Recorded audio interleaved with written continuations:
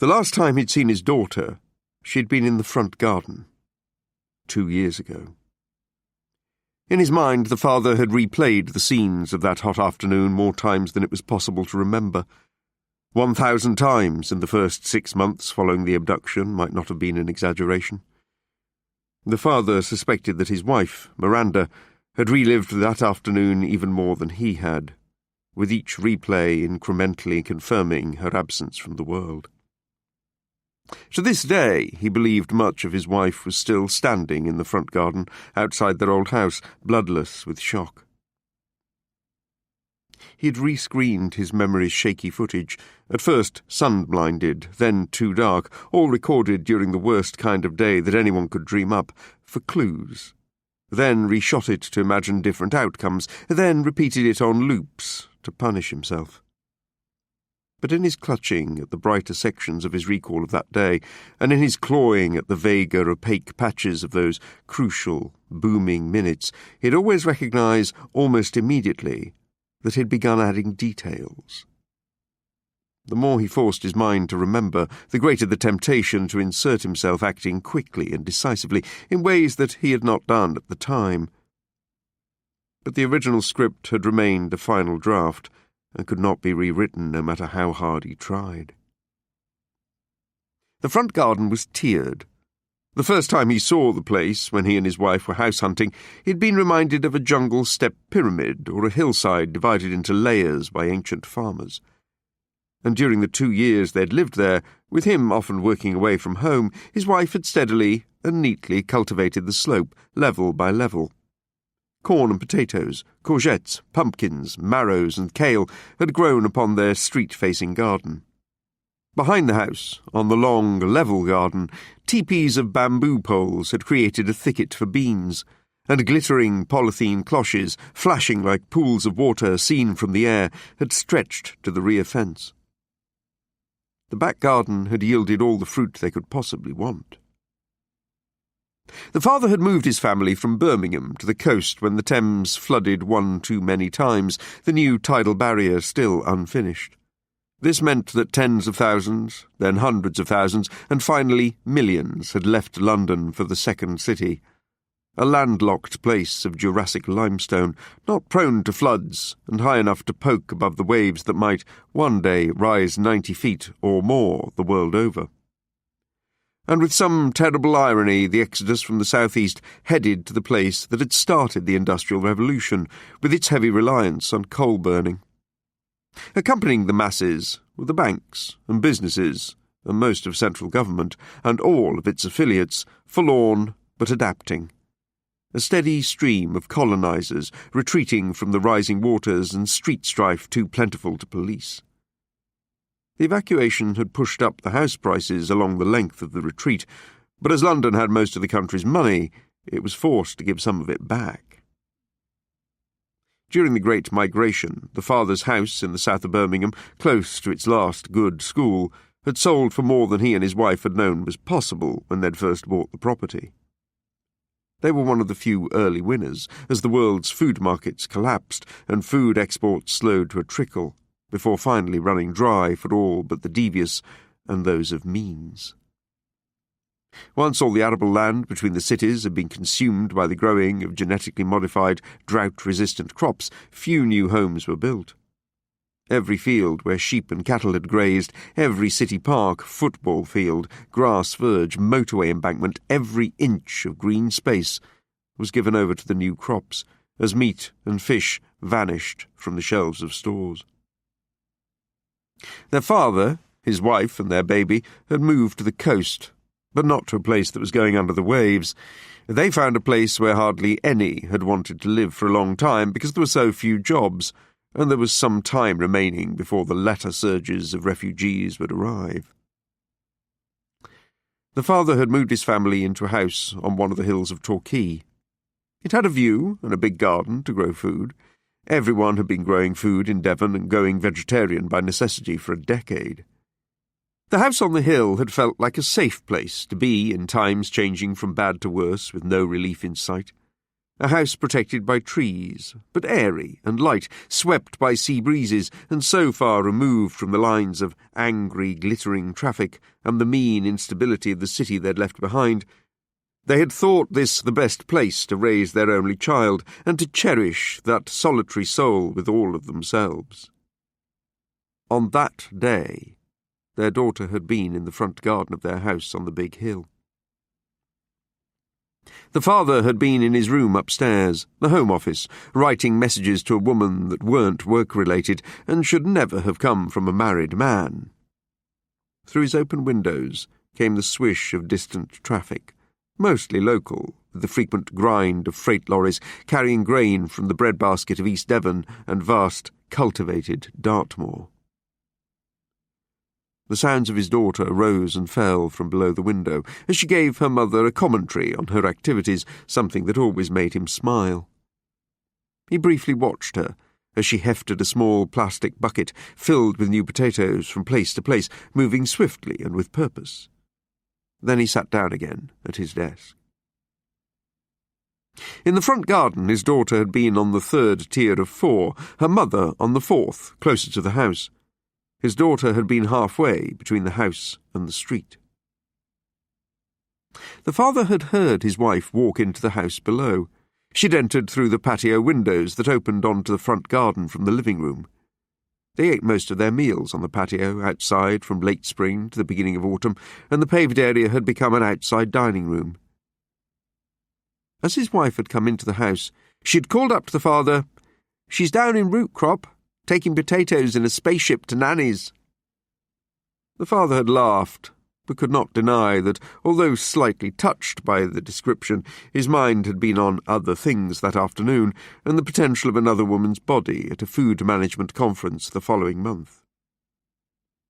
He had known his wife was instructing him to keep an eye on their daughter from his window, and he'd intended to do so once he'd completed the business he was engaged in, once he'd finished the message in just the right way, in a tantalizing but non-committal fashion. His wife had carried 2 buckets filled with shallots and cucumbers in through the living room, along the hall, and into the kitchen. She had placed the buckets on the floor before the sink unit. Then she'd emptied the cucumbers into a colander and slipped it into the sink. The father thought he remembered hearing the water come on hard before the flow weakened. There was a water shortage, as usual, that summer. Much of what had been held in reservoirs from the floods the previous winter was now needed to irrigate crops, though most of the water was required to cool the new power stations, and always would be. As the tap ran, the father had heard his daughter say, "Mummy." There was no alarm in her voice. The father had been close to the end of the final sentence he was typing, and began to rush the message so he could look out and see what his daughter wanted. His daughter had repeated her call from the front garden in a slightly higher voice. Downstairs the kitchen tap was still running. His wife had not heard their daughter. Outside, his daughter had spoken again. The father had heard her say, "What's that?" He had thought she was addressing her toys. She didn't speak again. But the father had heard the rattle of plastic. That was his daughter's bucket dropping onto the dry topsoil. A few more moments had passed. His wife had turned off the tap in the kitchen. In the near distance, the father had heard the clinking sound of the metal gate at the end of their property. The gate stood at the end of the cement path that ran along the side of the house and down the slope to the road. At the sound of the clink, the father had hurriedly pushed his chair back from his desk, abandoning the email exchange, stood up, and gone to the window. Though he'd always been paranoid about the traffic so far below, his daughter had never once ventured to the end of the front garden unaccompanied. Even if she had explored that far, she would not have been able to unlock the gate latch. He'd thought the metallic clink had signified an attempt to open the gate by a visitor to the house, probably a hawker or an evangelist. But he'd not heard the telltale scrape of the heavy, lopsided metal frame across the first paving slab of the front path. Only those familiar with the gate knew to lift it first, then push or pull it open or closed. The father had looked out of the window at the front garden. He couldn't see his daughter on the 3rd tier, or the 4th tier closer to the house, or the 2nd tier further down on what had once been a lawn. The 1st tier was crowded with trees they'd left in place for privacy, so that the front of the property was screened from the street. His wife had come into sight and walked across the patio, nonchalant and relaxed. She'd been wearing green rubber gloves, denim shorts, one of his T-shirts and running shoes. The father could see the top of her head and was about to say, "I can't see her," but didn't. His wife had looked about, quickly, then behind herself and into the house. Her voice steady, she'd called out their daughter's name and calmly went back inside. The father had thought of the trees at the bottom of the garden and wondered if his daughter was hiding. He played hide-and-seek with her most days he was home, and there were 2 places in the copse where she would lean against a trunk with her hands over her eyes and believe herself invisible. But the father couldn't see her pink shorts or red shirt amongst the darker greens of the trees, which were thick enough to hide the garage roof. As he searched the trees with his eyes, he had become aware of the faint sound of a car engine idling far below. A door had whumped shut, and had been followed by exactly the same sound. His wife had come out of the house more quickly than she had entered it and stood still. Her posture had transmitted an instant trill of alarm into the father that pinpricked along the bottom of his stomach. She'd started walking briskly across the patio towards the vegetable patches and on to the 2nd tier where she'd glanced at the bucket. Here, she'd turned to the house again and noticed the father's face at the window. Momentarily, Miranda had appeared relieved. Clearly, she had thought that the father had been watching their little girl the whole time she'd been inside the house with the vegetables, and he knew where their daughter was. She must have seen something in the father's eyes, though, because her face had adopted the expression it assumed at the precise moment when their daughter lost her footing beyond an arm's reach. His wife had returned her attention to the garden and called their daughter's name again. A short but awful silence had followed. She'd looked up at the window of the father's room and said, "Where is she?" As if in a spiteful riposte, a car engine had revved, and they'd both heard tyres ripple away from the curb below their house. The father had felt as if he was standing in a lift that had suddenly dropped through space. "No, no, no, no, no," he chanted in a faux, cheery tone of voice, not out loud but inside his head, as he ran from the room and down the staircase and through the hall, the living room, and on to the patio. By then his wife was amongst the trees, on the 1st tier, repeatedly calling their daughter's name in a tense, hurried voice. The father had run down the path, leapt down the steps to the bottom level, and had seen the gate ajar. All of the air inside his chest had seemed to cling to the top of his lungs. Somehow, within less than a second, his mind had replayed every single bright yellow road safety poster he'd ever seen in his life. But he'd heard no traffic. So if his daughter was in the road, there was no danger from approaching cars. He'd thought of his daughter's last words. "What's that?" And that was the first moment he'd suspected that she might have been taken by a stranger. When the idea entered his thoughts, his mind had reeled horribly as if he'd just climbed off one of the small roundabouts in the local play area. He'd lost his balance and gripped the gate with all the strength of a dead man's hand. Holding his breath, the father had stepped into the road. His legs were quivering and he'd felt concussed. The street had suddenly seemed brighter, but the air was cooler than it had been as he raced through the garden. His wife had called his name from the trees, her voice on the verge of tears. She'd added 3 words. "She's not here." At the top of the road, a long one that ran from the hospital to the main road that he used to get to the motorway for work, he could see 3 vehicles, about 300 feet distant. A white car turning into their road at the top, a red car waiting at the stop line to turn left, which it did as soon as he looked up the street, and behind the red car was a black one, a full electric SUV model. Brake lights on the rear of the black vehicle had glinted 2 cherries in the sunlight. The top of the road had shimmered, dusty. There were no pedestrians. The father had begun walking towards the end of the road. He hadn't run because part of him was desperately trying to refute the notion that she had been taken from their garden. He'd suffered a constant, morbid anxiety about her safety since her birth, but what he felt right then amplified the instinctive dread to such a level that his ears had popped and the stiffening of his gut had stifled his breath. "She's not in the garden." His wife had come down the steps and into the street. He hadn't been aware of her descent. Still unbelieving, the father had glanced at the neighbouring properties across the road and behind him, trying to make his daughter reappear with the power of his mind alone. At the T-junction, the black car was still waiting for its turn to enter the traffic. The father had found his voice and called out his daughter's name. Behind him, above him, he had heard his wife again. She'd returned to the garden. Her voice grew shriller as she'd called their daughter's name into the still, humid air. The black car at the end of the road hadn't appeared to be in any hurry. From a distance of 200 feet, the father couldn't read the number plate.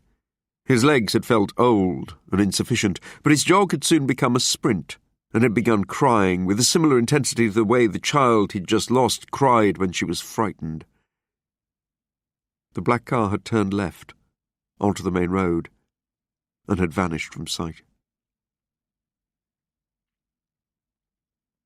2.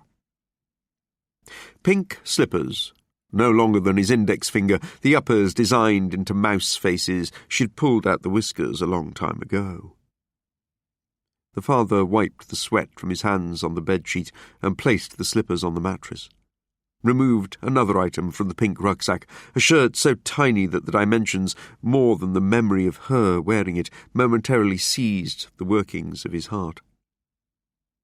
Sometimes he would take out the shirt and hold it to his face and believe he could still catch a trace of the fragrance unique to his child, malt mixed with soap. The shirt was yellow, and the bear printed on the front held an ice cream. His daughter was wearing it in his favourite photograph that always rested upon the bedside table in the series of small rooms he'd rented, like this one. Preserved in that image at 3 years old, she was standing in their garden amidst umbrellas of pumpkin leaves that hid her legs in a vegetable plot so bright the print appeared blanched. Smiling, she revealed small, square teeth as the sunlight caught her raven hair, creating a sheen on the crown of her head. Shielded from the glare, the dark gemstones of her lowered blue eyes glittered with joy. Cloth Cat came out of the pink rucksack next. The soft toy was a present from the father's brother who lived in New Zealand. If Cloth Cat ever strayed far from their daughter's hand, the father and his wife had panicked.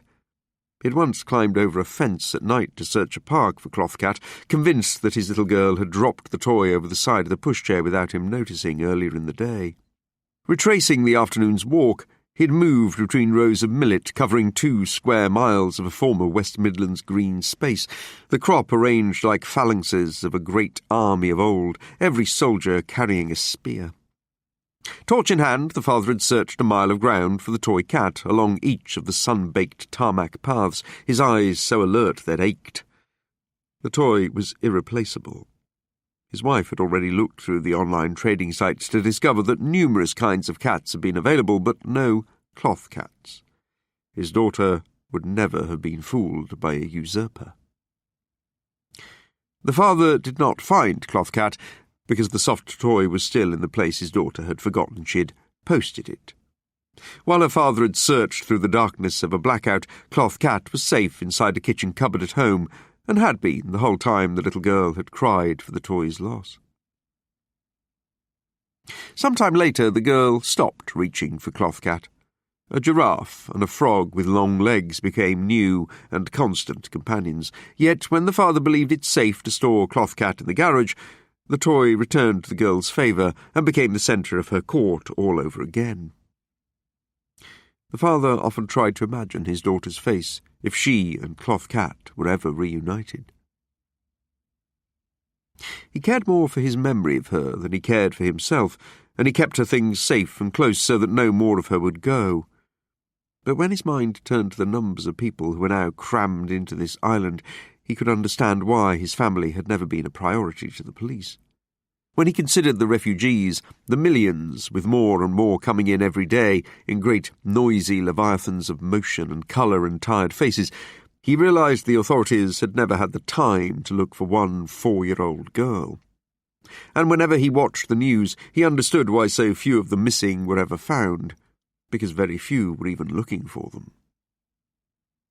The emergency government claimed the population still stood at 90 million. Others claimed the population of the British Isles was now closer to 120 million. Either way, he and his wife were simply lost amongst the millions. When he'd accepted this, after the first year of his daughter's abduction, he'd simply sat down in silence. His wife had lain down and never really risen again. In the first year, he and his wife had made hundreds of phone calls together and sent thousands of emails to all kinds of individuals and departments. Sometimes they met harried people who listened to them for a while. Pictures of the girl were shown on television and appeared on websites too. This continued for days on television and months online. And the father had also walked and walked for the best part of that first year and shown her photograph to as many of the millions as he could reach, which wasn't many. And while he implored the troubled faces to understand, he came across many other people showing photographs amongst the crowds along the streets in the towns and villages, and as he walked, he knew that he had truly gone mad from the loss of his little girl. He would never be able to adequately describe to anyone how stricken he'd been, nor express the tormenting repetition of his thoughts. No combination of words would ever suffice. And he came to believe that when minds were forced to function in such a way, they simply broke. For 2 years, their lives had been solely concerned with grief.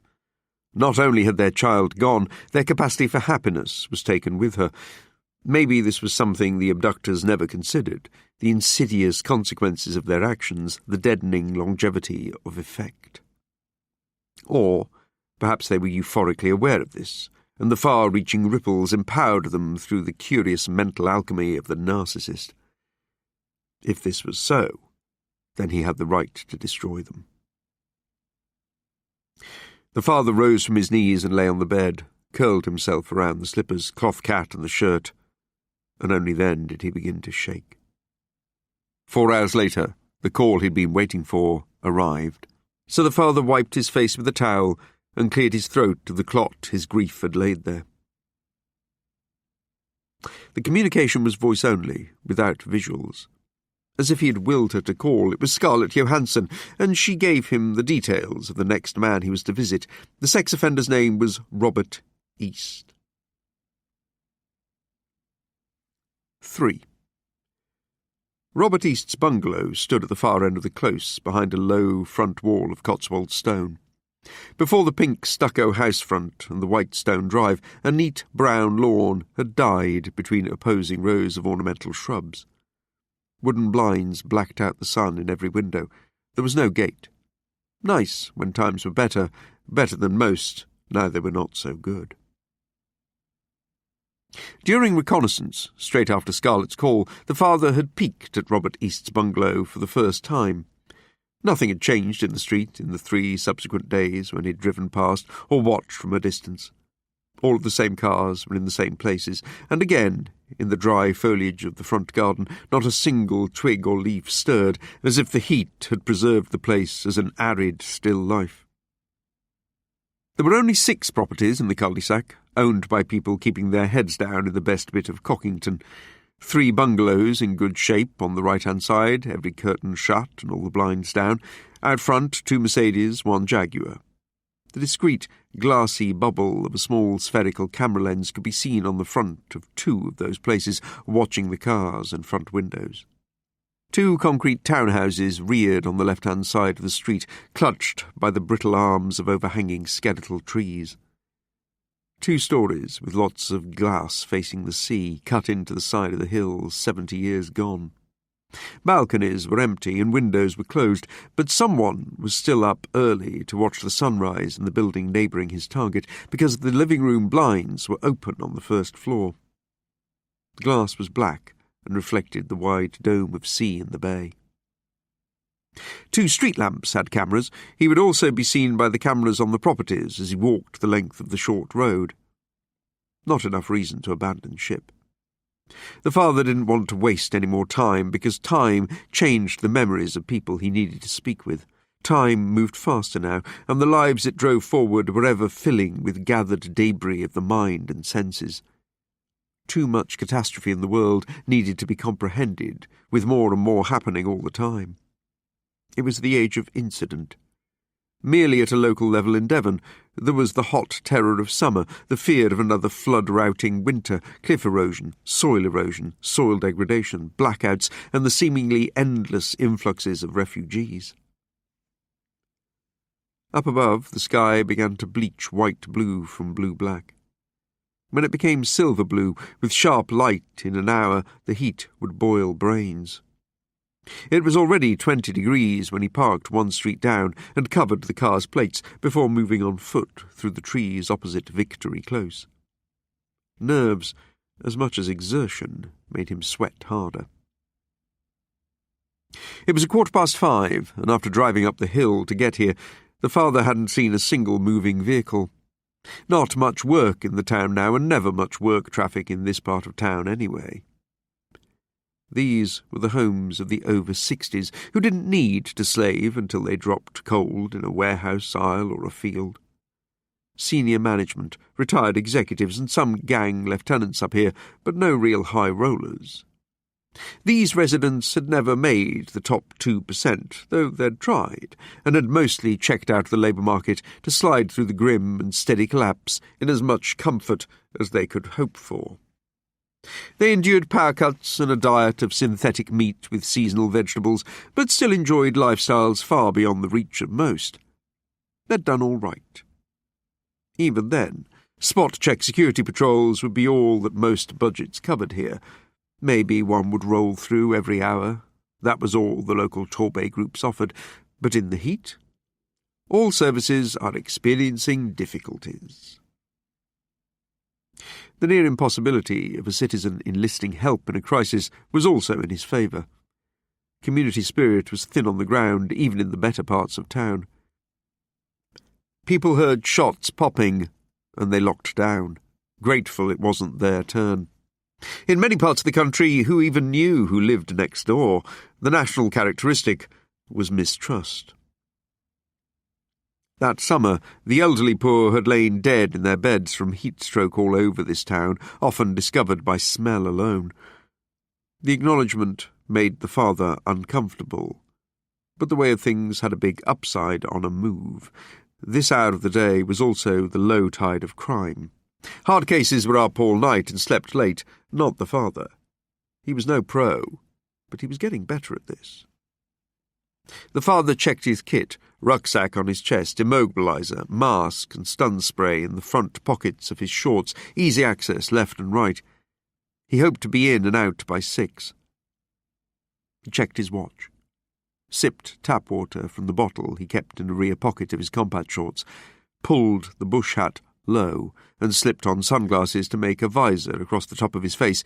Indoors, he would mask up in cool cotton.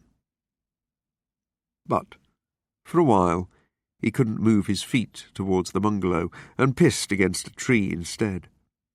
His guts slopped and reared, and his underwear clung, wet with sweat, around the waistband and between his buttocks. His breath was loud around his head, as if a man with asthma was standing at his shoulder. Shivering with nerves, he forced himself to visualize his approach, brisk and confident on a straight line down the left side of the close, face lowered.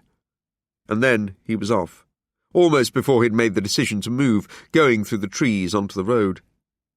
Buildings and trees jumped in his vision, and his legs didn't feel too good over the first 10 feet of tarmac. All he wanted was to sink to his knees. He cleared his mind of everything but the hardwood door at the end of the street. Number 3. Unlucky for some. 4. As the father moved through the refrigerated gloom of Robert East's bungalow, the newsreader's solemn voice seemed to boom in each empty room like the intonation of a curse. Following Spain, Italy, Turkey, the Benelux and Central European countries' decision last month to reclose their borders, the newly formed French government is now considering the reclosure of its own borders, claiming its territory has again been overrun by refugees. President Le Maire has declared the current situation an uncontainable and unsustainable humanitarian crisis. The move has drawn fierce criticism from the Scandinavian bloc and Great Britain, the latter describing the policy as destined to cause an incalculable loss of life amongst the most vulnerable people on the planet. The British nationalist leader, Benny Prince, applauded the news and urged the British emergency government to follow the French example. The airwaves had long surrendered themselves to a relentless, round-the-clock litany, sound bites from the biblical stories of a species' epochal demise. Many people thought it was best not to know, to take one day at a time. He had never been like that. For the father, the news was gripping, then monotonous, and finally meaningless. He took long breaks from the media, but then its catalogue of despair became compulsive again, reset, start over. This was the end of the international summary, less pressing stuff that most could cope with thinking about. The alarm of the forest fires in Europe had obscured Britain's thoughts in black smoke for an entire summer. At least the volume of the broadcast must have smothered the crack of glass and the bang of his knees on a wooden surface in the utility room when the father had upset a tub of clothes pegs and sent 3 plastic bottles of detergent bouncing across the lino. No intruder alarm had been set either, which meant he would be able to work on site this morning. A confident man lived here.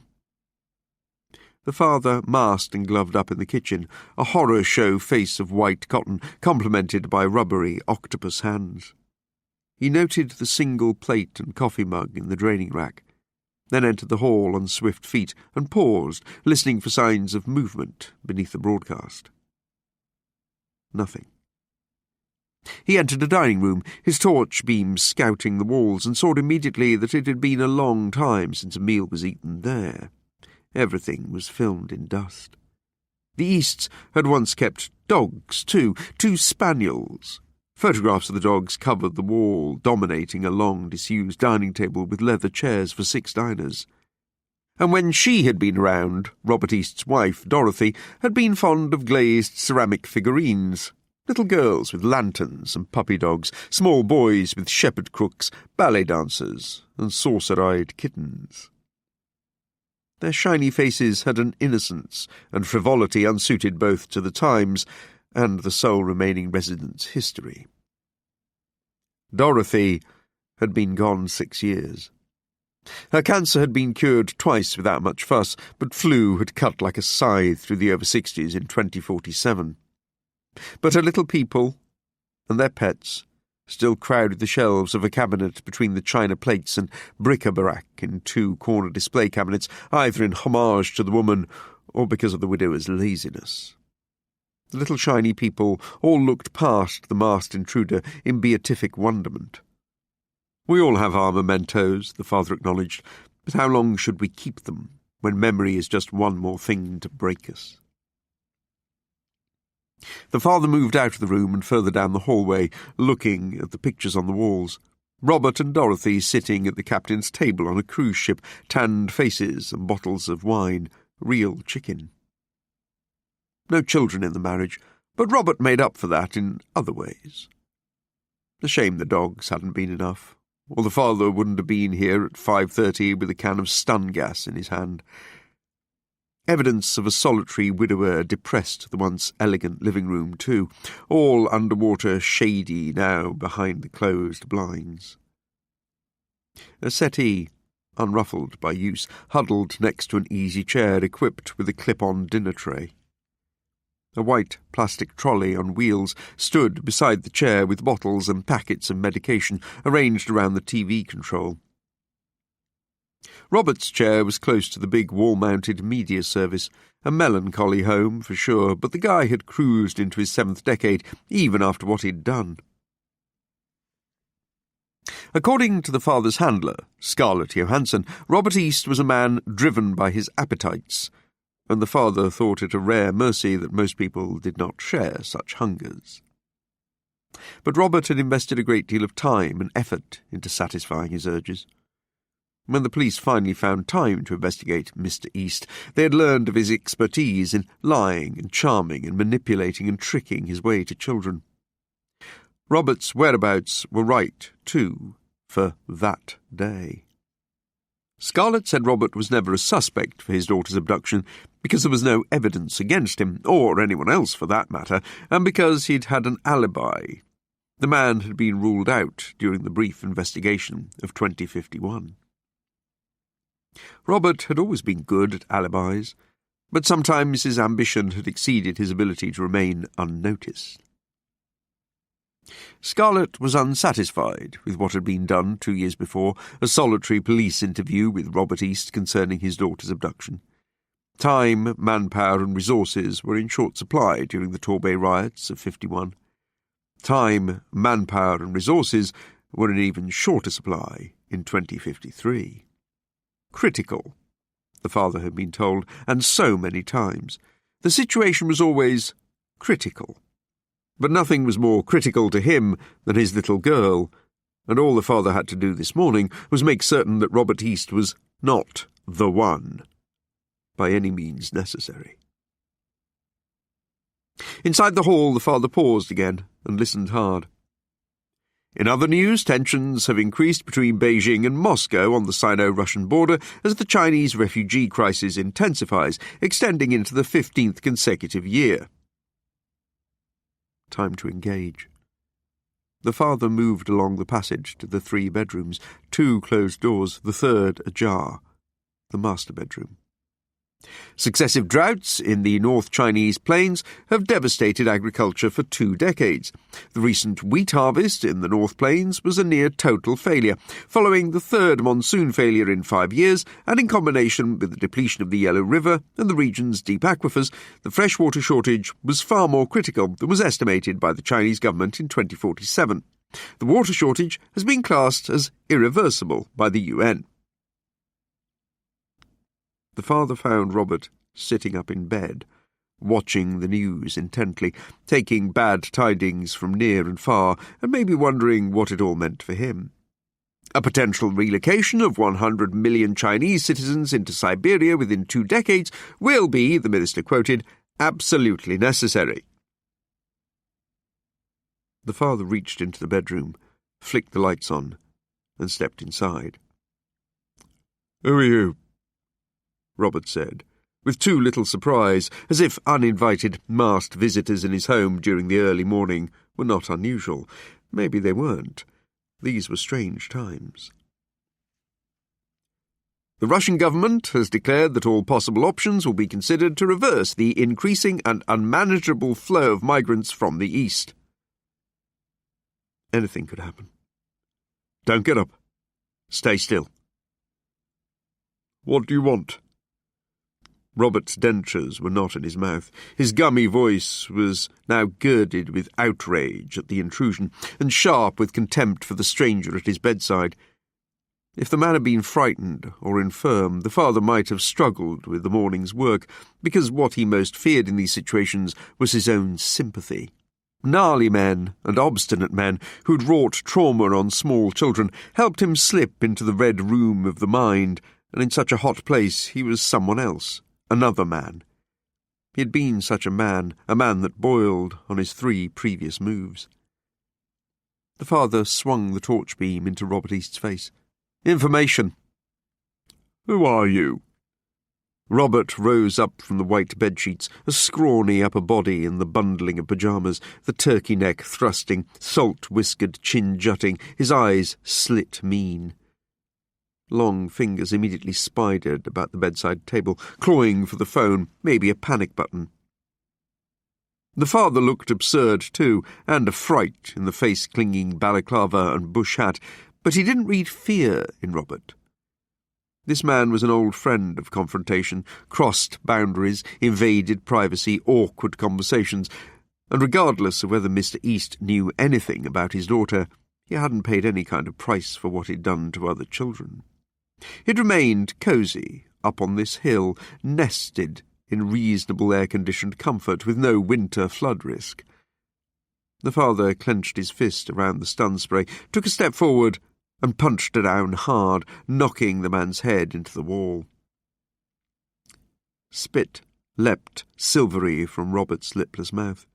The hair at the side of his head swayed like a bleached sea anemone, waving its fronds in shock. His mouth formed an "oh," and his eyes widened before the fiend that Robert East really was, returned into the small black eyes like a devil's spirit repossessing what it had been jolted from. All white and wattled with rage, Robert turned his face to the father and roared like an old silverback gorilla slapped by a chimp. The father hesitated, stunned, cement-footed by this dragon belch from a frail, birdy ribcage, horned with cadaverous collarbones.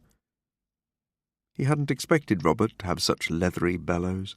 A pterodactyl, he thought unkindly, erupting from its cotton nest. And soon Robert was all veined pate, fringed with wisps, big bony hands clenching and clawed feet kicking up the sheets in his petulant haste to get up, get out, and get at the trespasser.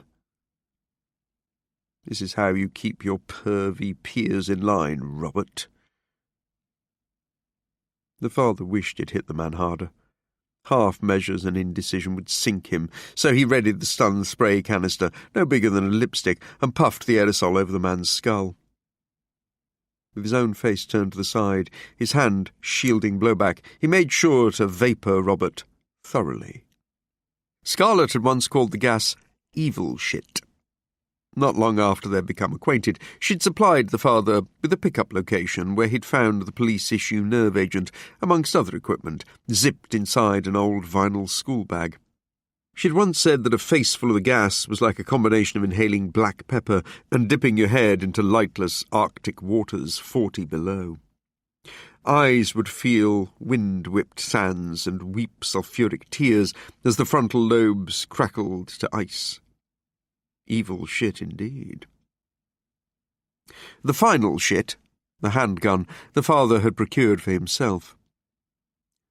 Robert steam-whistled and clutched his face, his torso toppled, skull thumping the carpet between the father's ankles.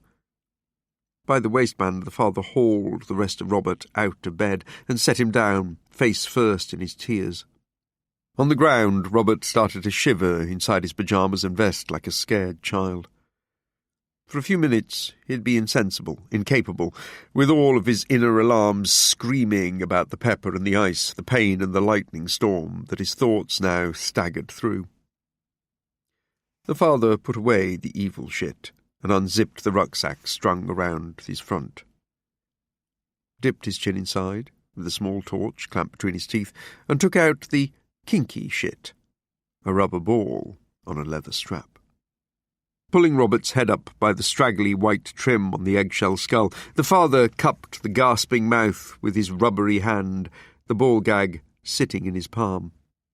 Without the impediment of dentures, the gag went into Robert's maw like an unripe plum. The father then buckled the ball gag tight at the back of the old man's head, strapping the tanned furrows of skin good and tight. He finished by cuffing the man's wrists, and that was easy, as the hands were clamped over a pair of streaming eyes. He was getting better at this. Rolling Robert onto his back with his foot, the father surveyed the long fellow more closely. Rangy shanks and old bones. He hadn't bathed in a while either, and smelled of sour cream and vinegar. The father unholstered his bottle of chemically treated saline from his rucksack and doused Robert's face, shaking the container empty. Robert moved his hands to let the tepid liquid relief swill and rinse out his eye sockets. He spluttered, coughed like a bull, then fell to groaning and clawing at the kinky shit between his gums, now stuffing up his head with old Wellington boot fumes.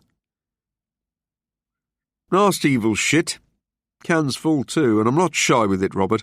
I'll discharge it all day in this room until it rattles dry. I've seen eyes bulge like beef tomatoes after 2 doses. The father tapped Robert's hip with the toe of his hiking boot. On your feet, or your knees if you can't see shit, and take me to your stash.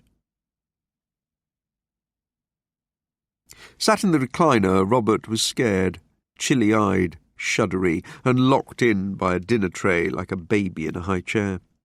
Cuffed hands lay limp in his lap. His media devices were lined up side by side on the coffee table. "That's all in the past. I've never reoffended." And that was all Robert seemed inclined to say. "When you were barred from the care homes, how did you get your fix? Who was in your last crew? Names, Robert, names and addresses." "I told you I never reoffended. My wife—" He swallowed. "My wife was seriously ill and I—" "You haven't really cared about her. You wouldn't have put her through 7 kinds of hell." The father felt his advantage slipping away. A recurring problem with the spray was the escalation of fear in the victim of a second dose, or something else just as bad.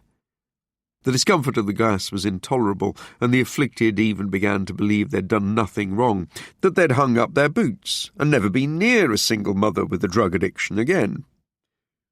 That was no good, and nor was a false confession to stop the agony, a timeless problem with torture. The father put the can on the coffee table so that Robert could see the little yellow pillar from hell filled with compressed fire and brain-freezing skull-fuckery. "Robert, we both know your predilection is something you'll never recover from, and it's not something you'll ever resist when it calls. You may not even be in control of your legs when you see a set of swings and a seesaw. Until your sex drive starts to resemble the dead lawn out back, it's a white-knuckle ride. I've done my homework, and I understand, so denial is just no good to me." The father checked his watch. "I'm on a clock." "Someone is coming. Friends, they—" Sure they are, and you'll have plenty of time to freshen up once we're done."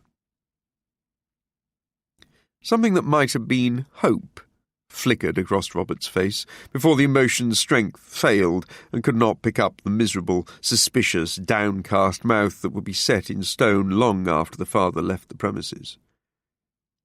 And now the two of them were in the living room, and the tussle was behind them, but the father was beginning to self-hate. A distant version of himself wanted to beg forgiveness for what he'd just done to an old man in his bedroom. But the father wheeled that self away and shut it inside a back room of his head. And then he swallowed the key. He went rummaging in the rucksack again, fetched out the photograph in the plastic bag, moved closer to the easy chair.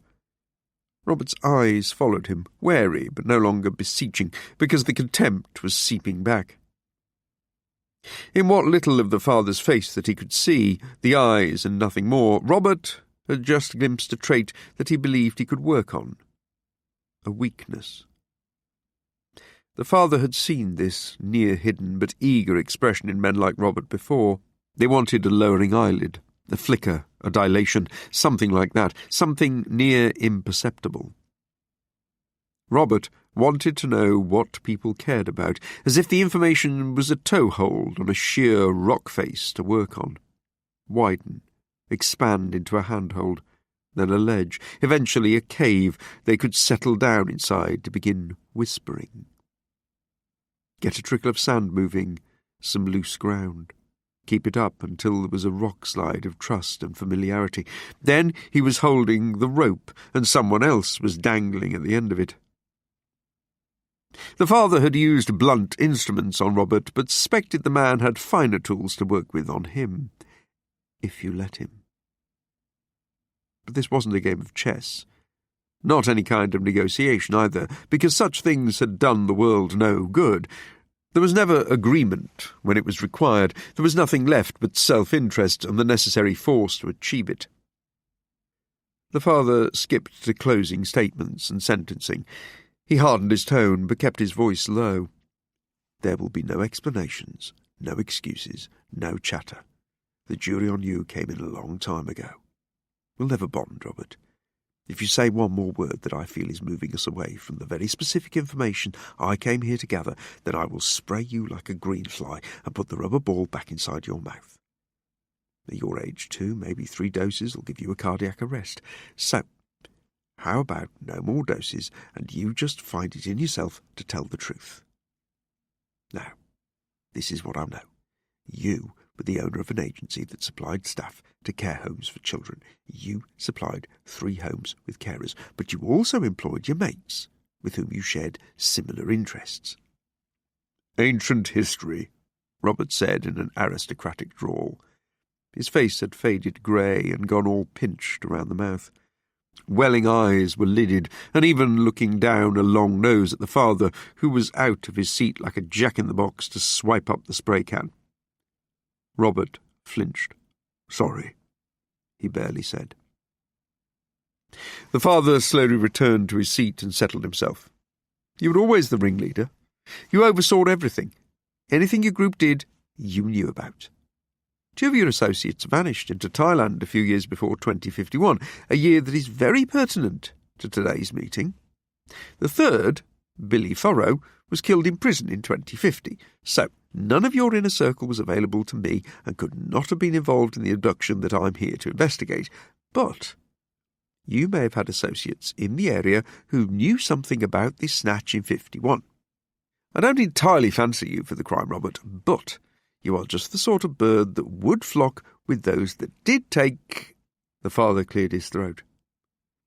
"Social workers blew the whistle on you in 2046 under Section 47 of the Children Act 1989. The local authority had a duty to investigate any child in danger or suffering abuse. A social worker in Plymouth demanded an investigation into all 3 care homes that you were intimately familiar with. In fact, one social worker believed you, in effect, ran these homes with your mates. You pleaded not guilty to 72 counts of taking indecent photographs of children between the ages of 3 and 6. 17 counts of indecency with a child were also added to the charges. So, you might understand why your protestations about your sick wife and never reoffending hold no water.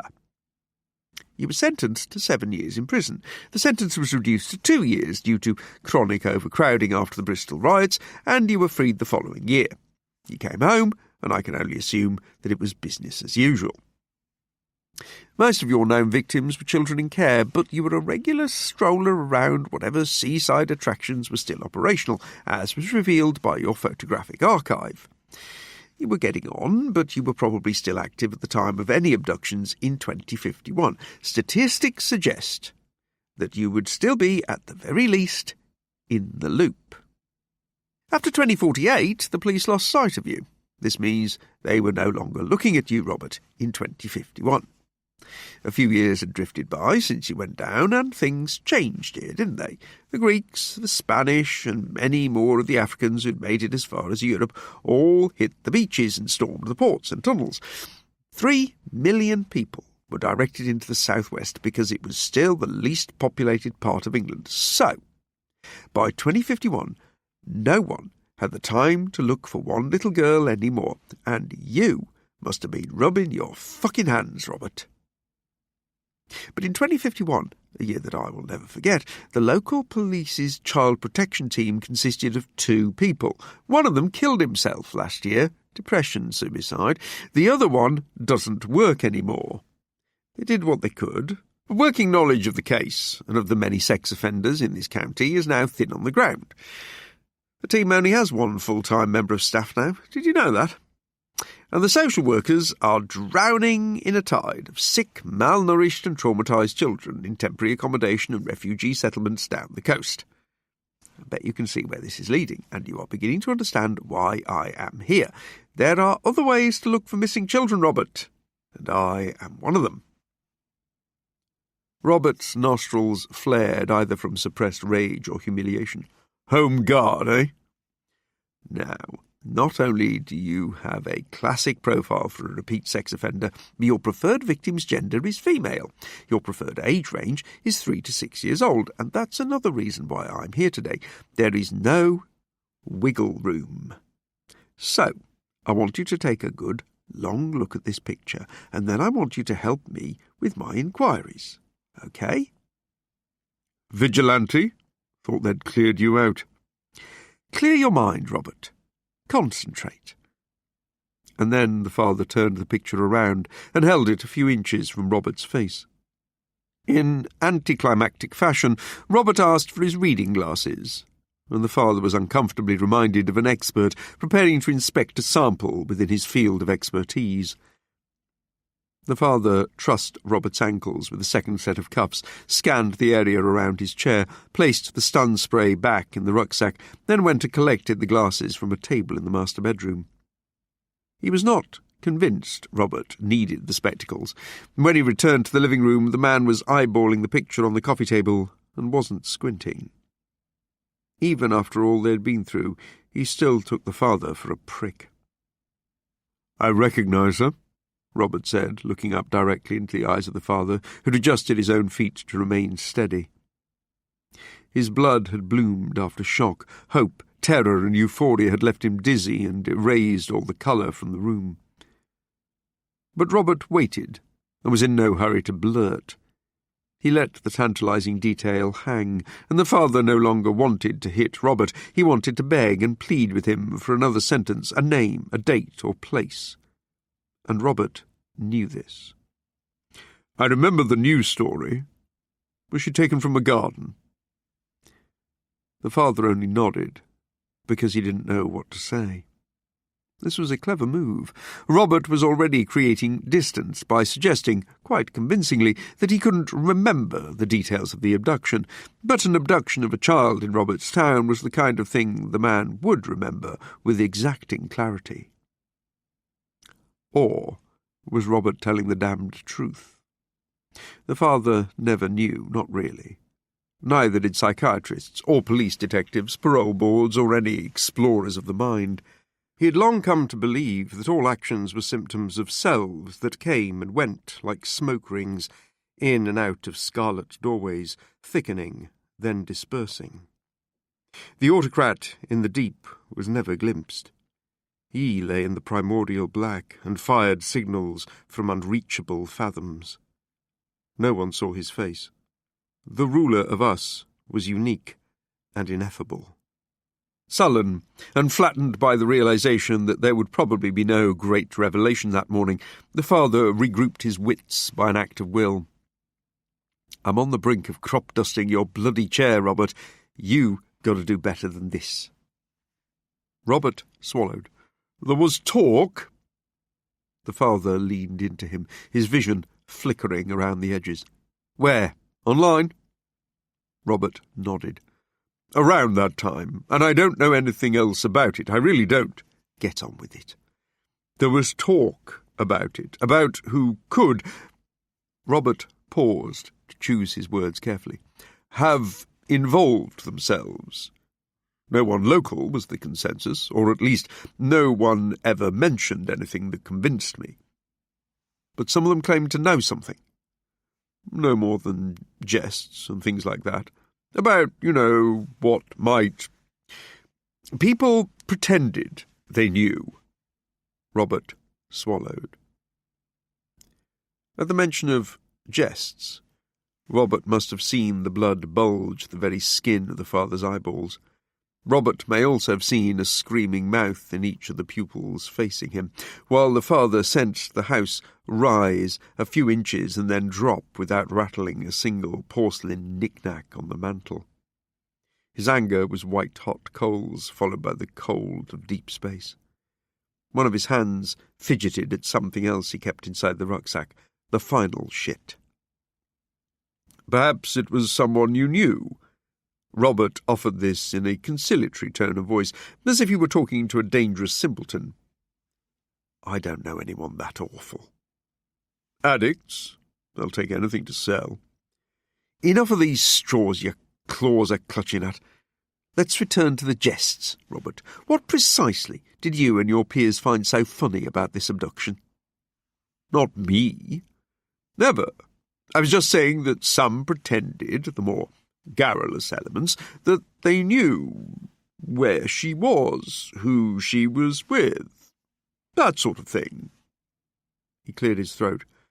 "But I think the prevailing opinion was that a visitor to the area, an opportunist, may have been responsible." "And?" "Moved her elsewhere, abroad, possibly, or did something unspeakable and then covered their tracks." Unspeakable. The terrible 3 hours after a child's abduction, when the abominable, the unthinkable could occur, but was something to laugh about online for Robert and his mates. Shaky as a scarecrow released from its pole, the father moved his feet. Robert's turmeric puffy eyes pleaded with him. Even in a burning squint, they could read the change in the intruder. "I'm afraid I cannot help you. If I knew anything, I would hardly keep it to myself. Abduction was never... I'd never taken anyone's... I would never... What are you doing?" Robert turned his head this way and that way to see why the father had gone behind the easy chair. He even attempted to rise. The father said, "Sit," in a voice belonging to some other man. Robert stayed seated. "Nothing. There is nothing more I can tell you. Names? I have names of others who may be able to assist you, who were around at the time, who were intrigued by..." The father came round from behind the easy chair and leaned over the coffee table. He took Robert's equipment from the tabletop and placed everything on the TV dinner tray. Stuck memory pins into the back of anything with a memory. "All of them. Every one of them," he said. "Numbers and email addresses, your passwords, usernames, the sites, encryptions, links, the places. Download them from everywhere you store your filth. If the names don't check out, then God help you, Robert." Robert started typing with cuffed wrists, his hands moving like featherless ghost birds, bony herons descending and alighting from the screen. Occasionally he glanced nervously at where the father stood, just behind his right ear, watching his progress and making sure that he didn't send a message. Sweat rolled from the tip of Robert's nose. But Robert did as he was bid, and his paprika-rimmed eyes, wetter than a beagle hound's, peered at the glowing screens, as if cross-referencing, annotating, listing, footnoting. A rat scholar. He stopped typing after 10 minutes. "That's everything," he said, a show of contrived penitence deepening his tone.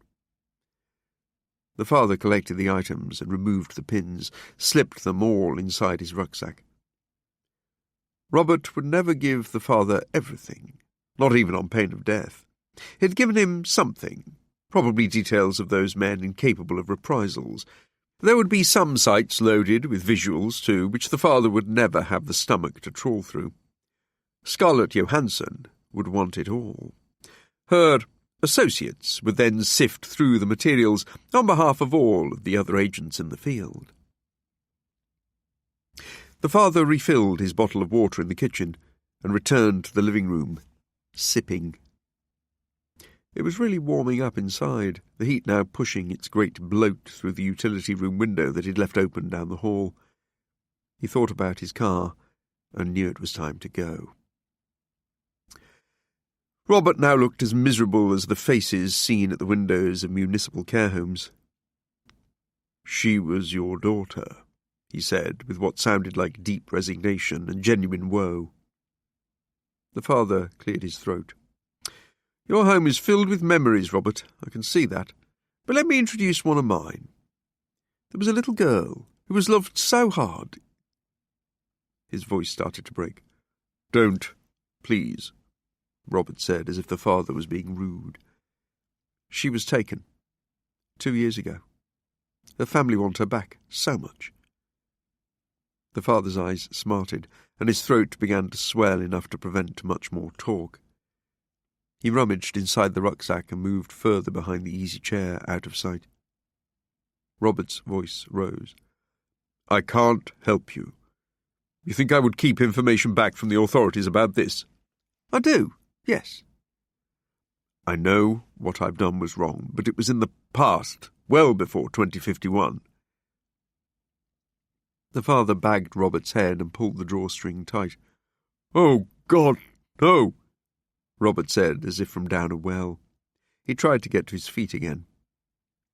The father took a few steps back and killed the overhead lights. "Someone, somewhere, will be glad I'm doing this. Here's one for the kids." The father shot the dart into the man's wrinkled neck. Robert's ankles were tethered, but the rest of him shot forward and snapped off the plastic dinner tray and landed on the coffee table, hard, his elbows barely breaking his fall. His entire body convulsed. Eventually, after the first shocks abated, he turned his hooded head to reveal the outline of a nose and an open mouth, gasping. There was a muffled sob from inside the cloth bag. The father took out the final shit and pressed the handgun against the side of the man's skull. And it seemed so simple. Such a simple act to perform, just a short squeeze on the trigger, and every memory of those small, pale bodies, the frightened faces, reddened and stained with tears, or mute with shock and confusion, would be gone from this man's head forever. One more death, and the end of a man more deserving of death than most leaving the stage these days. This very man, with his head in a bag, could simply be shot dead one hot morning in his own home. The father believed he could actually do it now. Not before, with the others. Murder had seemed too much for him. But we change, he thought. We change as we are aged by the heartbreaker called life. A murder, an execution, would bring scrutiny eventually. And no, he would not kill Robert East. And he had to remind himself that he was a father with a broken heart and a broken head, but he was no killer.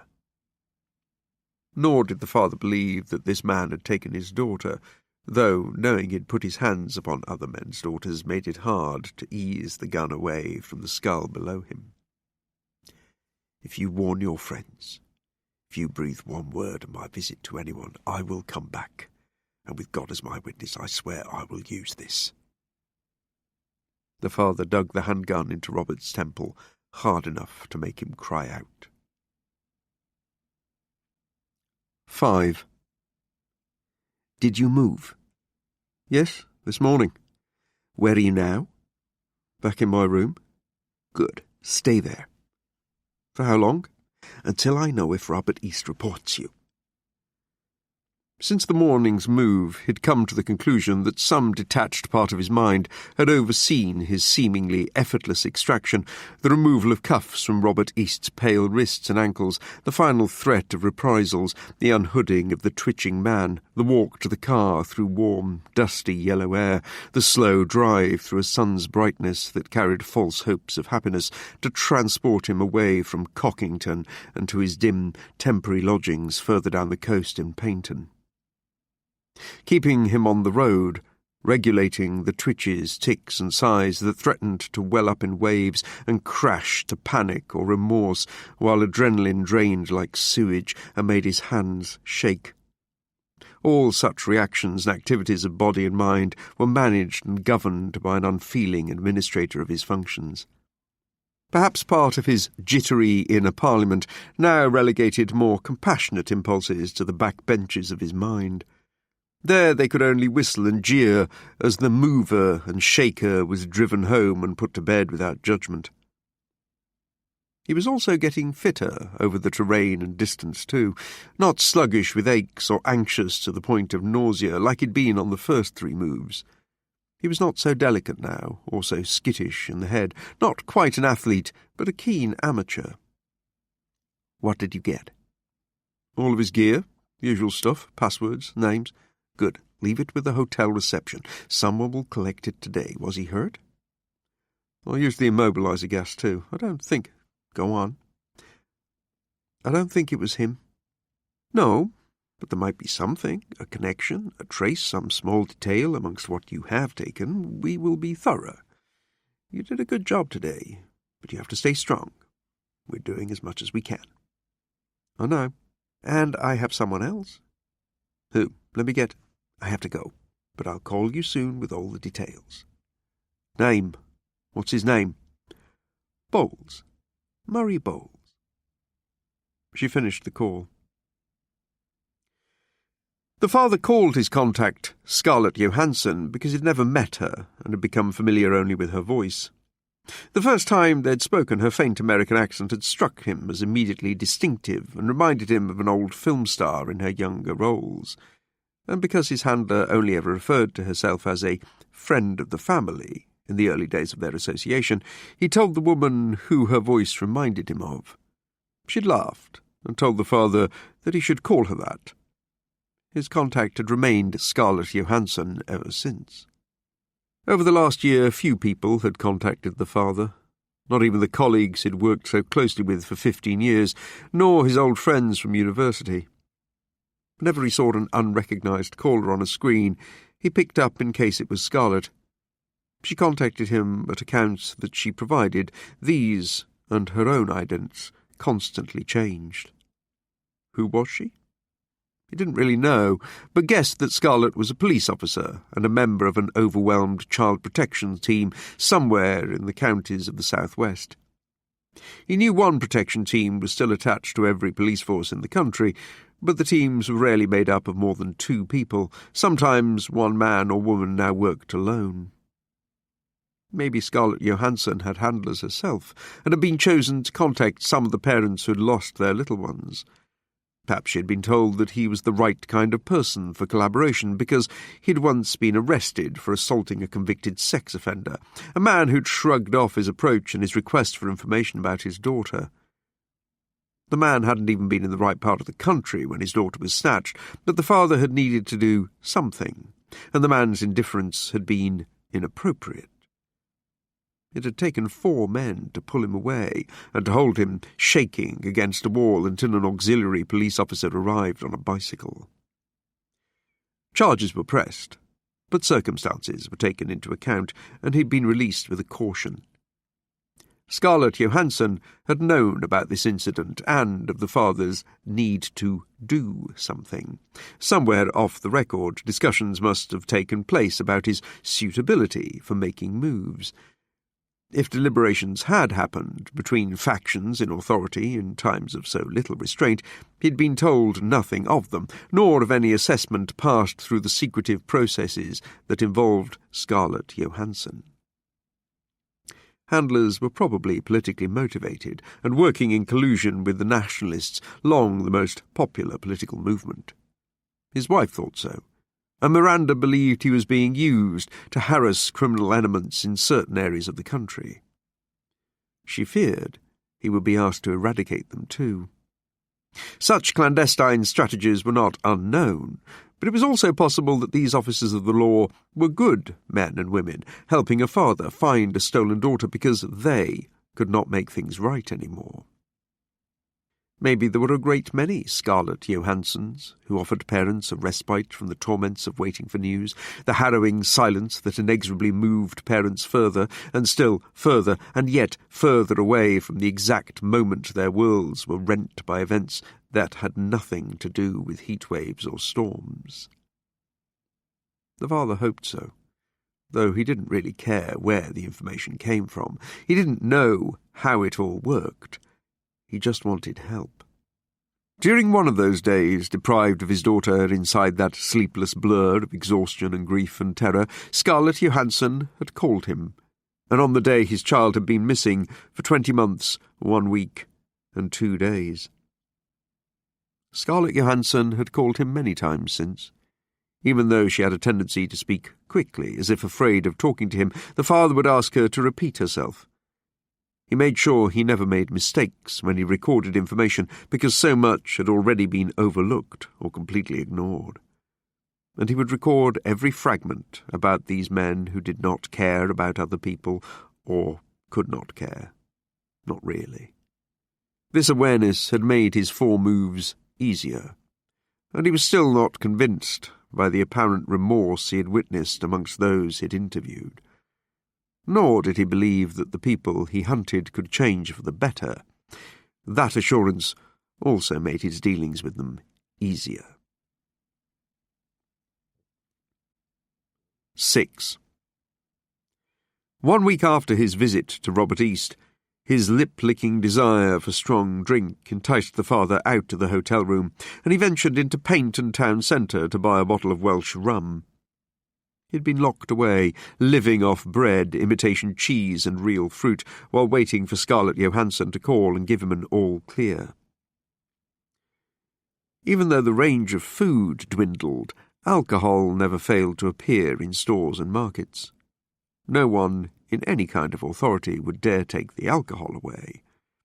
Wine drinkers were sometimes bereft, but their privations were the least of anyone's worries. In the 24-hour supermarket, the rum was pricey and stacked on the higher shelves, protected by cages. His funds were not being replenished, and nor was this a special occasion, but he needed to drink. And he was no longer drinking to forget, but to remember, to access revelations arising from his outlaw deeds. The supermarket had once functioned as a hotel for tourists, 3 decades gone. The place once boasted a small pool and a ballroom, a sign for satellite television, and the jacuzzi was still attached to the car park wall, like graffiti made in bad taste.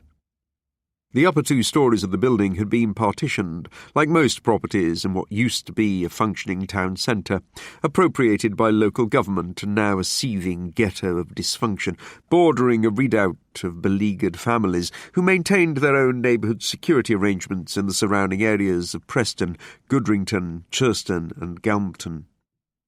This former hotel suggested it was now a ground-floor pharmacy for alcoholics and elderly residents unable to migrate like rare butterflies, those with no option but to flutter about their bleached, toxic habitat in the town centre, behind the vast concrete seawall of the esplanade. Every south-facing window upstairs blotted out the sun with blinds, curtains, blankets, duvets, faded sleeping bags and plastic sheets, suggesting a familiar, hot, dark, unbreathable atmosphere reeking of sanitation issues, bleach, tobacco, fried oil and sweat. Bottle in hand, the father returned to the car and unlocked it, instinctively moving his head in feigned nonchalance to watch for faces at windows. But as he made to duck inside the vehicle, he saw a large and strange figure painted upon one wall of the parking court. On the way towards the store, he'd mostly looked at nothing but his feet and had somehow missed this mural. But it demanded his attention now. Striding, as if gripped by a purposeful haste, the long figure was depicted as if it were heading swiftly across the rendered cement wall towards the dented bins. Above the tacky rind of dried piss at knee level, an erect posture suggested the thing swept, wraith-like, on thin legs through the variety of scrawlings, logos, statements, mad gibberish and gang taggings. Curiosity made the father pause and look more closely. The portraiture had been artful. The father couldn't fathom the true motives behind such a creation, though maybe the mural had been created in irony amongst so much ape-like vandalism. There might even have been a fire here once, a vehicle booming and fiercely roaring up the wall of the car park during some sudden explosion of local frustration, and from out of the oily scorch marks this rangy thing had subsequently been etched and extended across the grimy cement, as if it had appeared from soot and belching smoke, some grim abyss or coke-choked oven that fumed beneath a tarmac. The gown or cloak was tattered, frayed away from stick-like limbs so loose and spare that spiked the folds and billows. Like trailing rags of cloth around a disintegrating kite frame, a vessel flung aloft and battered in strong wind, a fluidity was also evident in the entirety of the picture. An effortless prance or a leap in a ballet for the graceful dead preoccupied this figure, and the length of the stride was unpalatably feline. Ashy fragments fell away from the garment's hem, and great round sleeves, becoming a slipstream of finer dusts or a black aerosol of dross. Pebbles or seeds drifted from the bone hands too, sifting through a metacarpal sieve to the littered ground. The father moved around the car for a better view, but soon recoiled at the sight of the impression of fleshless feet, vaguely sandalled. But there was something close to beauty as well as terror in this graffiti, a sense of a diminishing of the grimed and overcrowded town around the blackened wall, as if the crooked world was mocked by this figure, or utterly absolved of... significance. There was no street lighting at night in the area, so it was doubtful the figure had been drawn then. By day it seemed unlikely that an artist would have remained unbothered for long enough to paint such a work. No council would have sanctioned it either. The father wanted to know why it was there and what it meant, because it really meant something to someone. His desire to understand became strangely urgent. No one had tried to embellish the figure with a cock, tits, or a toothy smile either. It simply cut a swathe, unopposed. And who would deface the figure once they'd glimpsed the partial head inside the cowl? The whites of the eyes revealed misery, even ecstasy, or maybe a combination of each. Within sharp sockets, the eyes seemed to stare upwards or inwards, an expression morbidly religious or tragic. The father had not thought in these terms for a long while, nor been affected by anything artistic since the afternoon his little girl was taken. He was reminded of other times, and experienced the slight disorientation that came with the sudden sense of better days. Now that he looked more closely at what there was of a face, it seemed tightly papered in flesh, or perhaps it was a mask, the long features drawn and weary as if from the sight of epic suffering. One face for all. No strength remained to keep the jaw shut, and the mouth gaped beyond a beseeching for mercy, a morsel of food or a drop of water. The figure seemed beyond all of that, and was still rushing further into... The father didn't know. Around its unsightly feet, a skilled hand had written, Usque ad mortem. Latin. Something from a dead language, and he didn't understand what it meant, though the mural did remind him of the very little he knew of medieval art that celebrated death in old churches.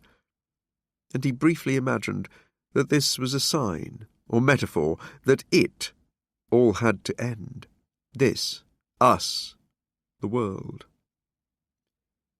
He imagined that this was the figure's true message. Let us all sit down exhausted and die in our unlit homes. The father climbed into his car, shaken, though not sure by what precisely, and now wished that he had not looked upon the wall. That was the first time, his first sighting of the figure, but it would not be his last. 7. Heavy head, soft bones. He did have a shirt on, and was still slick all over. He dripped. Thoughts of the coming move against Murray Bowles punctured the father. His strength seeped out of a hole in his body that he couldn't find. He had to repeatedly visit his ensuite bathroom to drink water. Moving to and fro made him feel weaker. It had been 37 degrees that day. It was not much cooler at night. Kent had had the highest temperature, 41, even hotter than predicted. The next day it was going to hit 40 in Devon. For 3 months the lowest recorded temperature had been 34 degrees. You moved, you stayed hot. The room was too cheap to have air conditioning. Powering AC was too costly for the near-defunct hotel chain, so he conserved his strength, like the area conserved water and electricity. Until the 3 new nuclear power stations were finished, the whole of the southwest would sweat and spend more time in the dark. They got everything late, except for refugees. That's what the locals said. People should have been used to delays and power cuts, but they still watched keenly for progress as if reactor readiness could be achieved by force of desire alone. People had learned that the power could not stay off for long. It wasn't only darkness they feared, it was what the darkness did to other people, and to them too. Through the evening the father obsessively checked the water meter in the bathroom, filling jugs from the cold tap. At midnight he ran another, cold shower with the timer fixed at 1 minute. When he stepped out, he didn't dry himself. He lay on the bed with most of his body upon a towel. The room's only window was open, and the street below was quiet. No breeze. He'd kept the lights off to trick his mind into thinking the room was cooler. He could smell the sea.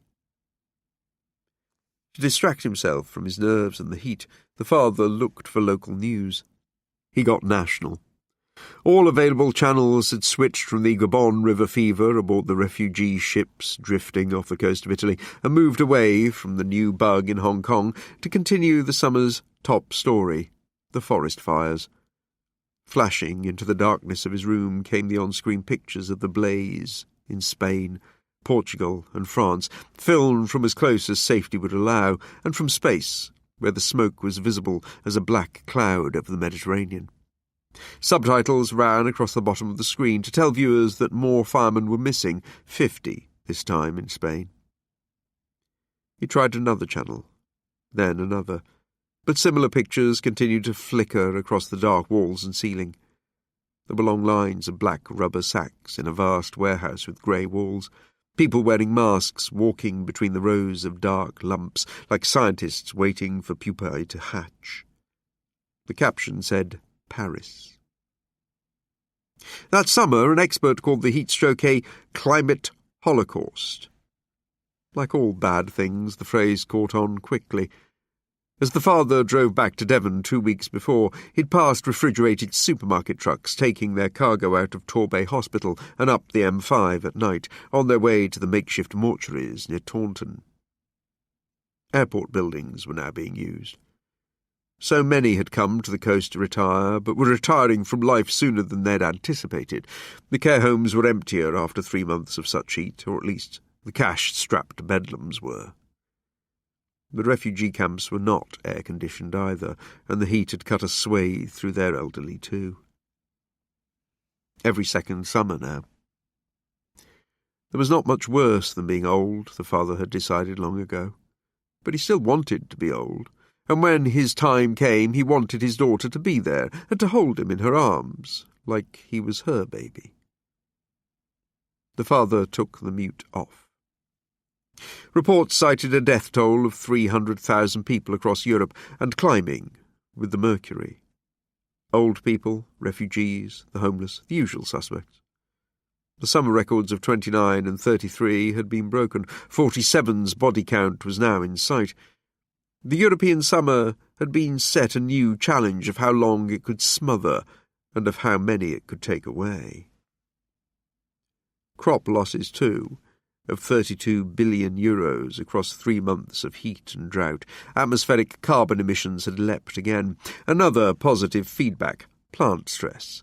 Plants and trees were throwing out what they were supposed to be sucking down. Another loop getting tighter, closer than the air every second summer. At times, when the father struggled to breathe, he thought he could sense all of the dry, exhausted trees releasing their last gases like dying breaths. Pictures of riverbeds came next. They made him feel worse than the sight of flames shrieking through the tops of trees. Brown trickles in cracked mud, the Rhine, the Po, the Loire. Rainfall down 10% with poisonous algae blooming in depleted lakes. He tried to imagine what the algae looked like, but didn't have the strength. People were being told not to drink the water or bathe in it to escape the heat.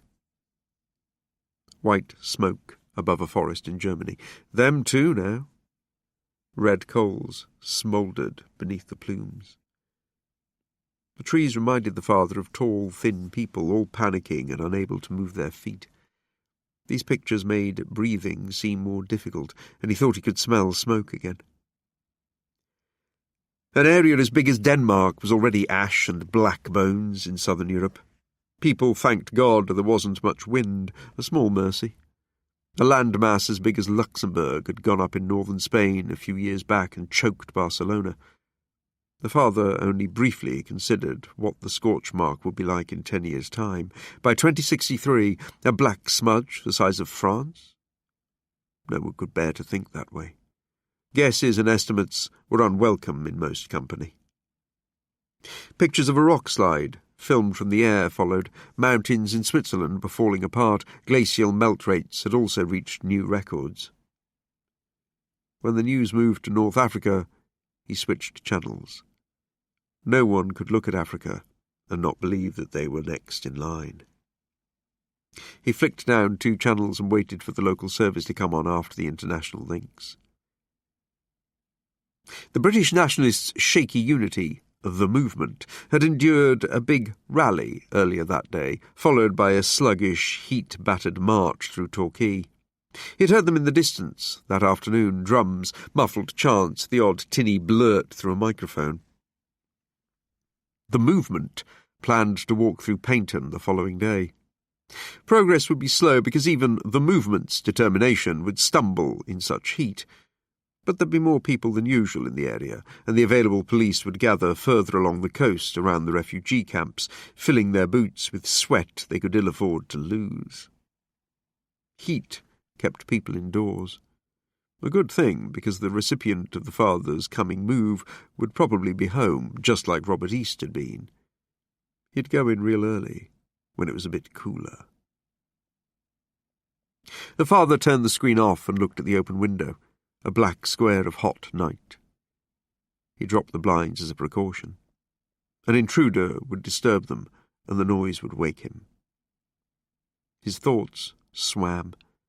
The bottle of rum was empty. He hadn't intended to finish it in one sitting. It used to take him 3 nights to go through a bottle. Half asleep, drunk, feverish, then strangely chilly, always more dreaming than thinking, the father waited and waited for Scarlett to call. At 8 in the morning, she finally made contact. The father believed he'd dropped off only for a few minutes in the night, but could now see the intense bars of light at the side of the blinds. "I have the address," she said. "You ready?"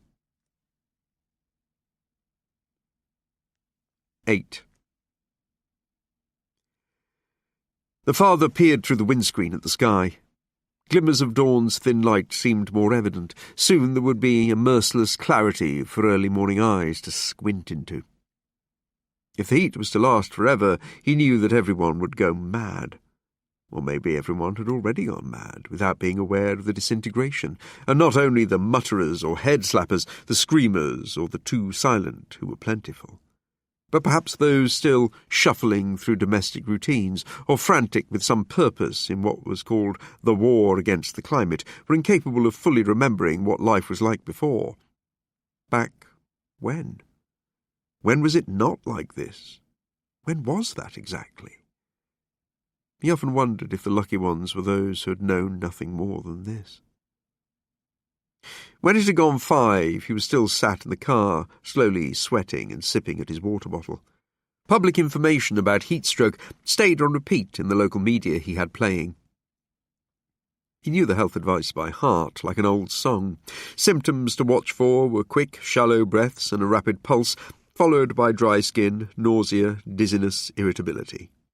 Stay indoors. Do not move during the hottest part of the day. Use cold compresses. Stay in the shade. Sip water. Stay, sit, sip. There'd been no room in intensive care since June, so good luck with an ambulance. With heatstroke, a coma might be only a stumble away, and a move could be a boisterous business, as was the retreat or extraction. If there were delays or tussles, he would need to periodically check his skin and make sure the sweat never stopped leaking. He returned his attention to the house across the road. The last time the father saw his target, Murray Bowles, the man had been returning to this address, carrying 2 fabric bags packed square with cartons of food. And the man had managed to remain overweight, so he wasn't eating only soya products, fruit and vegetables. He was probably supplementing his fare with sugary black-market victuals. And they weren't cheap. Bowles didn't work, but lived alone in a 3-bedroomed terraced house that looked close to being condemned. In the frenzy of resettlements from flooded Liverpool and East London to a county already swollen by the surge from southern Europe and Africa, the father wondered how a rehoused sex offender had become the sole occupier of a 3-bedroomed property, even one so poorly maintained. Benefits would never stretch so far. Bowles had friends. The bay windows of the street-facing rooms on each floor were permanently curtained, the windowsills revealing a permanent litter of objects just inside the glass, plastic bottles, crockery, bunched-up clothing, the back of a circular mirror. The attic had been converted into another floor. Its bays were also concealed by blinds. No one else had entered or left the house with Bowles during the 3 days the father had watched the property, parked outside on the other side of the road. And each time the father had seen Bowles that week, the man hadn't changed his shirt. He looked like an ogre from a fairy tale. He looked like the cliché of a child molester. The father had discovered that they often did. Longish, unwashed hair mopped his wide skull, the black locks forming greasy fronds across the broad forehead and dangling over a rubbery-looking collar, unless they'd been scraped tight behind his ears. The man's round-shouldered posture was the result of a perpetual lowering of the head, chin dipped to sternum, as if he were a big, harmless, shy man, meek and self-conscious, in collared shirts stretched out by a ponderous belly and slabs over his hips. Where they stumped from his shorts, his pale legs were thickly haired trunks. It was easy to imagine the creature's outer flesh as soft and slippery, but the father detected a tough core in a large body.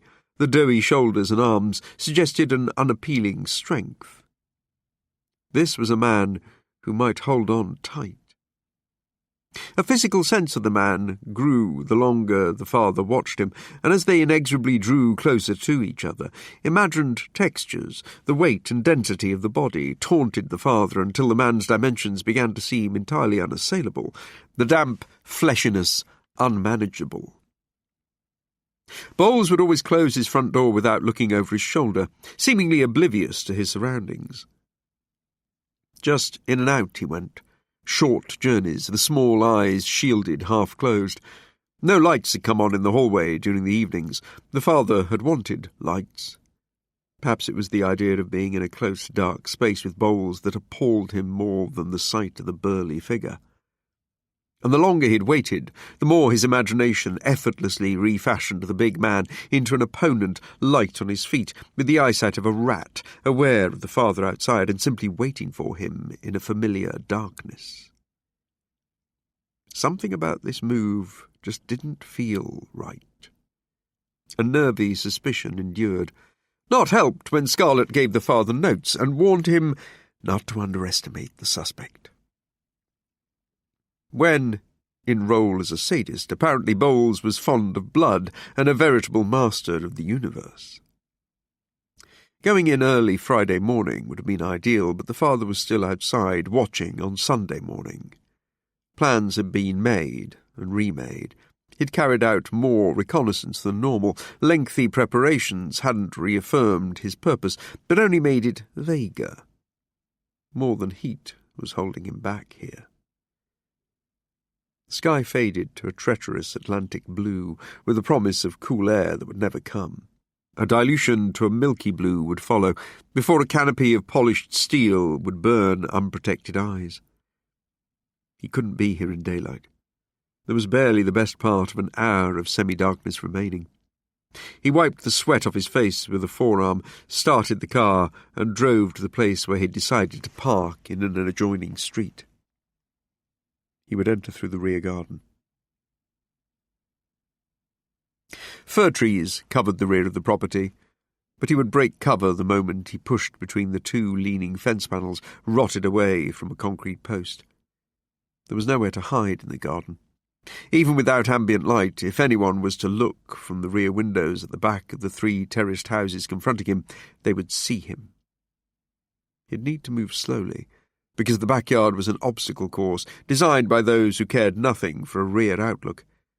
The smell of desiccated grass by the broken fence clouded his thoughts and hampered a strategy that became even less clear in his mind, less convincing, until his plan entirely fell away.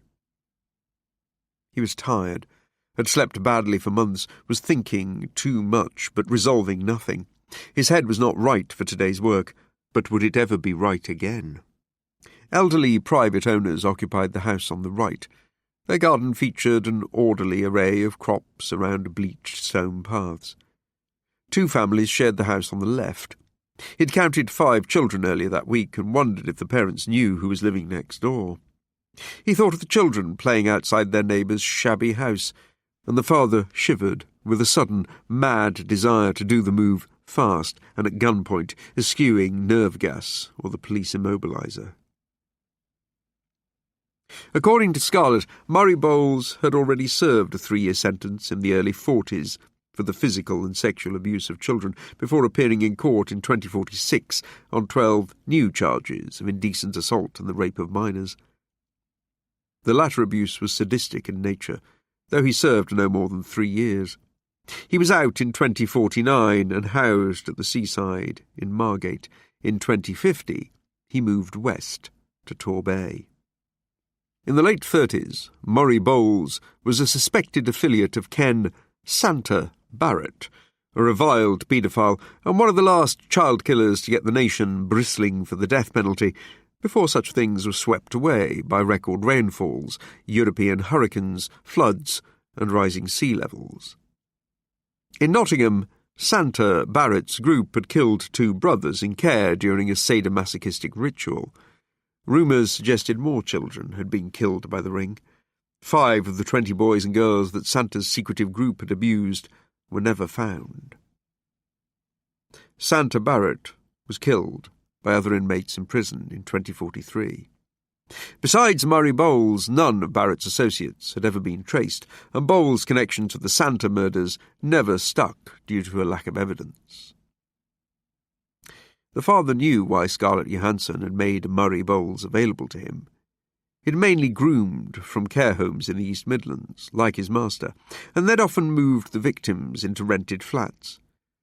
2 children were imprisoned for over a year, and Murray Bowles had arrived in Torquay the year before his daughter was taken. Bowles couldn't drive, but may have been part of a group.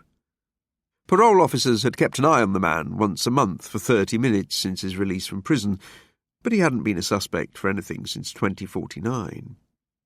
According to statistics and case histories, that didn't mean much during the quiet periods of predators like Bowles, and all of the offenders were mostly off radar now. There were far greater priorities to occupy the police and social services. He should have been told about Bowles before. That bugged him. A notion that the 4 men he'd made moves upon thus far had been mere practice, and that he'd been surreptitiously tested and trained in advance of this hot morning at another stranger's house, nagged him. As his wife suspected, maybe tendrils of the Home Guard scandal, created by factions in authority and their associations with paramilitaries, were now coiled about his neck. God knew he had reason to be here, but he didn't want to be used for general organised harassment or another paedophile cull. He didn't want to engage in anything not directly connected to finding only those who took his little girl. On his way into the rear yard, the father passed a plastic water barrel, a bulging shed, soaked and dried out too many times. A trellis had sprung free from a painted cement wall. Weeds and tree roots extending for water made the patio uneven, like the deck of a ship coming apart on black rocks. He stepped over a sink. Its pipes plumbed into nothingness and skirted greening sacks of sun-bleached refuse. At the kitchen door, a taint of sewage wafted about his face. Only one first-story window was uncovered. The father found the right tool in his rucksack and began working at the door, in the gap between the frame and the lock. A secondary glazed door, but cheap, the glass all tapioca bubbles and mist. He entered the kitchen soon after, stun spray and torch in either hand, and stood in a room long and narrow like a galley on a canal boat. A scrap merchant's mound of mismatching pots and crockery and plastic formed a small mountain over the draining board, the sink and small kitchen table. Packets of soya meals for one were stacked in a precarious tower. The father could smell gas, mingling with damp softened wood. A silent, lightless house lay beyond an open door at the far end. What carpet there had once been in the hall had been worn through to flattened threads, spider-webbing wooden floorboards. There were no decorations on the walls, peppered with ancient wall plugs protruding like grubs. The interior had not seen paint or new wallpaper for decades. A front room was choked with boxes and cases and shadowy humpbacks of junk piled over dim furniture. A dining room, facing the garden, had mustard-coloured curtains, red lino peeling off the floor, pale but dirty walls. Someone had broken the brick fireplace apart with a hammer, but left the rubble on the floor, as if work had been abandoned as strength failed and futility numbed good intentions. Moving up the narrow staircase, he felt the newel post and banisters moving under his hand, and a sebaceous odour clung to the dark and warm space of the stairwell. The first-floor landing was the same, the smell even stronger, as if a hot animal had been driven indoors by the heat of the day and settled to its heavy respirations in the gloom. 4 doors on the first story, all closed and painted a sickly vanilla colour. He thought they must open onto 3 bedrooms and a bathroom. Frosted glass panes above each door suggested distorted views upon horrors selected and refined by what sparked inside Murray Bowles' vast and shaggy skull. The father imagined the ghosts of former tenants, an elderly working-class couple retired from council jobs in Walsall, now shivering and aghast at time's remorseless disintegration and its rehousing of villains inside their old home. There was a solitary picture on the wall of the first floor between 2 of the doors, a curious place to hang a frame, almost as if it was a warning of what inhabited the nearest rooms. He lit it up and recoiled. A flat, black but somehow receding background pushed out a figure in the centre of the canvas, a painted corpse, naked and grinning. Its ribs were exposed through the sickly green wash of its skin, and the belly was hollowed out. It held up 2 thin arms, and upon each hand was balanced what could have been a rose-coloured fruit. The father squinted, moving closer. But the grey paps of the skeletal figure, lifeless babes, swung, suckling. 3 others seemed to squirm like larvae between the dead figure's legs. Ghastly cherubim, pallid and puffy, the infants looked up with tired, white eyes. Below the babes were words written within a small scroll. Nihil nemo. They meant nothing to him. Latin again, and an uncomfortable reminder of the graffiti and paint, and here was another emaciated figure suggesting decline, perhaps even death, with a hint of depravity. In the darkness, the father found the connection deeply disconcerting. Sickened and disoriented, the father continued to frown at the picture with an appalled incomprehension until a door was yanked open and banged against a wall beyond his torchlight. He flinched. Heavy feet bumped loose floorboards. Frantic breaths of animal excitement filled the unlit cave. "Behind you." The father's torchlight raked the ceiling as he turned. The blue lightning of smashed nerves erupted through one shoulder, and he fell forward, his arm dead. Pins and needles sparked in the pads of his fingers, at the end of his distant hand, swinging below the agony of his shoulder. The torch dropped, bounced, rolled, and shone sideways across dirty canvas shoes and a grubby ankle bandage. Bowles. The encroaching scuffles of the big feet filled his vision until the father staggered away across the dirty carpet. Air whisked past his ear, ending in a plaster-gouging thud as a second blow narrowly missed his head. The air was then carved in 2 again as a long weapon was pulled back, high, eager to achieve its pulverizing designs upon his skull. A light fitting exploded on the back swing. This and the entanglement of the weapon with the light cord bought the father time. He could see little, but with what remained clear in a mind traumatized by pain, he interpreted the location of his opponent's exertions and motions within the smelly passage and shambled towards the end of the corridor and to the window as if to pitch himself through. Big feet thumped after him, carrying the phantom whose rage seemed fueled by the laboured breaths of this wounded stranger on invaded terrain. Another swipe of air, accompanied by a grunt, brought an object whisking close to the father's spine. Whatever was swung clipped his buttock, then smashed into the heel of his booted foot. After dragging himself the last 2 steps to the window, crazy and sick from the fire inside his shoulder, and now his heel, the father fell against the curtains, and knew at once that he was trapped. His skin iced all over at the idea of being smashed apart like kindling. Foul fabrics issued a tomb's trapped fragrance. Distant light from his discarded torch glimmered about a bulk silhouetted a few feet before him. The figure appeared gigantic, grazing the ceiling and struggling to forge its vastness through the cramped passage. Again, the ogre's club fell. The father dropped until his buttocks rested upon his ankles. Out smashed and tinkled the glass of the window above his head, the violence swaddled to a muffle by the wretched drapes. The father rose from the gritty floor as the club was yanked free of the dusty impediments, whooshing backwards to prepare for another blow.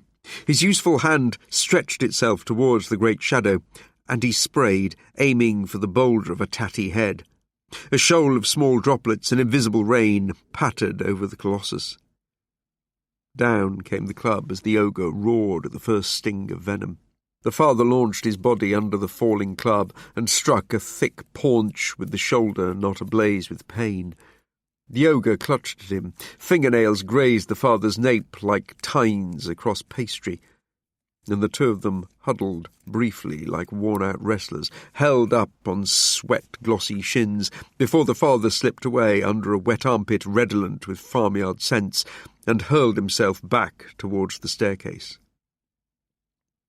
Behind his noisy rout, the nerve agent's caustic sizzle found fine tissue in the giant's yawning head. Puffy sinuses and fleshy tear ducts now blazed with chemical fire. There was a scream, a chaos of a living intruder alarm. Enfeebled by the gouging pain inside his shoulder, the father stumbled down the first few stairs, then fell down a few more. In the torch glow and through the banisters, he glimpsed the bear-like shadow above, banging its great feet and swiping the air in rage, spitting out what burned its sinuses like inhaled cumin. Inside the rucksack, the father's weak hand pawed about, an injured crab inside a disrupted rock pool. Fingertips brushed steel cuffs, the ball gag, became tangled in a chain, then freed themselves. His eyes implored the stinking darkness for help, but the torch was kicked even further away by the ogre's dance. Towards the top of the bag, his fingers located the cold metal of the handgun and spidered over the shape to find the handle, trigger guard, safety catch. Then he backed himself up the wall, dipping his face to shake it free of the tickling lines of sweat that slathered his cold, ashen cheeks inside his balaclava. Bowles stopped his rampage, bent double on the landing, and the father could see him clutching his wet face as if the man were attempting to peel away the incendiary vines that smouldered so deep. The ogre spat, gargled, and swore. Above these sounds of distress, the father listened for any signs that the neighbours had been roused by the breaking glass, the bullock bellows and wall thumps. At the top of the stairs, the father found a light switch and clicked it down. Only one bulb had been smashed, but no light came from the second fitting. The power must have been cut, which explained the ogre's practised shuntings through the dark. "I've a gun," he called out. "I'll shoot you through the mouth if you don't shut it." The father's voice was weak and trembled from the pain in his shoulder.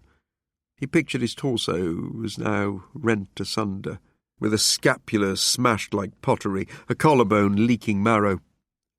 "I ain't got nothing," the ogre cried out before it took to dry heaving. Another voice rose from beyond a closed doorway. "Bowie! Bowie! You get him?" There was another man inside the house. But the father didn't know how this could be. He'd seen no one but Bowles enter or leave the building for days. He didn't know if she should bolt from the house or go for the torch. The ogre ignored the other man and continued to cuss at its flooding eyes.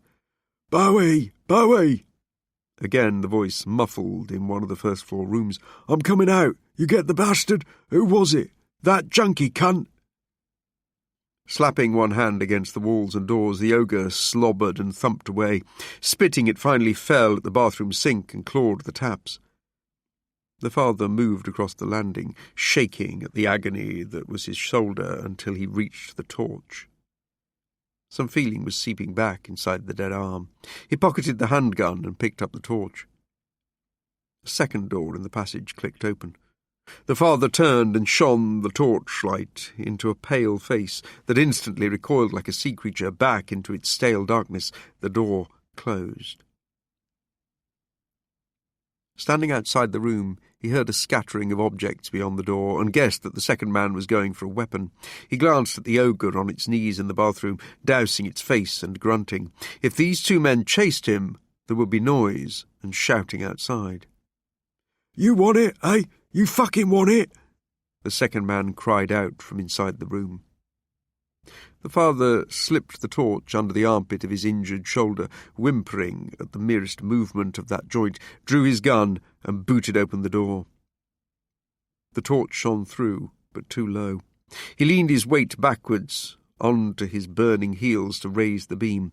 Torchlight whipped across disordered blankets about a camp bed, a floor strewn with clothes, empty bottles, a screen on a table, an old wardrobe, and finally onto a bony face belonging to a small man with thinning grey hair, who wore a T-shirt with a stretched neck and underpants that sagged off his waist. The man held a glass bottle. "Weren't me," he said. "Ain't got that fuck all to do with me. Bowles brought them here." The man then frowned, stupefied, as he took in more of the father's bush hat and balaclava. Bending even further backwards, the father raised the torch into the man's eyes. "You ain't the filth," the man said, almost joyously, as if he'd bested the father at some ruse, before raising his arm to hurl the bottle. Without thought, the father shot through the torch's yellow glare. The snarling face jerked. There was a brief hint of a small black hole punched above an eye before the back of the grey head scattered wetly across the messy room like a handful of pebbles flung hard through a leafy bush. The father lowered the gun and moved away. Bowles now sat with his back to the toilet, a dirty towel pressed into his face. Dear God. He'd just murdered a man, while swept along in a rush of anger, adrenaline, joyous endorphins, bathing his shoulder from the inside, and a reckless desire to destroy anyone who opposed his presence. The car was a long and terrible runaway. Shots fired would sometimes bring a patrol car. The address wasn't in the town centre where violence was habitual, but would righteous neighbours sharing these hideous walls know the sound of a handgun? He wondered all of this, while aware of the wasted seconds. The weapon had made a short, dull, slapping sound, and was hardly fearsome on the ear. The father looked to the next set of stairs which led to the loft conversion.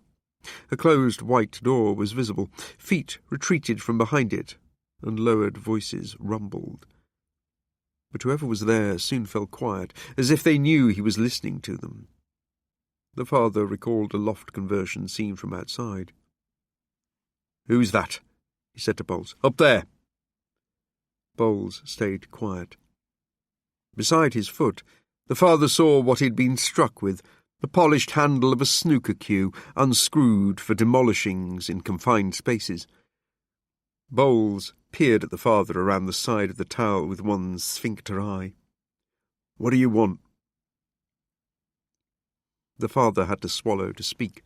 Still so deeply puzzled by his actions, he also needed to force himself to remember why he'd come to this place where he had become so unwound so quickly. "Information." His good hand opened the rucksack. Two of his shaky fingers found the photograph of his daughter. He went and placed it on the bathroom floor, stepped back, then retrained the handgun on the big man. The father glanced again over his shoulder at the loft door, when a bed strained its springs as someone above climbed onto the mattress. Curious, the father moved the torch onto the door and saw the padlock, then returned his sweat-stinging eyes to the figure on the bathroom floor. "What am I going to find up there?" "Nothing." "That's so." The father wanted to fire the gun again before the police arrived, so that Bowles would never get away with what he'd done in this house and in other places. "The picture. Look at it." The father shone the torch on the photograph. "Lean forward and take a look." Bowles obeyed and then leaned back. "I didn't take her." "Who did?" He shook his head. "Give me a clue, or this might go off again." The father shook the gun in the air. "I tell you anything, you'll kill me." "Your friend's dead. I don't want to kill again, but I will. The photo." Bowles shifted about where he sat. "You have to ask Rory about her." "Who's Rory?" "He lives down the front. Says to me he knows who done that one." Bowles' one available eye closed, issued fresh tears. The father scrutinised the man's face. "Second name? Address?" "Forrester. Lives in one of them old hotels. The Commodore. You won't get near him, though, 'cause he's mobbed up with the King's—" Bowles smirked, as if proud of even a minor association with this group. Kings. He was referring to an organised criminal gang who would be running something in and out of the area: drugs, wealthy refugees, prostitutes, meat, medicine. Like all of the other gangs, mostly stuff that was no longer manufactured in the country anymore, or exported from others, which was nearly anything people wanted badly. Kings. They sounded familiar. Yes, they'd murdered a lot of people in Bristol. The Kings? More stupid pricks? How many stupid pricks live in this town? If I'd known there were this many stupid pricks here, I'd never have come in the first place. You don't want to know. The figure's anal eye moved to the painting on the wall. Something approximating pride appeared in his plump face. The father took out a pair of cuffs. "Put these on. You can take me to Rory now." "No chance." "Better there than here." Upstairs, someone had started to move again. Bowles glanced up, unable to conceal his concern. He then peered at the father and opened his mouth as if to explain something. The father shook his head. "Cuffs." Obediently, Bowles cuffed his own hands, though as loosely as he could manage on his doughy wrists. "Tighter." The father listened to the clicks as Bowles ratcheted the metal tighter. When the steel indented the man's flesh, the father lowered the gun. "That door to the loft. Where are the keys to the padlock?" Bowles' swallow was audible. "It was Nigel brought them. Anyways, they like it here. Council says we got to take in refugees, if we's got spare rooms, like." The man's voice was almost a whisper by the time he completed the final sentence. Whatever he had told himself about why he kept the attic door padlocked was losing veracity and validity the more he saw the father's eyes within the balaclava. The father listened for sirens, heard none. "Keys." On the verge of tears, Bowles said, "Please don't, mister." 9. I am an imposter. A tired, so tired father. An idiot with a spray can and a gun. A fool in a land of monsters who took up arms and became a clown. Lying on the bed, the spent muscles in the father's legs thumped with aftershocks. Furnace heat swelled from the baked and dusty ground outside the hotel and beat against its steel, glass and oven bricks. The gun rested on the bed beside his knee, taunting him with estimations of his future, the years that must now be spent in a stifling prison. Unable to stand the sight of it, he used what little of his strength remained to zip the handgun inside the rucksack. Using a foot, he pushed the bag to the bottom of the mattress. As soon as he had returned to his room, he had surrendered to his body's desire for stillness and for fuller assessments of damage sustained. The morning's searing light had already revealed torn trousers and blooded knees collected in the rout, and his forearms were blotted by cuts and striped with scratches. The pain in his shoulder continued to pulse through his left arm and across his back. At least this strange passivity supplanted the riot of thoughts that had driven him through the early hours.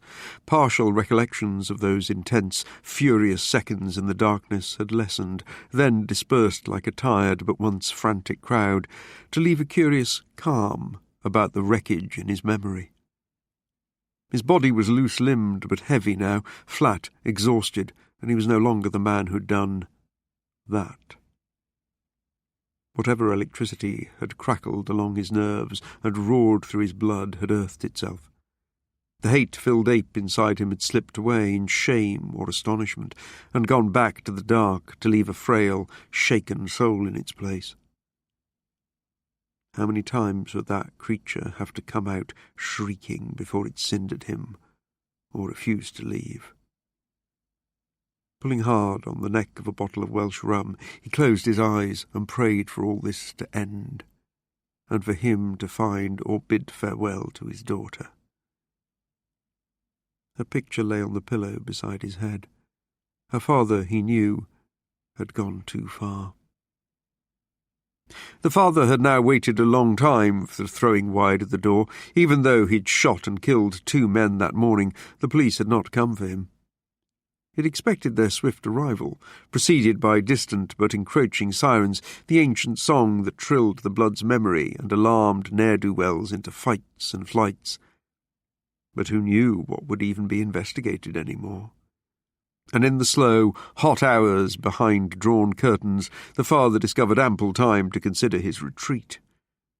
After the killing was done, a man in the house neighbouring Bowles' unlit hive had come out of his back door, naked save for a pair of jeans. He turned his torch on the father, a bush-hatted felon in a scrapyard. The neighbour had confronted the father's wet, white face and illumined a man aghast at his sudden commitment to terrible, irreversible actions. Right after he'd shot Bowles, the father had yanked off his balaclava and been sick in the kitchen. A reluctant executioner with no stomach for what the world asked of him, he'd then dripped half-digested tofu bolognese and DNA all through the crime scene. It had been the second killing that had rendered him witless and harrowed him ashen in a stranger's yard. He had been reborn, a man permanently removed from the safe ground of a decency that he'd always taken for granted. Just after the neighbour appeared, the father had launched himself at the rear fence and careered over the crooked paving slabs on rickety, half-numb legs, his knees reduced to creaking hinges, his mind jumping with subliminal flashes, blooded flesh, white faces, loud voices, gunshots. Bowles's neighbour, a father too, who had dared to brave all odds by bringing children into an old world down on its knees in the heat and adrift upon its back in the floods, had quickly retreated through the back door of his home, struck dumb with fear and disgust at what he'd seen over the garden fence. The bush-hatted puker, the stumble-wreck killer, tripping his way to bustle through the fence's rotted planks like an animal frighted in a pen. To have made another father even more afraid of what lapped at the shores of every home in treacherous nocturnal tides now smote the father's heart as he lay alone in his hotel room. At this he felt a terrible shame creep through him, more than at the red deeds he'd performed in that dim nest of molesters that were never to be undone. For his own sake, the father had already assumed that the darkness of the ogre's grim halls would eventually settle into a persistent, though manageable, trauma, but that the family next door would have to linger in perpetual anticipation of another killer's arrival in the night. Hours passed, and the heat in the room broiled the father out of brief sleeps, basting him in an animal lard of remorse and misery, outlining his scarecrow bones with sweat as a corpse leaves tracings in a winding sheet. He periodically gulped warm water from a plastic bottle, wincing. Even swallowing hurt his shoulder. Had he not been so lean, muscle meats and fats would have borne the impact of the ogre's club. As things were, the snooker cue had ricocheted off actual bone, left him splintered and tattered, a messenger of judgment and death, but one ungraceful and ramshackle in the grim business he now conducted at the houses of men who ended childhoods. He watched the foul flower of the shoulder bruise open in the noon light that spiked silvery yellow through the solitary window. An indigo stamen grew upon his back, seeded, black and green-veined like a new tattoo, Japanese vivid. A pistil and petals, scarlet as roses, bloomed over his collarbone. The arm below was near unusable, the skin curiously nerveless from the elbow to fingertips. A deeper magma of molten pain glowed from the wrist bones to his neck and threatened to erupt if he moved. The father imagined the X-ray that he could not risk having taken of the ghost bone in its darkness, a split humerus, the acromion reduced to debris, a skin balloon of hot water fattened with pink jellies. But at least it was the left arm. Accident and emergency was a white, glaring precinct inside his imagination, filled with husks, barely fluttering human moths on drips seeking hydration. He'd seen the footage.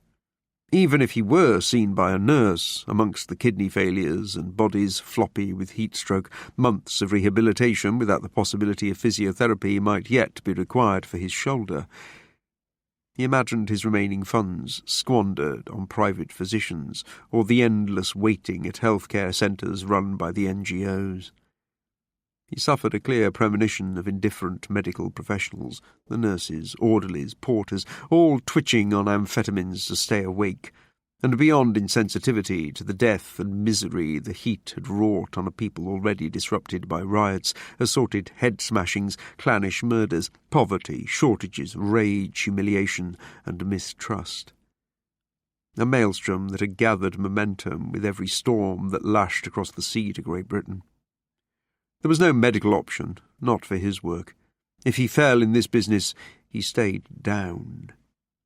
The father swallowed 2 of the last 8 painkillers, strong for headaches, irrelevant in the matter of smashed bones. He rinsed them down with the half-pint bottle of rum, returned the bottle to the bedside cabinet, found his phone, and called the last number Scarlett Johansson had used, and waited. And waited some more. What happened?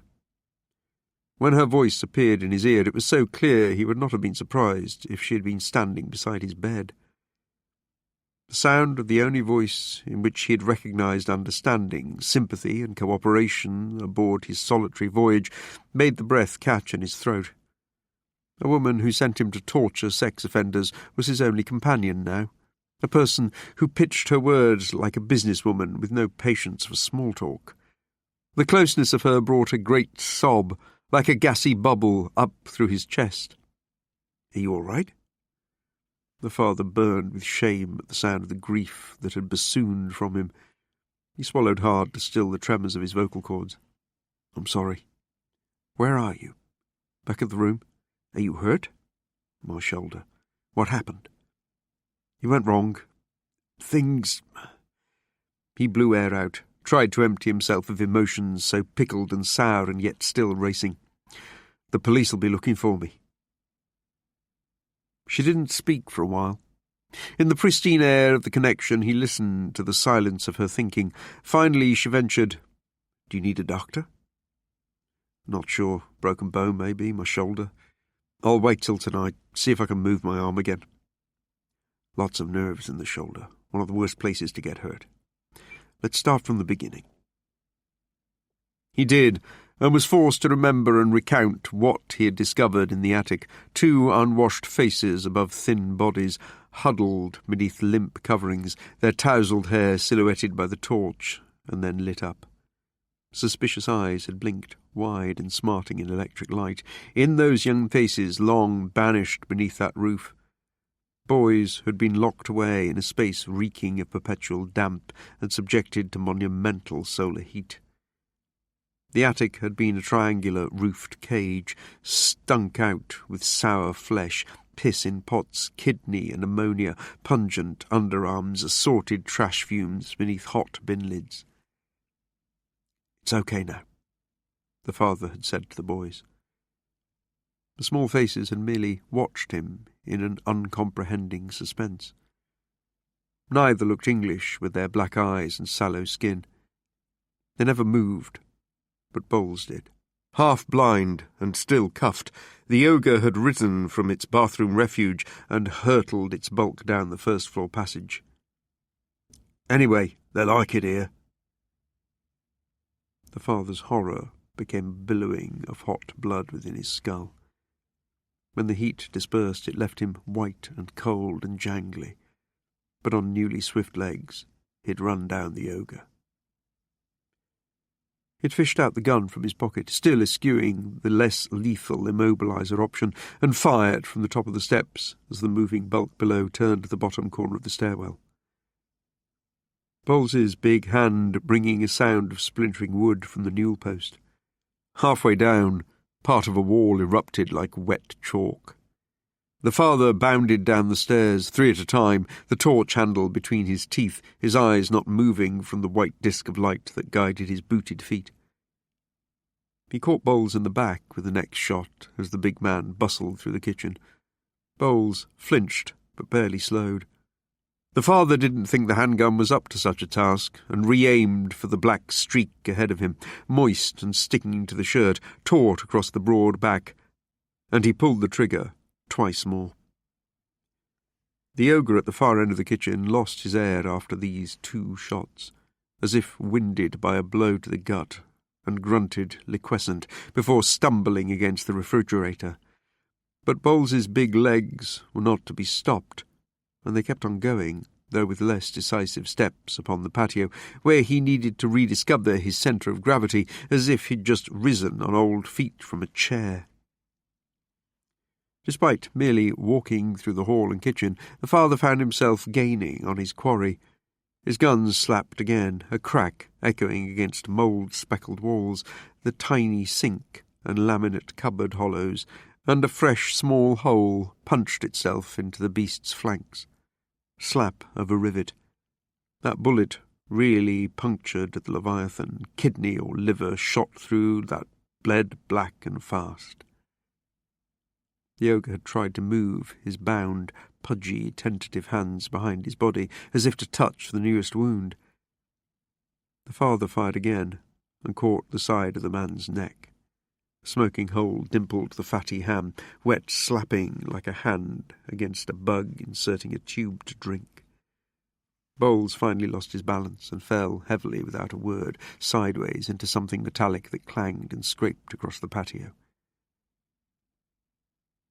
When the father came out of the back door, Bowles was already on one knee and about to push upwards like a weightlifter, tugging a load onto his shoulder. The father aimed for the base of the big head, fired twice, maybe 3 times, he couldn't remember, but there were visible holes, big grunts, and Bowles lurched to hit the fence. His fists punched a plank out. Beneath his chest the cement pooled dark, oily. He made no further attempts to rise, and only shivered in the warm morning air, while his cheeks and lips moved as if he was talking in his sleep. The father returned to the kitchen so he wouldn't have to look at what he'd done outside. That morning was the first time in his life that he'd fired a handgun, a device that no citizen should even hold, but that was something he realised too cruelly in retrospect. He had not been able to stop once it started. That was how it had felt, like he was an excitable baboon, amusing itself with the deadly advantage, happened across in a hunter's tent. In trauma, his mind had become a red-black carousel, emitting rusty iron music played backwards. The father had pulled up his mask, nape and scalp pin-pricking icy. His stomach had splashed all of its matter onto the lino. Bow-legged with nausea and punch-drunk from shock, he had then gone outside and swayed about the filthy yard, aiming his body for the rear fence. Surprised by the neighbour when only halfway there, the father had tried to turn away when he realised his mask was gone, but had lost his balance and fallen. The father had risen from his stinging knees and moved more quickly to force himself through the split fence panels. By then his breath was a wind all round his head, and his eyes were flitting to the sky, the houses, the trees, the tarmac, his spattered boots, and would not be still. All of his clothing was wet through with sweat. He still had the gun in his hand when he reached the car. The hand loosely cradling the torch swung limp under the planet of pain that bumped the side of his neck. He hit at least 2 cars on the way back. didn't have the wherewithal to activate the navigation and tried to drive manually, having to steer with one hand while going too fast, and crashed his way out of Upton, the car reduced to a tin can filled with mania. The father swallowed. "He saw me," he said to Scarlett. "The neighbour. There's sick in the kitchen." "You have a firearm? You never told me. Why? You have the evil shit, the immobiliser. What were you bloody thinking?" "I got scared after Andrews."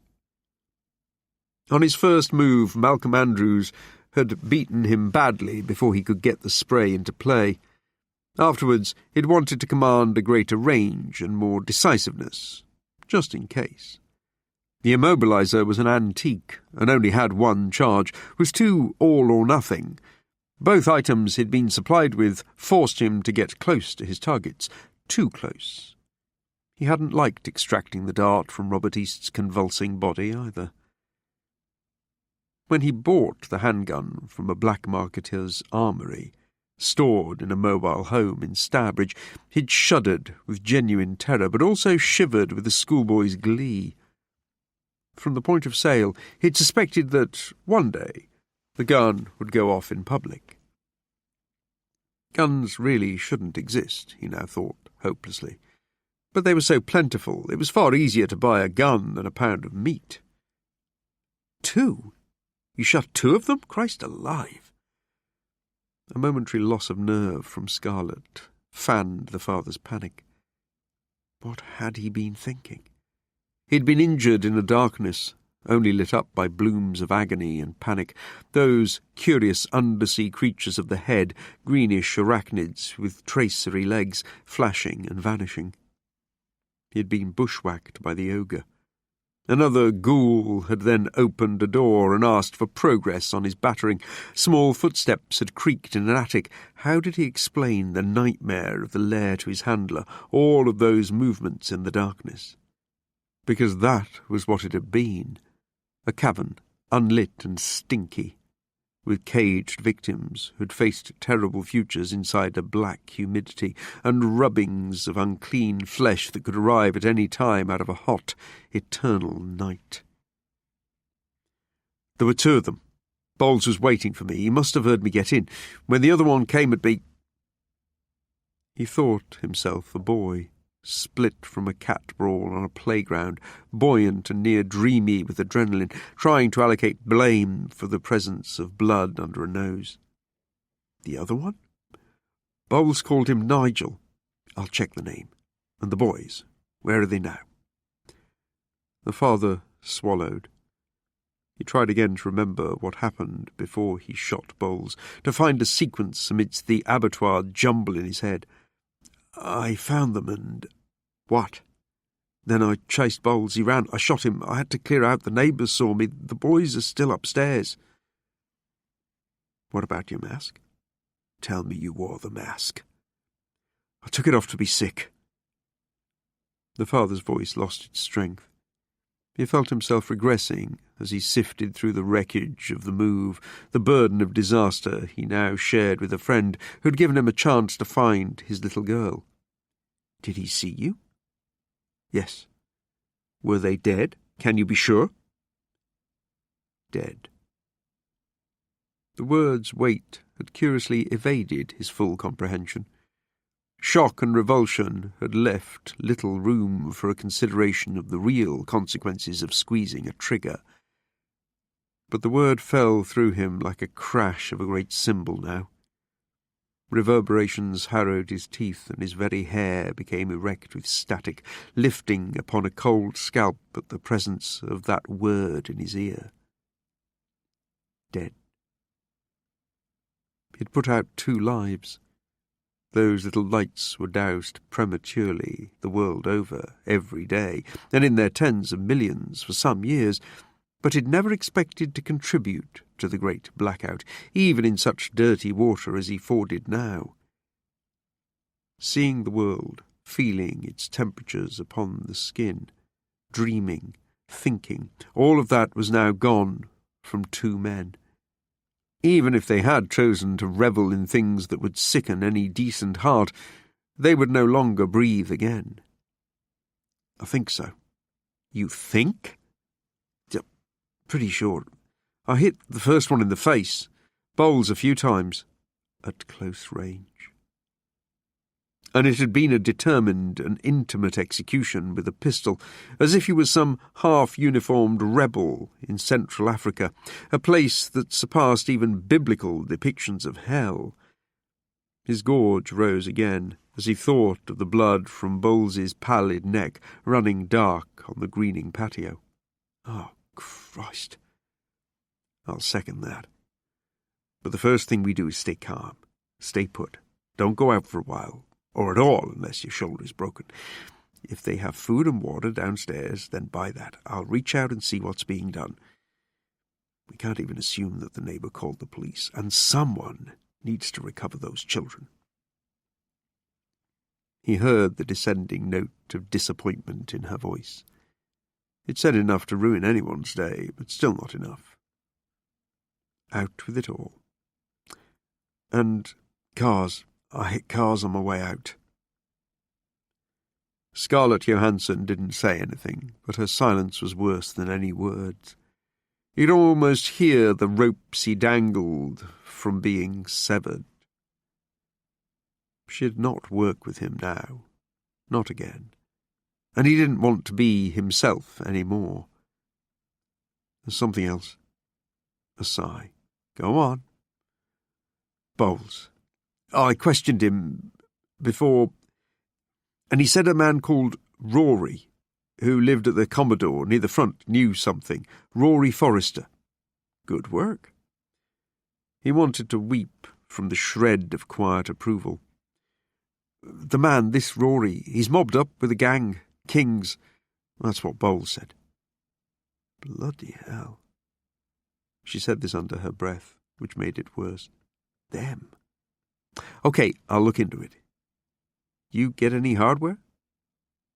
No, I was in and out in minutes, I think. Seemed much longer, but they attacked as soon as I moved upstairs. There wasn't time for anything but a few questions.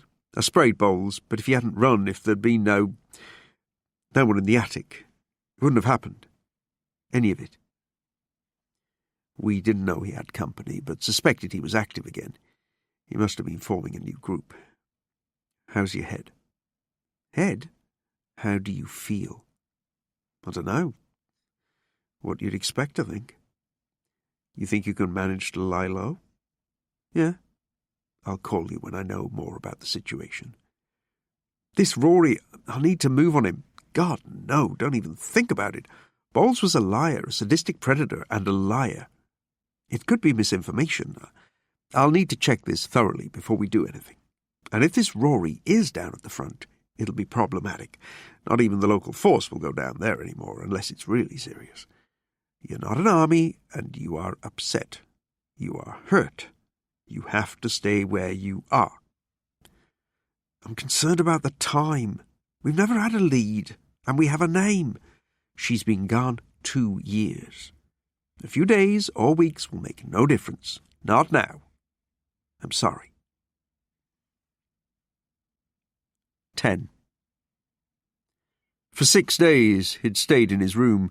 Night and day he'd cradled his shoulder, and sometimes he wept. The joint and corresponding arm became a sick child, pale and huddled close to the parent's warmth and heartbeat.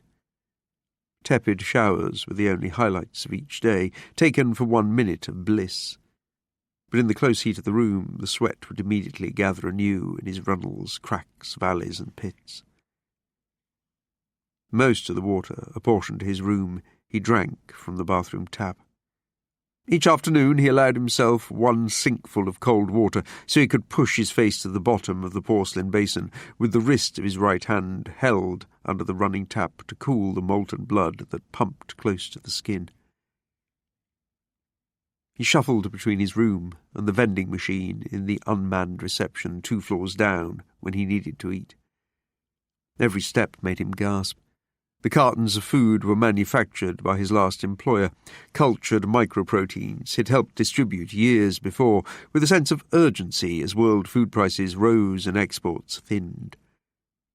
The dinners were flavoured and shaped to resemble foods once eaten in better days.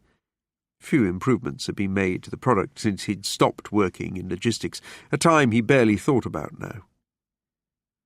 When his company began distributing the product 15 years before, the father had wondered if, one day, he'd find himself eating the food originally intended for the starving, a heavily processed nutritional substance designed to supplement overseas food aid when the grain reserves dropped, then all but vanished. Producing bulk over variety had quickly become essential, but every synthetic foodstuff produced by the country's untiring chemical plants was now eaten domestically to replace meat and dairy products. Nothing reached the listless brown skulls of Africa or the terrible encampments erected in southern Europe. The meals in the machine were 3 times more expensive than those sold in shops, but he bought them and ritually heated his dinners in one of 2 microwave ovens in the kitchen area, then made a careful return to his room. By the time he sat at the little table, the food was cool enough to eat with a plastic spoon, though even the bovine movements of his jaw sent little shudders of pain into his shoulder. Shifting to sit or lie sideways and constantly rearranging the spare pillow upon the bed that his body dampened, he made attempts to ease the relentless aches. Movement in the fingers of his left hand was the only good sign, and on the strength of that weak fist alone he delayed any attempt to reach the hospital in Shippe.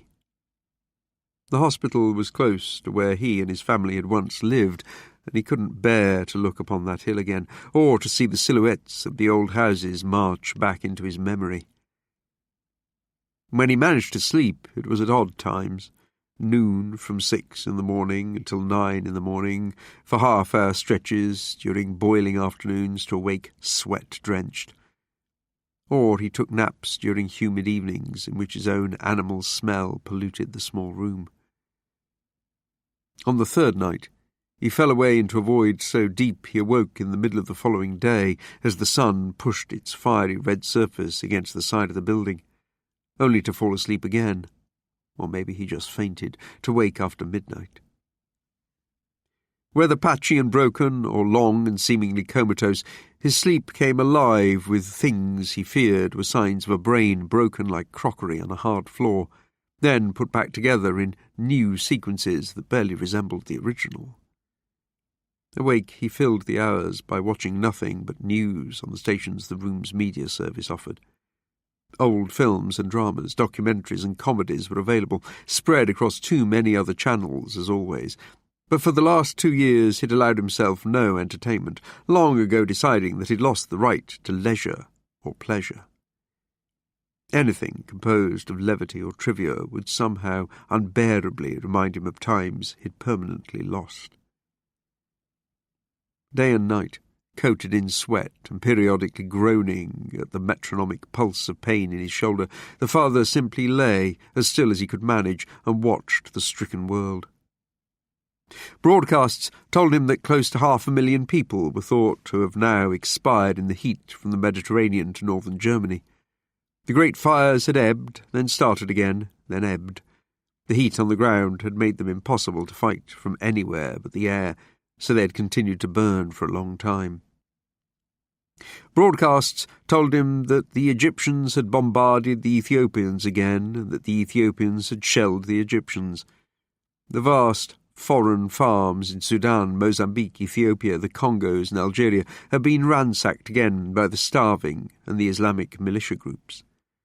Saudi Arabian grain convoys leaving Sudan had been attacked and looted. Mercenaries had responded. In the broadcasts, a lot of dead people were lying in the various reddish soils of the African continent. A loose and volatile confederacy of rebel leaders had accused South Africa of hoarding food. But what worried the father more than anything, what actually made him close his eyes, was the news that the 60 million hectares of arable land leased to foreign powers in Africa were now producing crop yields of grain that were down by 60%. The number made the father feel sick. Even the abandonment of most foreign-owned livestock and biofuel farming interests 2 decades before in order to grow drought-resistant grains had come too late for Africa. The quick and irreversible slide into starvation, collapse, and evacuation across the entire continent and beyond seemed as contagious as the two new pandemics. A strain of SARS coronavirus was thriving in teeming Asia. They were calling the new bug SARS-CoV-11. Broadcasts switched between this and the Gabon river fever in West, North and Central Africa, where cameras peeked through the side of shanty houses and viewed what looked like colourful sleeping bundles at rest on the earth. Towns of driftwood and corrugated iron were eerily still. Clumps of thin people lay against each other at the side of unsurfaced roads, unmoving. Men holding guns had rags tied around their noses and mouths. A child lay still against the depleted breasts of its mother. Bulldozers made great rents in red soil. Bodies inside plastic sacks were rolled into the pits. Black smoke fumed from pyres that men tended with long sticks like shepherds of old. An airport in yellow smog in Korea, armed police and men in white suits gathered around grounded planes. Technicians squeezed liquid into trays from pipettes. Freight trucks idled at roadblocks. More face masks. China, the Philippines, Thailand, Nepal, Bangladesh, the east of India, they were all coming down hard and fast with the bug.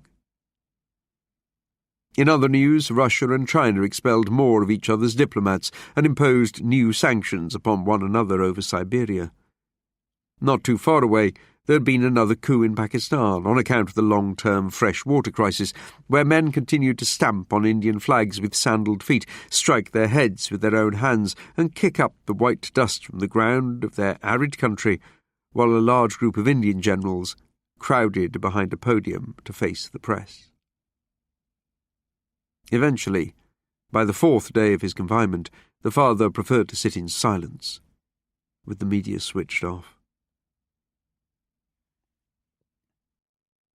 11. Scarlett Johansson called the father at 7 p.m. on the 6th day. Naked, he was standing at the foot of the bed and slowly raising his left arm away from his body, sideways first, then to the front, as if he was performing some slow semaphore for landing aircraft. From what he could gather from the myriad online sites that he'd visited, his shoulder was probably not broken but deeply bruised. At worst, the bone was chipped. If there was no fracture, his left arm would still need to rediscover mobility before it seized.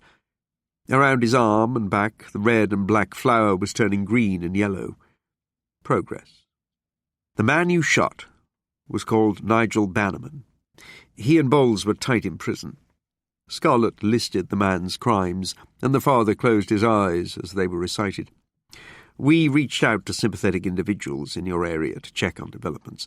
There's some good news. The case will remain open, but it will be absorbed into a variety of unsolved murders going cold. Thank God. You better had. The murder squad's caseload down there is unimaginable, so this will not be a priority. Possible causes of the double murder are currently revolving around politically motivated vigilante activity, big nationalist support in the area. Organised crime hasn't been ruled out either, but no one fancies a loner for this, and no one on the job is demanding your immediate capture for clipping Bannerman and Bowles. They've known for a long time that sex offenders and paedophiles began clustering around the refugee situation, so my gut tells me the police won't be gnashing their teeth over a slight reduction in those numbers, though I don't think killing is something you will ever be comfortable with. This cannot happen again. You do understand that. It was never something I intended to do. What about Robert East? He never reported your intrusion, so we needn't fear a connection there. As for the others, Tony Crabb now has dementia, and no one is connecting this to Malcolm Andrews or Bindi Burridge, who still haven't reported you.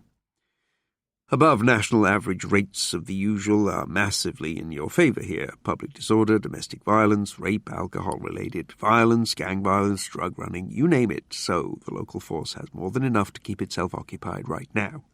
The father swallowed. The two boys in the attic? Greek. No record of them entering the UK. Social services are going through the records of Greek nationals with refugee status to see if they can trace any relatives. They may have been trafficked. Scarlett Johansson didn't say any more. If his daughter had been trafficked abroad by a paedophile ring, his search was futile. Millions had been displaced from southern Europe alone, augmented by further scores of millions from the Middle East and Africa, and all pushing north into Europe. It had changed the continent. Every man, woman and child south of France was steadily fleeing drought, heat, starvation, the wars and innumerable diseases that accompanied each dilemma. The biggest migration of a single species ever known on the planet was underway, and it had never been easier for someone to go missing. 1/3 of all the refugees were children. The father knew how criminal gangs had found people willing to do anything to escape their own countries, and then escape the refugee settlements they found themselves herded inside. Gangs had found an infinite supply of defenceless, weakened, frightened and confused people upon whom they could force their will. He also knew from his own exhaustive research that the UN and Interpol's estimate of children being used in prostitution in Europe at the time his daughter was taken was close to 1 million. It was anyone's guess how many more children had since become subjected to sexual slavery. The father wiped the sweat off his face with a forearm. "This Rory Forrester, what do you have?" He had done hard time for rape and indecent assault as a youth, got in with a gang in the southeast, and his last known occupation was trafficking. He was arrested and imprisoned for running Asian girls in London, came out and drifted to Portsmouth, according to his parole records.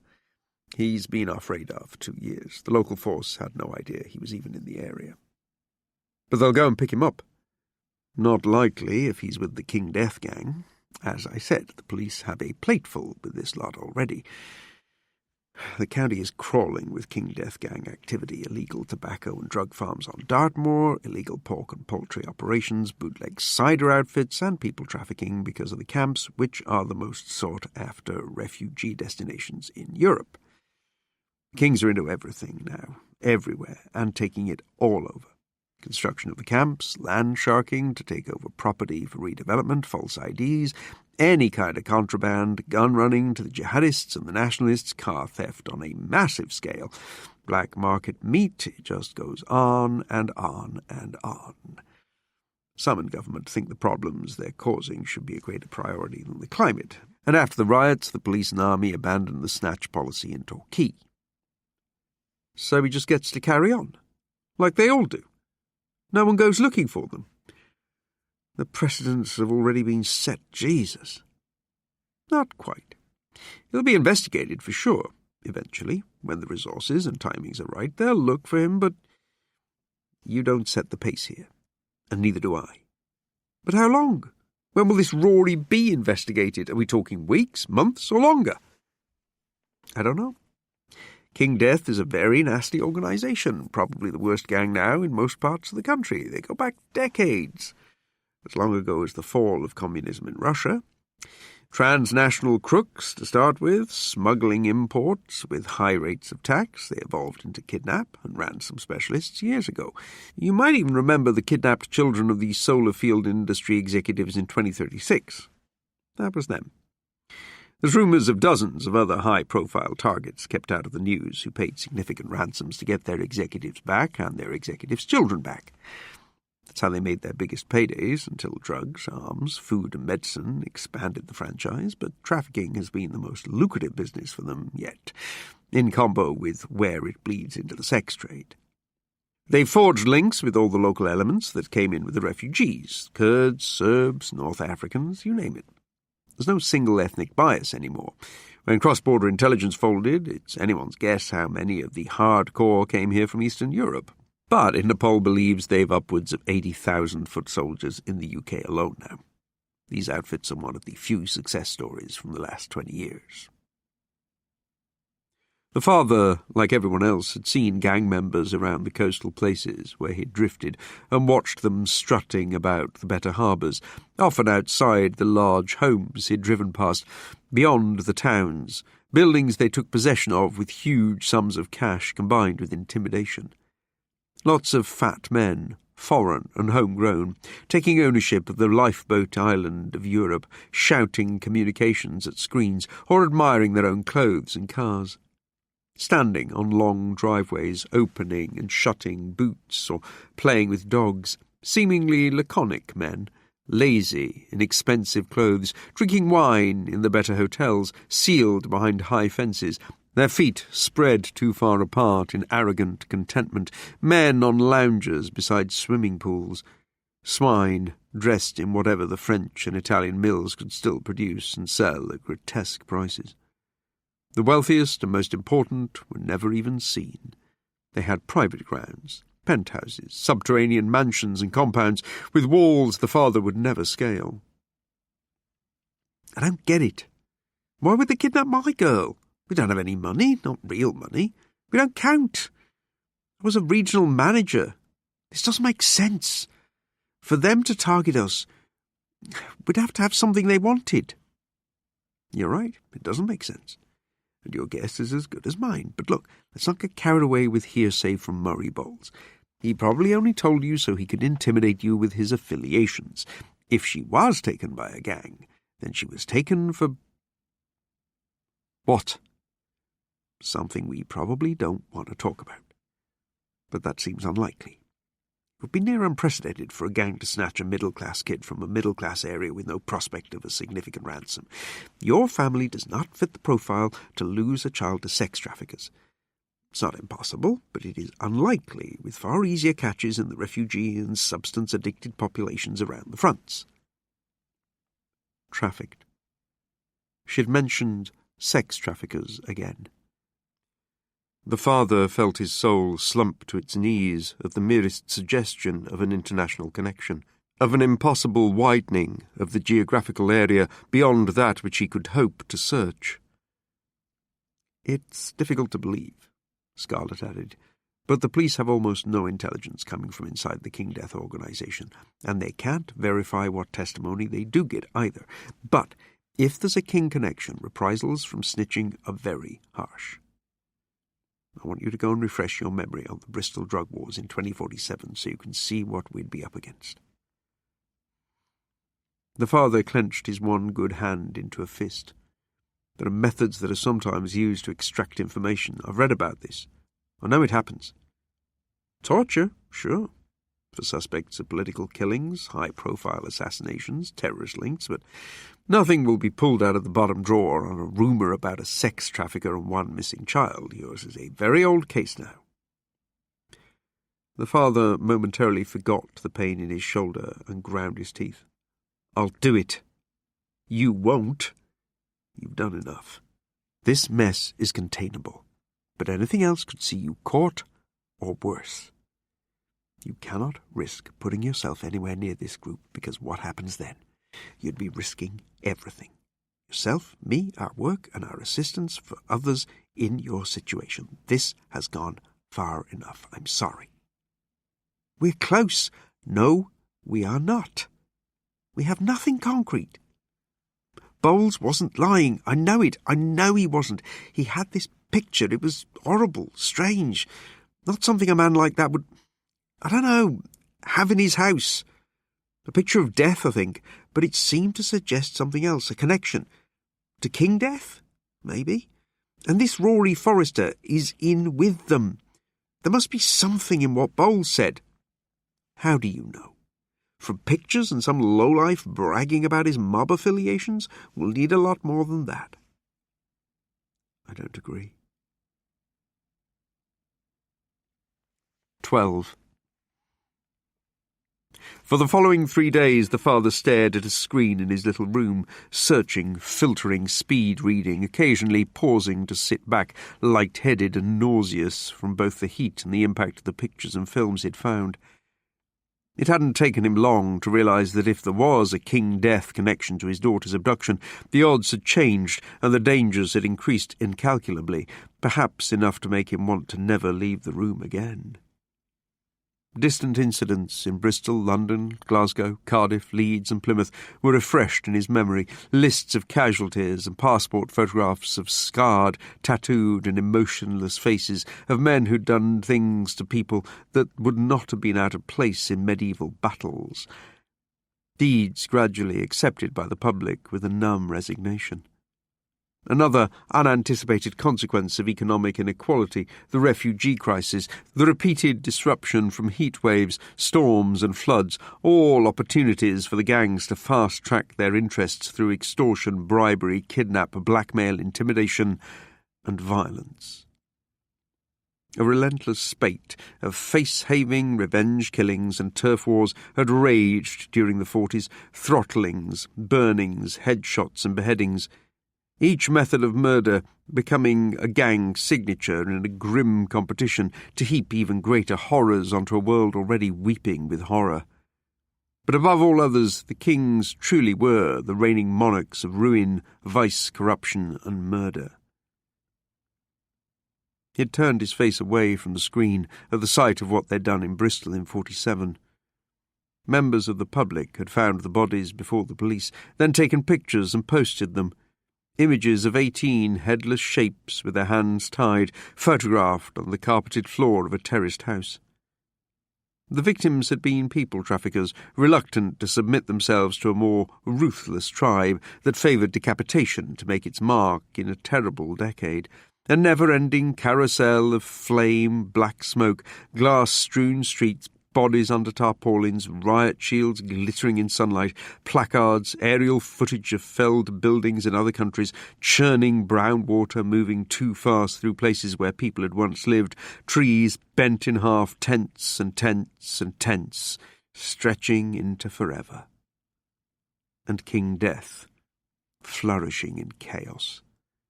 A grinning bone figure fluttering in rags was a more aesthetic trapping the group boasted.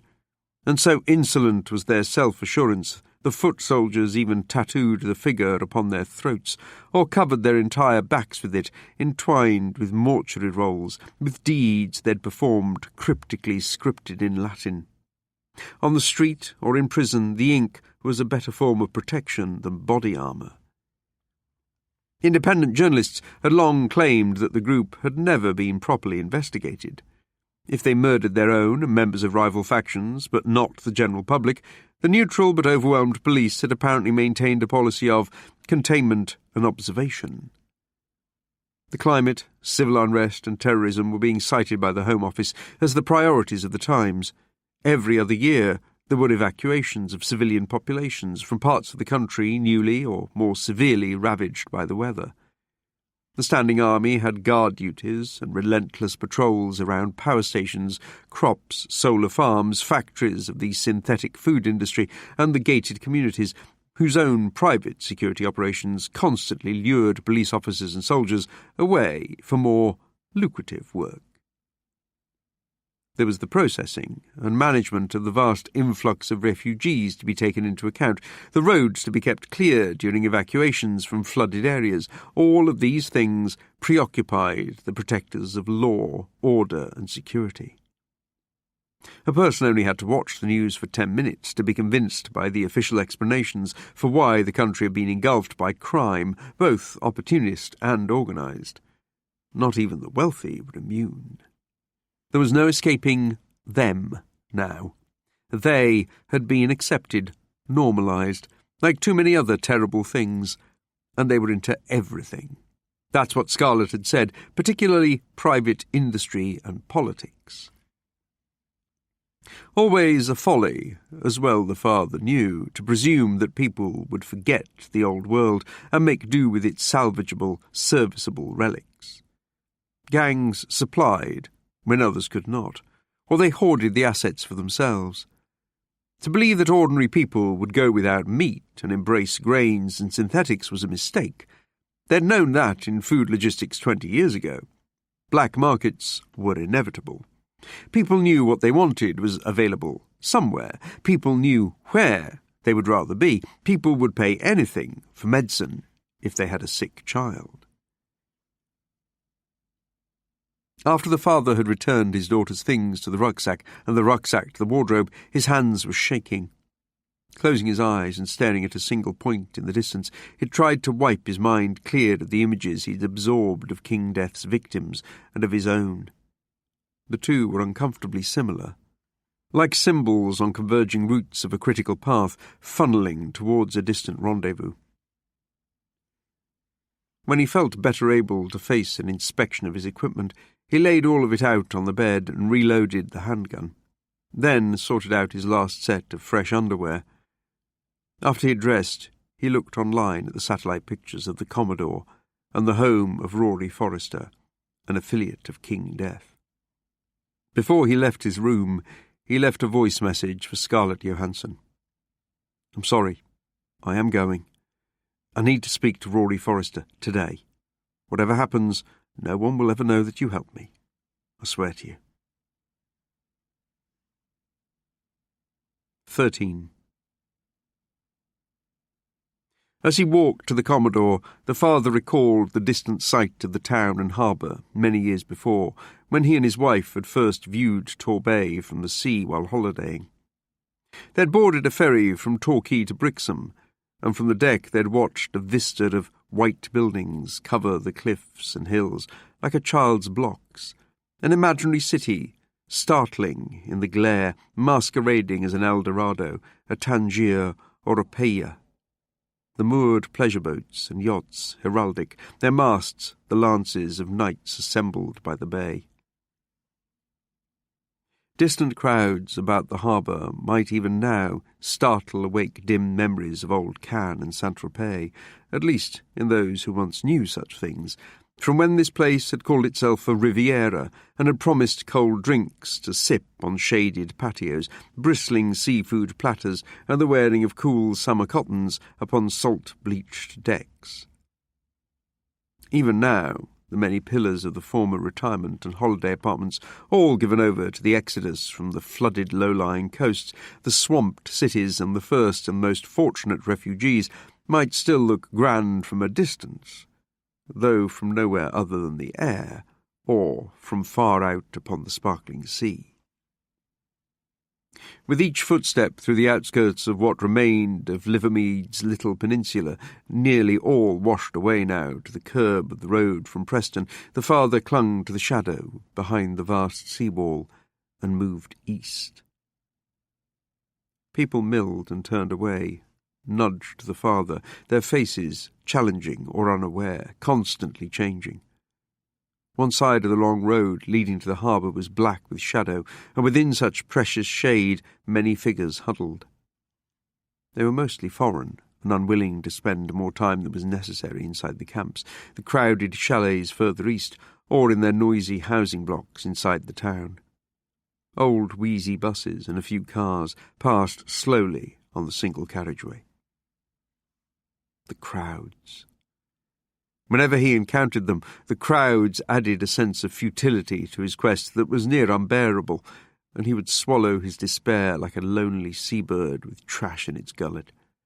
Because no scene remained static, none was ever replicated in any exactitude. Streets and roads, towns, villages, cities were endlessly repopulated, with more and more faces filling smaller spaces all of the time. People learned to look above so many heads and inside themselves to escape the burden of such numbers, this cognitive tonnage of multitudes. So where, inside such numbers, was one little girl with startled blue eyes, jet black hair that she had inherited from her mother, a skipping walk, and who was always so quick to cry when frightened. She was only 4 and so small when her feet left the soil of her home. How would one tiny face be remembered now? Hundreds of thousands wandered these paths every day, came and went, vanished. A mind couldn't store so many faces in an incalculable array of moments left behind within so many days, weeks, months, and years. 2 years. There'd been no eyewitnesses the afternoon she was abducted, not one. No one else is looking for you now. Only Daddy. Someone had to speak up. Either someone who had been present and helped sweep the small figure aloft, or someone with secret information. They needed to whisper soon, or spit the story from a reddish, tooth-splintered mouth to lead him nearer to the one. Did you cover her little mouth, or drug her? Did her eyes ever open again? Did they open and see a monster? Did a heart no bigger than an egg break open as the gulf widened between that garden gate and her dark eyes?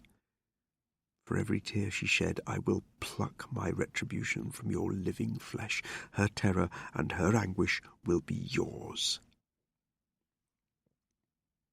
The father walked deeper into the harbour and forced himself to put away those thoughts that still came most days, and which turned his head bloodless and wooden, like a carving that grimaced through the pain of old regrets.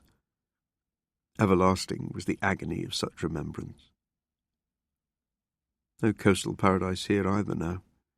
The father might have become a wanderer in ancient times, put ashore in a sweltering hive of pirates, slaves, cutthroats, urchins and pickpockets, the dusty and desperate, wide-eyed beseechers and apostles of mutating faiths, increasingly confirmed by the signs of the end of times, all driven here from places baked to clay and burned to dust, arriving at a town besieged and battered by a remorseless yet increasingly lifeless sea.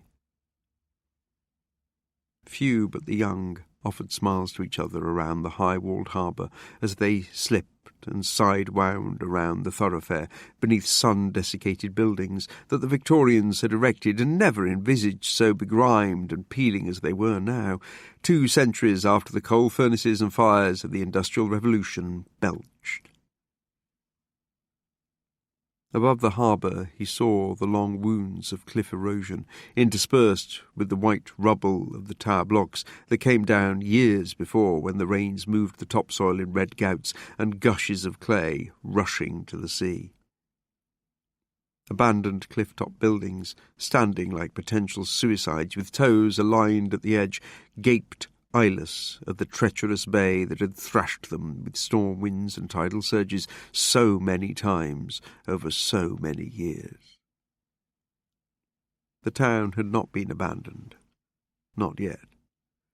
Scarred and fragmenting, it still teemed because there were fewer and fewer other places left to go.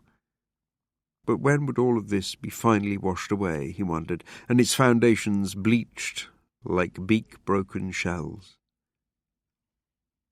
Men watched the father from where they leaned against walls and beside doorways about the marina, surly sentries beneath holed signage that once offered discos, swimming pools, fish and chips. Above the signs reared the relics of neoclassical arches, cupolas, grimacing stone balconies and other bourgeois pretensions. When he met the eyes of the men, they turned their heads, but left the father with the impression that they were not uninterested in his presence. Smells of fried soya, oil, home-grown sugars, beery carpets, sun-warmed and aromatic, and sounds of vintage electronic music drifted about the crowds, the stifling air additionally thickened by sweat, sea salt and sewage.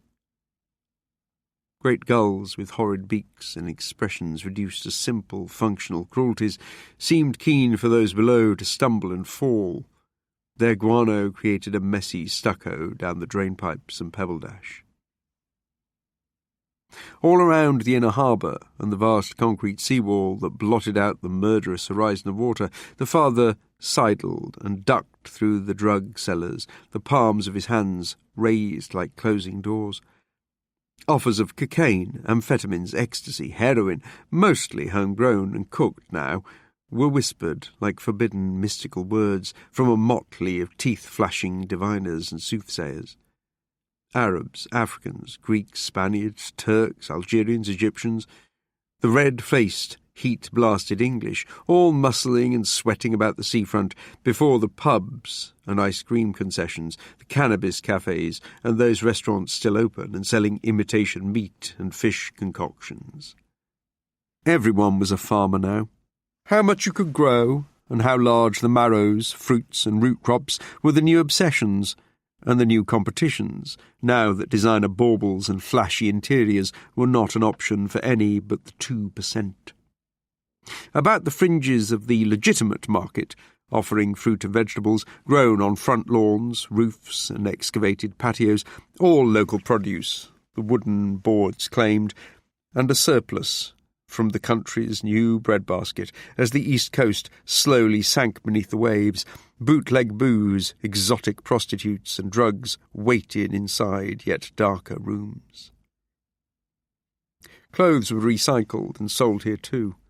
Remade, homemade, washed and heaped upon trestle tables, as was stolen and bartered electrical goods and the agricultural tools made in the new industries of the Midlands. Stores had been commandeered, or leased through favourable terms, by the belligerent militant councillors, and now sold and resold at the junk shop fare of things no longer produced or imported. He'd seen the same in Totnes, Plymouth, Exeter, Brixham, Bristol and Bath, open-air markets encroached upon and infiltrated by black marketeers. Farm workers, itinerants, the resettled, foreign and domestic refugees, drug addicts, more alcoholics than he believed possible in any single place, had all now gathered where holiday-makers and retirees once flocked. The father wasn't hungry, but bought a sandwich, the filling burning with local mustard, and a bottle of orange juice squeezed fresh by Portuguese refugees in a distant grove on Welsh land where sheep had once grazed. And then he'd moved up the road into grimy Tor to find the Commodore. He'd tried to visit the place 2 nights before, but the streets were too busy with unpleasant antics. Earlier that morning he'd driven through quickly too, as the sun's fire licked the horizon, and he'd glimpsed the closed doors to the old hotel as he passed by, while trying not to look at the building. Up here there was nowhere safe to leave the car, so he'd attempt an infiltration on foot, and he'd be unmasked until he was inside. In 2 hours the heat would make this climb up through the town near impossible for all but the fittest, and would drive the irritable, hustling crowds of the town and harbour back indoors, like wasps into the holes of a brick wall. When he arrived at the warm buffets of lingering waste 1 mile above the town and seafront, someone with TB coughed as if in warning, like the bell above the door of a shop. The sound gruffed from the innards of a boarded-up building with no front door, which had once sold gifts to families on holiday. Damage from the winter riots had not been repaired this deep into the town, or even been cordoned off. Charred bones of timbers protruded through the red-brick musculature of once white hotels and local businesses. The sickly chemical taint of an old blaze hung over the sun-dappled ruins.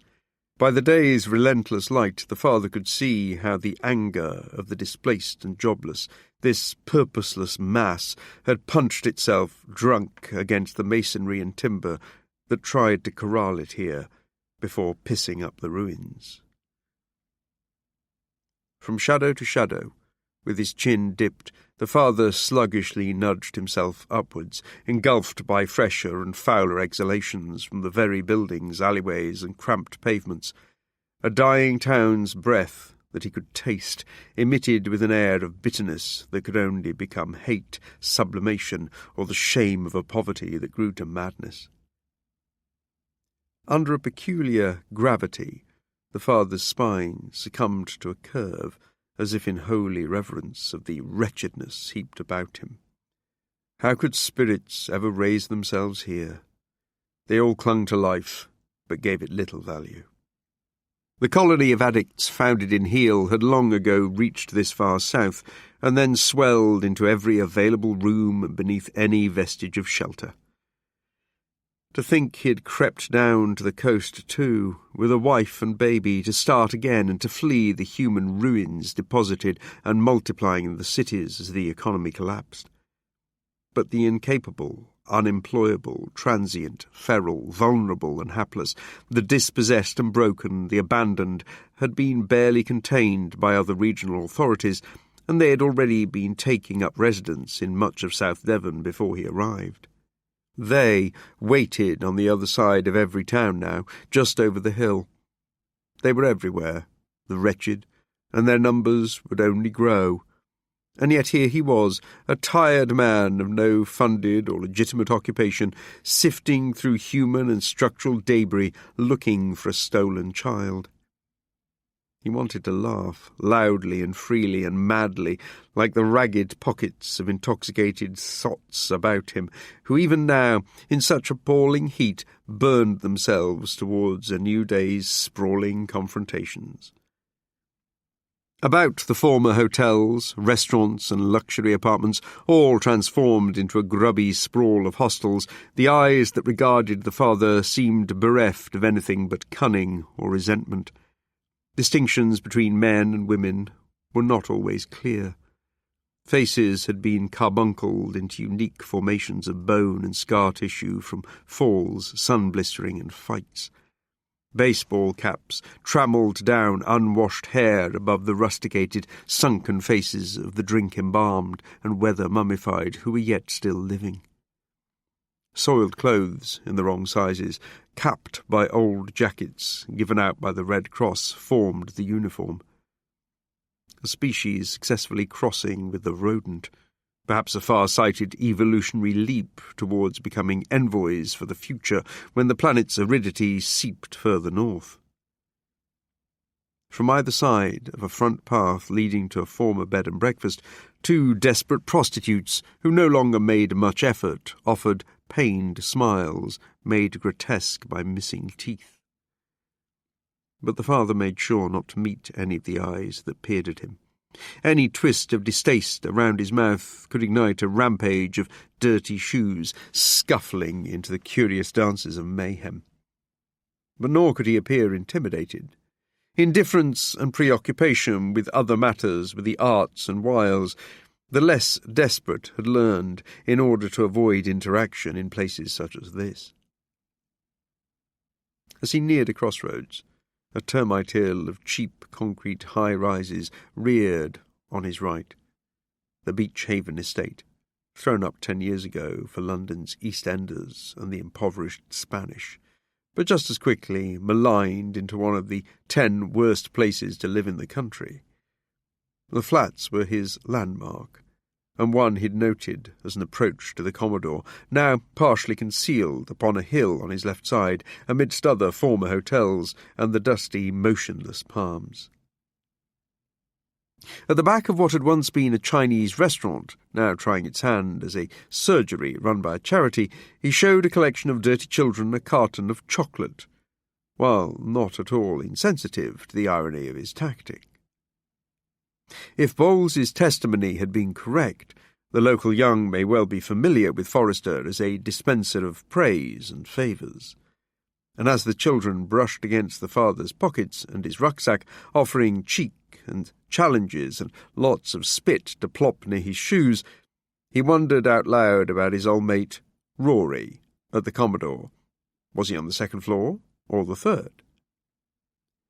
"He's first floor," one of them said, unthinking, as the father peered at the Commodore, a 1930s town house converted into a hotel, and in turn into a flop house for parolees, then refugees, and finally used for new purposes the council and police had lost track of. And there it was again, upon a wall, King Death, rising in black rags, grinning, spray can-etched between two ground-floor windows. Its long arms were flung wide, daring the foolhardy to come closer. The eyes of the other children now moved subtly to watch the two teenagers on vintage bicycles who had appeared and were circling the small gathering, their two-wheeled mounts artfully remade by oily-fingered tinkerings with scrap. The faces of the teenagers were near permanent sneers, browned rictuses beneath the peaks of baseball caps, their default setting. The bicycles creaked closer in tighter circles, but never stopped, and the riders never addressed him. The father moved away from the crowd, but it followed him. He kept his hands inside his pockets, wrapped around the nerve gas and the stun gun, ignoring the first tugs on his shorts and rucksack, before he shrugged off another set of more insistent fingers that flicked the end of his watch strap in an exploratory fashion. He increased his stride away from the medical centre and climbed concrete stairs to a car park filled with rubbish that curled around two sides of the Commodore. The children waited in the car park, amused at his entrance into the warm darkness of the building, as if he were an imbecile about to attempt some feat that had already defeated a multitude. There were no cameras here, and the father wondered if he could risk showing his face to the kind of men who would never report him to the police. And around they went, stamping their feet like a pair of heat-enraged apes. Palms slid over slick flesh, clothing was gripped and yanked uselessly in a dance of two drunkards, prison lovers enraptured. The father was the younger and fitter of the pair. Rory's senses were dulled by the alcohol he reeked of, but neither was a natural street fighter. There was little evidence of coordination or balance, scant progress made in the scratching, or from the dull thumps of fists pulled free and swung, or much control amidst the cussings and grunts of these rough-trading beasts. In the melee, Rory's teeth had twice closed on the father's face, and he knew the man was straining for his nose or a lip with those Neolithic teeth, browned at the root and yellowed like corn at the tip, as if from chewing an Iron Age diet of nettles and seeds.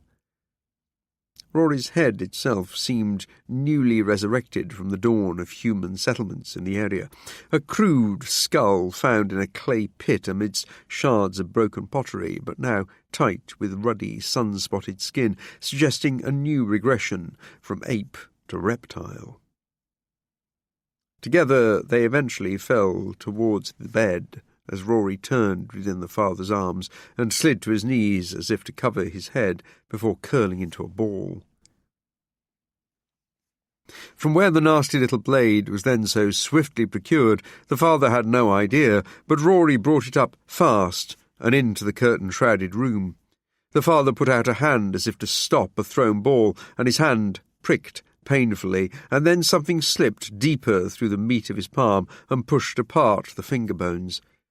Punctured and airless, he yanked himself off the skewer and fell away. Rory came up to his full height. His eyes, spider-webbed with blood vessels, flared with excitement, with delight. He stepped to the father, swiped the blade through the air at the level of his throat, then paused, grinning, only to feint and jab at the father's ribs. The father caught the older man's scrawny forearm in mid-air with his blood-slippery hand and gripped the loose, chilly skin, felt it move over muscle like a fish plucked from shallow water. Tugging Rory closer, he kicked out, and his instep struck his opponent's knee. On impact, Rory's face drained grey. He swore, pulled free, and after a laboured hop, reassigned his weight to the other foot. The father tucked his sliced hand, dripping warm and dark red to the elbow, under his other arm, and moved back to the door of the room. Outside he heard footsteps on the stairs, and not only one pair. A crowd was gathering. Thick heat swaddled his brain. He could have been mistaken in believing that Rory had been waiting for him in the hot gloom of the first floor. Perhaps a call had been made from the street, because Rory had been sat on an old sofa in the communal area of the landing, his hair still mussed from a long, hungover sleep. A mad king on a red velvet throne, waiting to give an audience to a messenger from beyond his fiefdom. He'd even smiled at the father as he climbed the last few stairs to the first-floor landing, as if they were old friends, and asked, "Who's you looking for?" "Rory Forrester," the father had said. "What do you want him for?" Rory had asked, and the father had known who he was speaking with. "It's private." "Who is you?" The father mumbled something about being a friend of a friend from the prison he knew Rory had served time in, and that he wanted some business with Rory because he knew Rory was a man who might be able to hook him up with something that he had buyers for. During the brief, tense exchange, the father had looked about the landing and at the fire door, the three closed white doors and the window facing the new sun that partially blinded him and concealed Rory. Below him in the stairwell he'd heard footsteps enter the building, possibly those of the curious children. "Where are you from?" As he stepped closer to the sofa, the father told him he was from Brighton. "You're Rory?" "So what you after exact?" Couple of kids, white. They'd gone into one of the rooms, and one so chilled by air conditioning the father had felt momentarily unwell. And in that moment of disorientation, Rory had turned quickly and tried to headbutt the father, who'd blocked the impact of the big, red face with his forearm. The force of the fierce, scruffy head had still knocked him back against the door, which slammed shut. The father had yanked out the stun gun and fired wide, the dart crackling off into the half-light, and Rory had closed with him before he could free the spray canister from his other pocket. And around they'd gone, slapping for purchase, for eyes, ears, throats, testicles, desperate to keep their feet and find advantages or weapons. Now Rory could only spit and curse at the pain in his knee. In a bark more than a voice, he said things to the father of such ugliness that the father felt his deepest disgust for the man yet, and he unzipped his rucksack with his uninjured hand. Delving inside, he found the handgun quickly, then introduced the final shit into Rory's immediate future. "Yeah?" he said, and walked at the man. Abruptly, Rory shut his prehistoric mouth, but the father still wrestled with the hot and bulging urge to shoot the hoary face at point-blank range. Rory threw the knife onto the bed and held one arm out, while the other hand remained clutched at the injured knee. The proffered hand wavered, was stained yellow, rough-palmed. "Bowles," Rory said, in a fuller comprehension of the situation. "He grasped me up. For what? I ain't done nothing, not with kids. That's why he's here. From them Nazis. I knew it was them that done, Bowles. But you was barking up the wrong tree here, mate. You got the wrong man. I ain't no nonce." Slipping 2 fingers inside the man's nostrils, the father pigged Rory's nose, pulled his gnarly head back and shoved a knee in the nape of his neck, made him slobber like a sow in soil with dung plastered. Rory's face, held to the chink of daylight, was synthetic corned beef, purpled and reddened with rashes and broken blood vessels. He smelled as winey and ethanol-soaked as newly varnished wood. His neck was tattooed with a spidery black King Death draped in rags. The father managed to speak through ragged breaths. "You know who took a little 4-year-old girl in 2051. The father said her name, but with difficulty, as if the stench and squalor of the room could stain her precious memory. "You were part of it."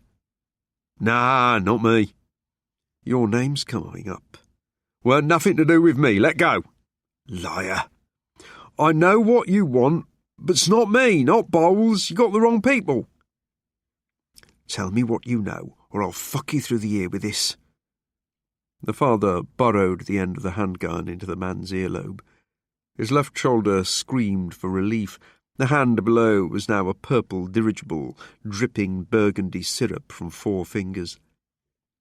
Rory's eyes rolled, his skin going sallow. "No, mate, you've got the wrong man. On my mother's life. Let me up. I can't breathe. My neck." "Tell me what I ask, or I'll disable you. I'll start with your ankles, work my way up. I'll fuck you up, then shoot you through the eyes, prick. And in hell you can ask Nige and Bowsy where bullshit got them." Kay, just let me up." The father took his fingertips out of Rory's enlarged nostrils, which the man immediately seized and tried to claw back into shape. Tears spilled down the seared cheeks, and blood returned to the mottled forehead. "I just heard things like—" The father watched him, kept him covered with the gun. He developed a good eye for contrived bids for sympathy and remorse. "It was in a pub, like Dolphin, ages ago, like, in Exmouth. I ain't even there no more, but people was saying she was took to order, like." The father nearly swooned, and almost smelled again the fragrance of shampoo and the warm perspiration in his daughter's hair, where he'd burrowed his face after she woke and curled upon his lap and watched cartoons in the living room, before he buttered her toast and poured milk onto crackling cereal. "Which people? Names?" "Was a fella called Alexis, big fella, like, him and this guy, I dunno, his mate, was called Boris, I think. Ruskies. I was helping them with a thing, booze and pork that was coming in through Plymouth that the Navy didn't know about. And they was all pissed up. We all was like, and they watched this thing on the news and they looked out at each other. I caught it like this look they give out. And I was saying something about what a shame it was because she was such a nice-looking girl and all that. Then Alexis says she was took. Kids get took all the time. They said so. Ransom money. Someone else told them it was done that way. Stole to order like. Who told them? Rory shrugged. They didn't say no names. You don't ask questions to people like that. They were full kings. It didn't go down well. They's think you's a grass. There was no ransom demand. Parents were not wealthy. The shrug again, twinned with a show of fear belied by the loquaciousness that was now coming too easy, acting out. I never seen nothing but that picture on the news. Sweet girl, I thought. Lovely kid. Kind of face you remember. I ain't fenced or trafficked for years, like, totally gone off all that. We's all make mistakes. Don't mean you can't change. Kids was never my thing anyway. You's making a mistake right now, thinking I took her. On my mother's life, I swear to you, I had nothing to do with this. What do the people in your community think? Men in your trade who also made your mistakes, men who kidnap children, men who'd sell anything to the nonces. No, you's got me all wrong, like. And the kiddie groups that was still down here then, the rings, like, didn't have nothing to do with it. Wouldn't need to buy no one like her neither, too risky. Why do you take someone like her when there's thousands down the coast in them camps? No one's watching them. They could take their pick, like, why go into someone's house and pinch a kid? Think of the risk of something like that. I'm not saying there's not someone who might do it, ones that is a bit cracked like, and if it was one of them, then she had no chance and you's wasting your time. But that was a snatched order, Alexis said, so he must have heard something, like. Alexis was into all kinds of things. He was running them brothels they busted in Bristol, bringing in the girls and everything. He knew if they was snatches or if they was just pervs taking kids, he would have heard something like. You go up a drive and snatch someone's kid out the garden like, when mum and dad's back is turned, then you's fearless, or you's desperate. Stands to reason. You ain't in control, or you got the stones to take what you want any time, anywhere. The father found Rory horribly convincing, despite the lack of specifics. In the first lightless era of his own grief and despair, when he'd considered the whys and hows, his instincts had suspected a loner, a predator, an opportunist, deranged by its urges, who'd seen them out and about as a family and followed them home after biding its time. Scarlett Johansson had always thought the same. These Russians, where are they? Oh, Alexis? Don't know what happened to him. He ain't around no more, but they's all over, kings. They's running most of the coast now, Dover through to Plymouth.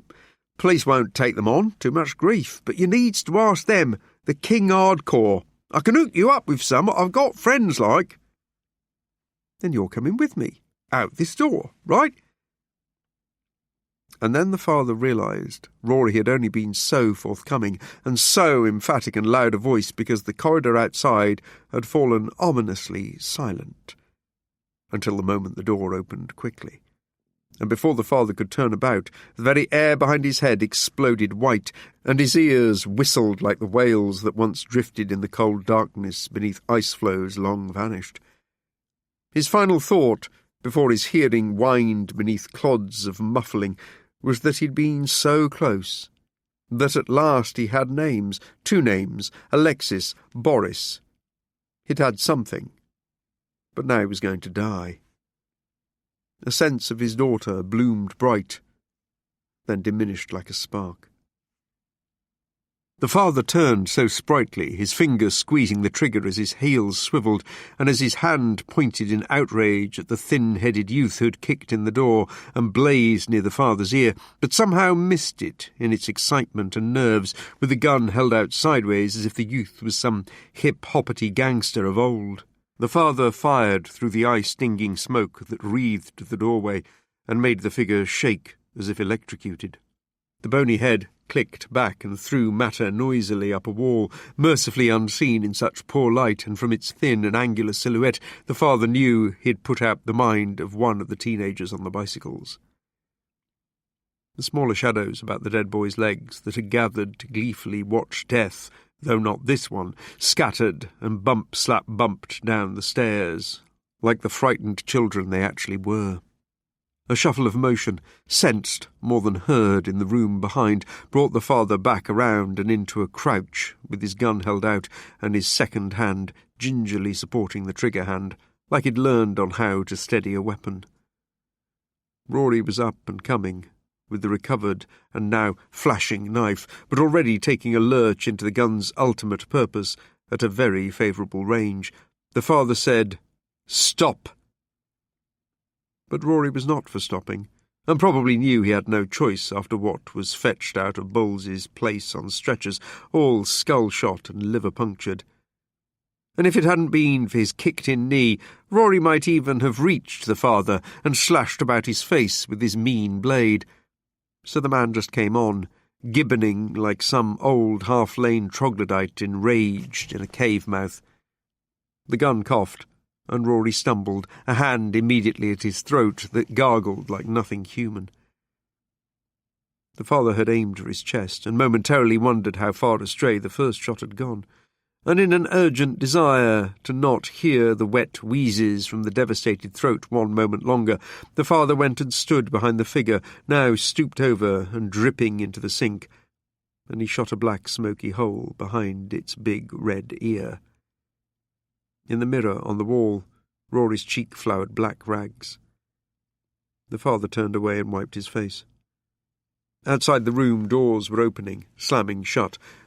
Out of the hot, coppery darkness of the Commodore came rough voices rising. Feet boomed on the stairwells. A gun barked twice. Plaster cracked and spumed dust ahead of where the father stumbled. He ducked late after the shots had already found the wall and fell at the bottom of the stairway. Putting a hand down to break his fall, red lightning struck through his eyes at the movement of the fine bones in his bulbous paw, stabbed deep by a rapist and slaver. So wet was his injured hand now, and dripping with his own outpourings, it might have been immersed in a bucket of oil up to the elbow. The father couldn't make a fist, and whimpered with pain as he rose to his feet and started for the front doors. They were open, and a white glare illumined the tatty woodchip walls, torn linoleum, yellowed safety instructions that he staggered past to get outside and into the afternoon inferno. His breath steam-trained in and out of his chest, his knees clashed together, and his feet were scuffling. Above him, in the building, a voice shouted, "Pack it in!" in response to the shots fired. The father hadn't heard the phrase in years, but familiarity brought no comfort. "You'll bring the filth in," followed the first order. "Finish him outside, round the back." "He's done Rory!" someone else shouted, outraged, in a distance muffled by the walls. The father fell from the front door and waved his gun in the sudden volume and brightness of the air that engulfed him. He wanted the crowd at the perimeter of the car park to see what he was holding and ready to use. Small figures scattered like cats into the scrub of dry flower beds around the edge of the tarmac, puffs of sand heralding their retreat. 3 boys slid over a low concrete wall. Taller figures reared back, tensed or crouched, but didn't run. A sharp-nosed, ferrety face under a baseball cap spoke quickly into a device, one finger plugged into the other ear, like a soldier calling in reinforcements or the coordinates of the enemy's position. Behind him, men bellowed and thumped their way down the stairs and into the reception of the Commodore. Shoes slid as they slowed near the doors. He trotted backwards away from the old hotel building, his gun sights wavering all around the door of the front entrance for the first man to come through. Shoot 8 times, count them, last one in your mouth. The father turned in the car park, his feet dragging across loose stones, and the world wheeled through his jittery vision. He couldn't run back into town, or push up into Upton, Barton or Heel on foot. Those places were too crowded, and he imagined doors and windows being flung open as he stumbled in the street, and long queues of people behind him, keeping pace, running him to ground until the bullets were gone. The sun got inside his thoughts and scattered them like the ruminations of the sun-blinded and heat-stroked. Images from news footage of the riots, all of the ones he'd seen over the decades, came into his head. Stripped bodies, like inert seals on the sand, grubby and leaking black, face down in the streets, charred bones, raising thin forearms from the skeletal interiors of cars, still asking for help in grinning death. The father looked to the hill above the Commodore's roof, tiered with grubby white or red brick buildings. Steep ground offered a variety of walls and gates that would have to be scaled, with yards to run through, but at least there were trees up there to crouch behind, winded. The town was made up of hills, so uphill then, and all the way in this heat, maybe under fire from below, to get where? The father caught sight of the sky, blue-white and silvery, reflecting the heat back at his face like a vast sheet of polished tin. His hatband was sopping. This was it. He had names. Alexis, Boris, was closer to her than he'd ever been. Or was he? The information could all be bullshit from some old slags in their dung heap. But if Russians had snatched her up, then why? No ransom demand? To be trafficked? Child prostitution. Gone away forever across the sea. A chain, a tiny bed, and her little head too broken for tears. God, no! He roared, and his voice seemed to frighten the youths more than the handgun that he waved in the air. You couldn't mimic that kind of pain, the total mindlessness of it. The father started running. The men of the Commodore followed him out and across the car park to the rear wall, and then over the wall, in glimpses. The father saw the figures behind him, through tree branches and through the burning sweat that ran from his hair and blurred his eyesight. A bald man, scalp nut brown and shiny, wearing a white shirt open at the neck, pointed left and right to direct the others after the father. There was another wearing combat trousers, another in shorts and a dirty vest. He could hear them kicking themselves up the second garden wall he'd just thrown himself over. Up and up and up he went on legs of cement, his hand enormous and thumping with damage, and his left shoulder now feeling like a repaired ornament come unglued from careless usage. Red handprints stained the walls he'd clambered over, walls and wipes of scarlet glittered on the leaves he'd clutched at. Follow me, just follow the trail. We'll do the final bit up here amongst the broken fences and uneven patios, beneath the grey faces of alcoholics at windows, sweating behind thin orange curtains. Hat down his back, the drawstring around his throat, the knees of his trousers torn through, he floundered through a third garden and cut his stomach on rose thorns as he came down to the patio of what might have been a private house. A back door slammed.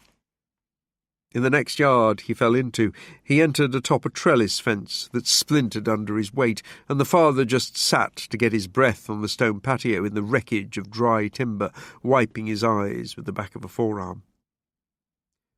The air was too thick to get into his mouth and seemed to waft under his nose but never come inside. His underwear was sodden with sweat, the front of his trousers were dark. A man called out, "Consier!" A gunshot cracked off all the glass at the rear of the dirty white building. The father never heard the end of the bullet's journey. Too exhausted to be frightened, the father looked about the boundary of the yard to find the shooter and happened across the keen blue eyes of a pale face. On the far side of the yard, the man must have been standing on his tiptoes, took an arm over the panels of the fence still upright. At the end of his arm was a hand, greened by faded tattoos, which gripped a handgun pointed directly at his stomach. The father rolled just before the gun barked. A bullet varoomed off the patio and smashed a hole into a cement block wall in the neighbouring garden. Lying on his side, the father pointed at the wooden fence beneath the grimacing face and pulled off 2 shots. The fence splintered, the face vanished. The father got back to his feet like a sweat-sheathed prize fighter, knocked delirious after 15 rounds under sun lamps. Black spots speckled his vision. On the other side of the fence he'd fired through, he heard something like a hot and tired dog panting in the shade, followed by a whimper. The father lurched out of the yard, down a paved alley between the building and the fence. He came into a street and immediately saw a crowd about 90 feet away. They saw him at the same time he came gasping into the sunlight. Both sides paused and stared at each other. One of the figures broke from the crowd and came forward. The others formed an arrowhead behind the leader, who held some kind of rifle. The father fell to his knees, and with 2 hands he aimed his gun at the crowd. They scattered, all save their leader. The leader cringed, then let the shotgun roar from waist level. The sapling, 10 feet in front of the father, was stripped of its papery leaves. Parked cars dinted and pinged and spider-webbed on the left side of the road. The father ducked his head and felt something impact the rucksack on his chest, sting his belly and one ear like a piercing with no anaesthetic. He fired at the man with the shotgun and missed, as the shooter lopped to one side of the road, doubled over, cussing himself for firing too quickly. The father looked about himself in a brief reprieve from the flailing of his limbs, this dragging of a heavy body, this skirmishing with sweat-filmed eyes. He might run further up the road to find cover behind a low wall, but if the others who had followed him up through the gardens were close, he'd be amongst them at any moment if he tried to get any higher. These buildings were terraced on each side of the road, and that man with the shotgun could not be allowed to fire again in this cement gully, which now resembled a funnel for the exhausted to die inside. The father stood, tucked his purple hand under his armpit, teetered sideways to get onto the narrow pavement, then jogged downhill, past the parked cars to where the crowd was peeking from behind wings and bumpers. 2 faces were open-mouthed at the audacity of the father's bandy-legged approach, right at their position. Others ducked or fled, yet more came down the sides of houses behind him, from the garden he'd just fled, panting like old farm beasts put to the plough. Sirens wailed in the distance, or maybe down by the Commodore, or maybe further out, called to some other fuck-up. Upon hollowed feet, the father covered the last of the ground to where he'd seen the man with the shotgun crouch. And the man stood up quickly, between a brown car and a yellow rubbish skip left to rust at the curb. He came up from the dust spitting his fucks and cunts and shites in anger. A freckled red beast with meaty shoulders, wearing an old tracksuit top, a sergeant of stoats with hands like red tubers. His florid face dripped milky sweat from his own nerves and exertions in pursuit of his quarry. This man knew all would be decided now, in mere moments, and he jerked the double barrels about. The father shot him through the mouth from a yard distant. He didn't think, just let the frightened and wounded animal inside his head point and pull from an unmissable range, and the big man swung away from the waist, dropping the gun. Metal clattered on tarmac like an alarm trying to call time on such barbarism. The man dropped to his knees, then onto his face, his hands wavering about his head briefly before falling limp. The father stepped over the broad, trembling back and tried to pick up the shotgun, but his grotesque and swollen hand couldn't have raised a spoon. The shotgun was old, the wooden stock broken. Something from a farmer, maybe, or a clay pigeon shooter, but fallen into the wrong pair of hands, like all things that do harm. The father kicked the shotgun under the parked car and staggered away down the middle of the road. If he couldn't make it into a side road, he'd be trapped. He was cut off from behind, from higher ground, where so many men had now come into the street out of an alley. Shots were being fired wild. One whined close, another thudded into a car door behind the father's fatigue-drunken heels. The father turned right as soon as he could, but onto another narrow, steep slope. He believed he had another 50 yards in him before his heart gave out. Not even adrenaline would get him much further or stem the agony in his punctured hand. Cars revved up the hill from below, roaring in his direction. This is why the police stayed away. You tried to stop them down here, you interfered with their dealings and affairs, and out, smashing, went the windows, and whoosh went the cars on fire, and pop, pop, pop went the guns from amongst the crowds. This is it. The father fell inside a small, concreted front garden, another hostel with piebald walls. There he whinnied and shuddered, a workhorse who had dragged steel artillery through a muck-filled trench, his flanks lathered with sweat. Kneeling down, he tried to control his breathing, and to still the thought fragments that showed again and again the last expressions and the wounds of the heads he had shot through that morning. It was never supposed to be like this, or end like this. But a perverse spirit inside him looked upon him with admiration. What a place to die. There was a lot of shouting in the street he'd run from, angry voices, barking, organising, as if people were marshalling a rout. Nothing drove or ran into the side street where he crouched, but faces peered round the corner and eyed his position behind the low wall on his knees, cornered, winded, wet through. He heard a car in the narrow lanes below, joining the fray. Its horn blared. There followed some banging of angry hands on a roof or bonnet, followed by kicks of feet against a door. A straining word of acceleration seemed to arise in response, and a black car turned into the side street where he hid. The father didn't know what any of this meant, but assumed there was some disagreement over who got to kill him. But he wouldn't be taken alive, and he acknowledged this with a clarity that both surprised and relieved him. The father stretched up to shoot at the car, to shoot over the low wall, to shoot out the windows and to shoot into the passengers. He had enough gas in his tank to fulfill the desire. They would know him here. In these final moments, on his knees, in this place that he despised, he'd share his burden with them today, a weight that had taken away everything he'd ever cared about. All here would know the black misery and rage and the dousing of the warmth of the heart that was far greater than any shortages, poverty and disputes within this murderous heat. They would know that a man could lose his entire self in one afternoon and never recover it.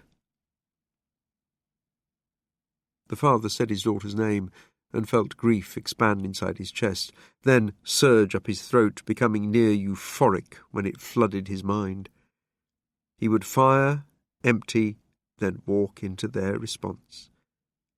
And he suddenly wanted the quick stabs of hot agony. He wanted their reprisals. He wanted to be free of wanting. The driver called the father's name from the slowing car, then shouted, "Put it away!" A hand reached from a side window, the palm outwards. "Get in!" The father hesitated. His gun hand lost tension, his focus blurred. Someone knew his name? "Get the fuck in!" The man in the car yelled, decisively, but barely containing his own panic. 14. The car was driven at furious speeds. The father closed his eyes and waited for the reforming of metal, a snowstorm of glass blown into the car's interior. There was no collision, not even a scrape.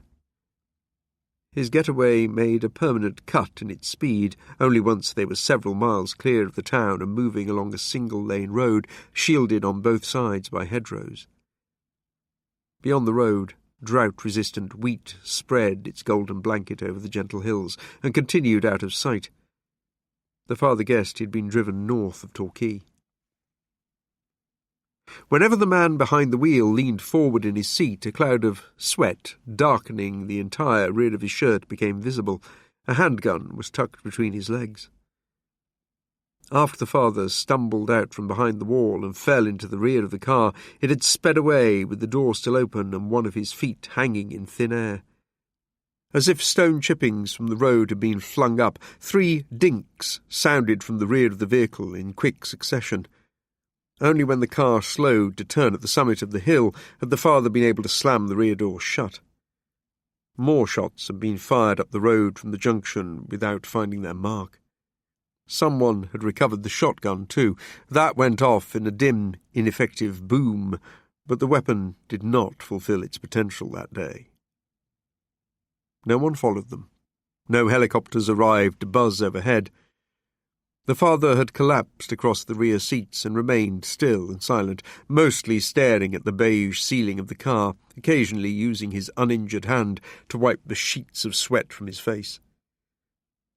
He drank a pint of water in one draught, but couldn't look at the wound in his hand for long.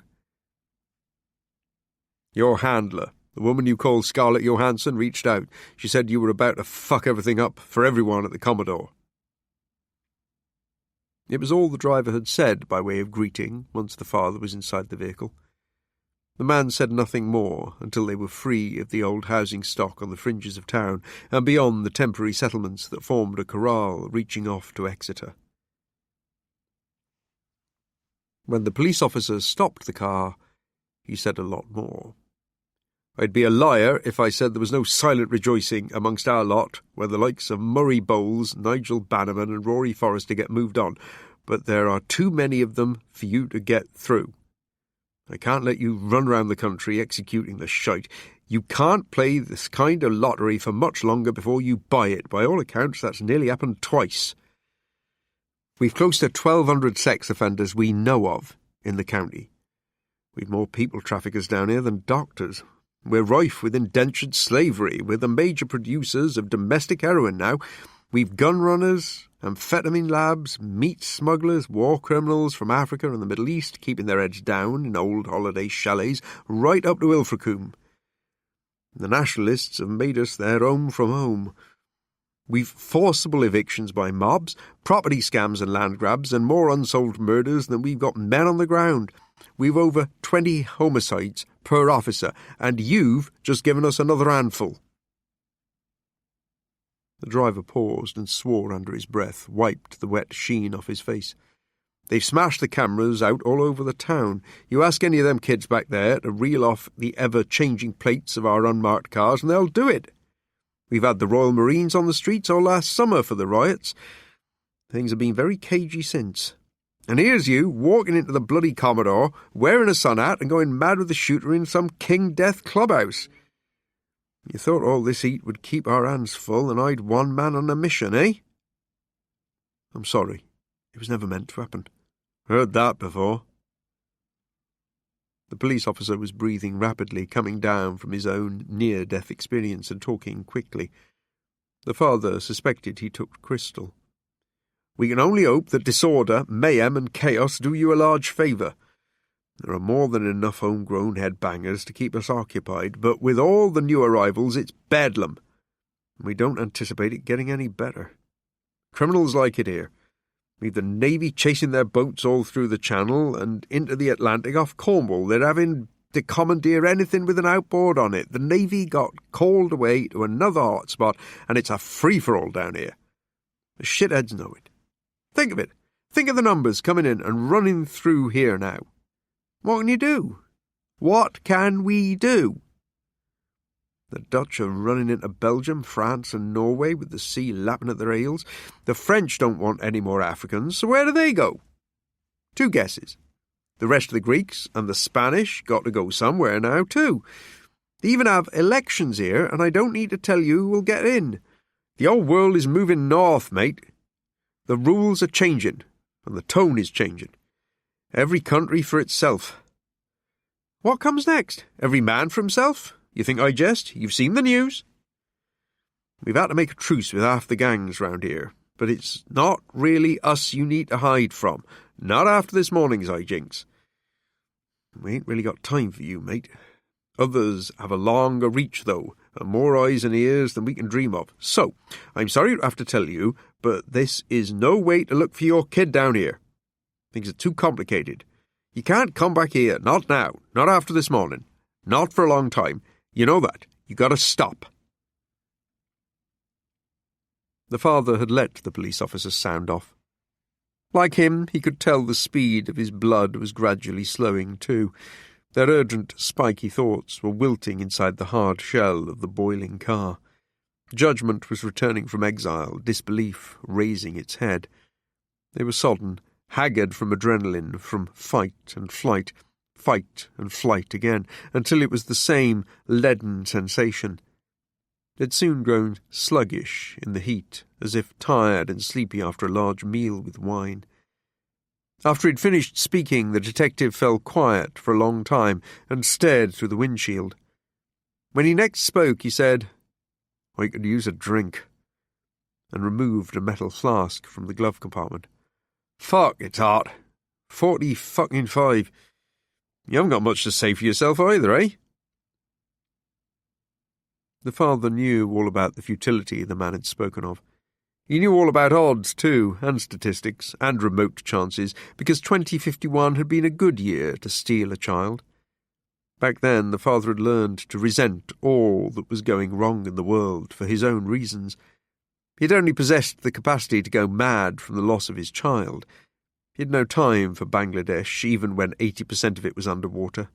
Greece, Spain, and their fires, same thing. Africa, yet another bad year.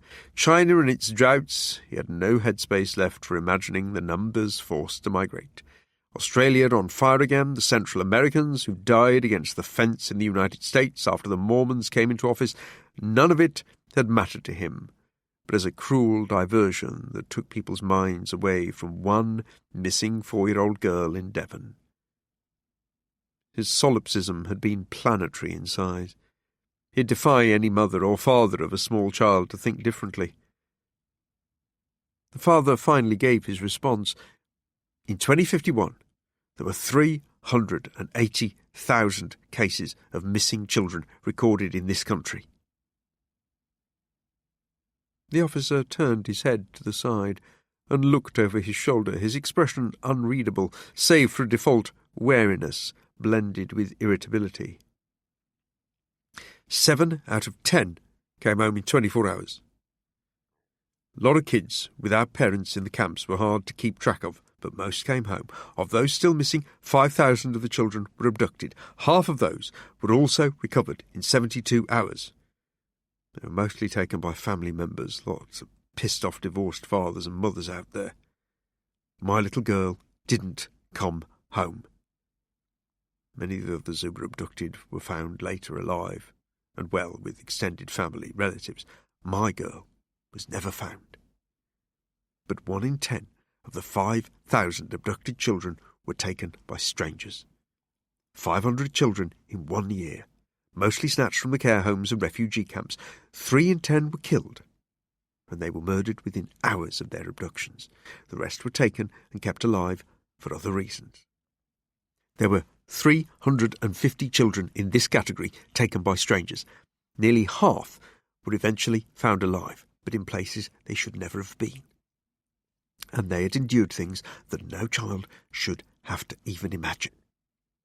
I can only go on probability, and the probability that the majority of the outstanding 162 missing children still being alive is good. Statistically, sex offenders would have killed 49 of them and hidden their remains. That leaves 113 children abducted, still missing, but maybe still alive as captives. 113 children. My only hope is that she is one of them. It's not much of a hope, is it? But it's why I do this. Once, in the early hours of another terrible morning, when a special kind of clarity engulfed the father and his fidgeting and muttering ceased, he'd sat up in his disorderly bedclothes and written a letter to his little girl as she smiled at him from a photograph at the bedside.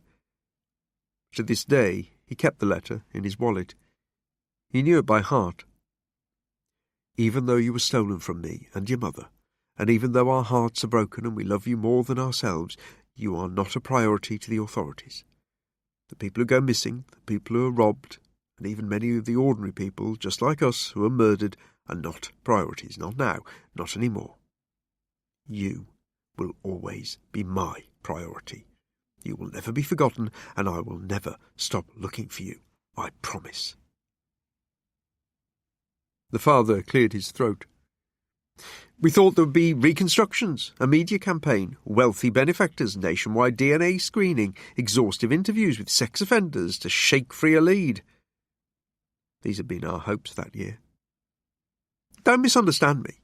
A child stolen from the garden where she was playing still mattered to people, maybe even to most people, for a while. Mattered to some for even longer, but for most, such a thing never mattered for long. These things don't. They can't. Not any more. Who has the thoughts, the space in their heart for a missing child in these times? The father closed his eyes, swallowed and composed himself. Thank you for helping me. But if you wanted me to stop, then you should have let them kill me, because the only thing that will stop me is my own death, and I've come too far now. I've gone too far, and she's still too far away from me. The detective looked at his lap, as if considering the use of his handgun, pulling the trigger out here amongst the silent fields as the father knelt like a penitent in the wheat. The father rose from the seat and opened the rear door, watched by the officer's hard eyes in the rearview mirror. Cradling his punctured hand beneath an armpit black with sweat, the father unlatched a gate and entered the wheat field. He knelt down at the edge of the crop and sobbed. He wept with pity at his broken body, the pulse and sting of his hand, the ache in every bone inside that arm, the dead weight of his depleted legs. He wept for himself, because he'd killed a teenager. Shot and killed someone not much older than a boy without being able to identify a shred of remorse inside himself. He felt even less for the others he'd left for dead. 3 men, he thought. But what had happened was too vivid, perhaps too vivid to be trusted, but then soon unclear too. Besides Rory, did any of them speak to him before he shot them? He couldn't remember their last words, and had little sense of them but for quick flashes of their faces, their animate eyes. He wasn't alarmed by his callousness, or maybe he was in shock. He hoped he was, because he hated himself for the recognition of a trait that explained why so few cared about his daughter. This is how we are now. This is what the world was trying to tell him. The great dieback from drought, famine and disease was making inroads into the herd. The other animals were running, wild-eyed, with foam-lathered flesh. Their teeth were showing inside red mouths that cried out uselessly. There was panic. Clubs and rocks were being seized and hoisted aloft to defend what little was left. Fences were being erected. Grieving mammals were thinning to extinction. Their little ones went first. And it wouldn't stop. The sun burned his neck red and made his thoughts swim. The magnitude of the loss all around him was sickening. He'd sooner take death than a permanent realization of how things were. The police officer touched his shoulder, passed down the silver flask. The father nodded his head, took the flask, and let the rum burn his throat. The officer knelt beside the father, as if they were pious men and about to praise some capricious goddess of the fields for the bounty provided. Bloody long wait ahead of you in A&E for your hand, but I'll take you somewhere to get it looked at. Why? The officer's eyes became distant, and he turned his head to partially conceal his face. 'Cause I know what it's like. He took something from his pocket, held the screen out to the father, who looked down at an image of a laughing boy, no older than 2, wearing blue pyjamas and surrounded by toys on a carpeted floor. Yours. The detective nodded, face stricken, his mouth hopelessly trying to smile, as if at some fond but spoiling memory. Taken? The father asked. Flu. I'm sorry. The officer slipped the device back inside his jacket. Your wife know about this? The father shook his head. She isn't doing so well, not since we lost the little one. The officer looked away and nodded, as if this was what he'd expected to hear. Money? Not much left, the father sighed. We sold the house, spent the savings we put aside for our daughter's future. My wife's parents helped a bit too, as much as they could. It was a small fund once, some donations. That's gone now. I haven't worked in 2 years. He'd often wondered if he would find work again. There was no more money coming in. Welfare would amount to a miserable, static existence somewhere near his wife and her parents. If he made it back into logistics, and the work involved food provision and distribution, he would be classed as a key worker. The emergency coalition government only had to class something as key, and a worker wasn't left with much of a home life. He feared his time on the road and inside the houses of strangers was coming to an end. The idea of stopping should have brought guilty relief, but he couldn't identify a shred of it. To stop, when he finally had a lead, was an unbearable prospect. To have come so far and altered himself into... He didn't really know beyond still being her father, but he'd lost sight of land in most other respects. He was committed, and he knew now that he would die as simply that, her father. The officer exhaled noisily, then drank from the flask, passed it back to the father. What have you got? Not much, until today. The man stared at him hard, as if to bore out the information, and the father told him what Rory had said. After hearing the story, his saviour resumed staring into the distance, but at least he seemed to be taking the testimony seriously. It's thin. That doesn't mean it's worthless. Bowles grassed up Rory after you shot Nigel Bannerman? The father nodded. And if Rory said it wasn't a sex offender who snatched your girl, you'd better hope he wasn't bullshitting, because he's no longer available for cross-examination, and you drew a blank on the others.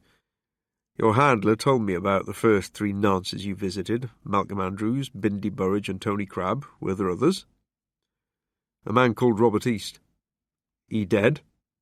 No, he never reported me. A slow process of elimination through the most likely leads that your handler pitched out. You do realise that this whole area could be underwater by the time you've doorstepped the last of them. The names, the Russians, they mean anything? Nothing, but believe me, I'm very familiar with the outfit he's talking about. King Death. The officer screwed up his face with distaste. They're like nothing we've ever seen before. That bad? Worse. With them, it's even a religion, you know? Some kind of religion mixed with the worst kind of human behaviour, like the jihadists, but without an ultimate goal that we can see besides filling their pockets.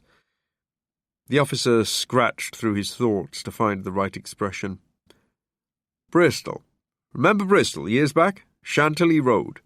All those people beheaded in a turf war. The father nodded. We've had it down here too. Decapitations, and the rival shite have been vanishing all over. These guys move in and local gangs move on or are moved out of the land of the living. All the bodies of their enemies that we found, or they have left for us to find, don't have heads. The symbol of King Death is part of some mumbo-jumbo mystery about where they draw their power from, but they mostly prefer to remain enigmatic. This symbol, a dead thing but in rags, I've seen it, on walls. It's in plenty of places, all over the coast now.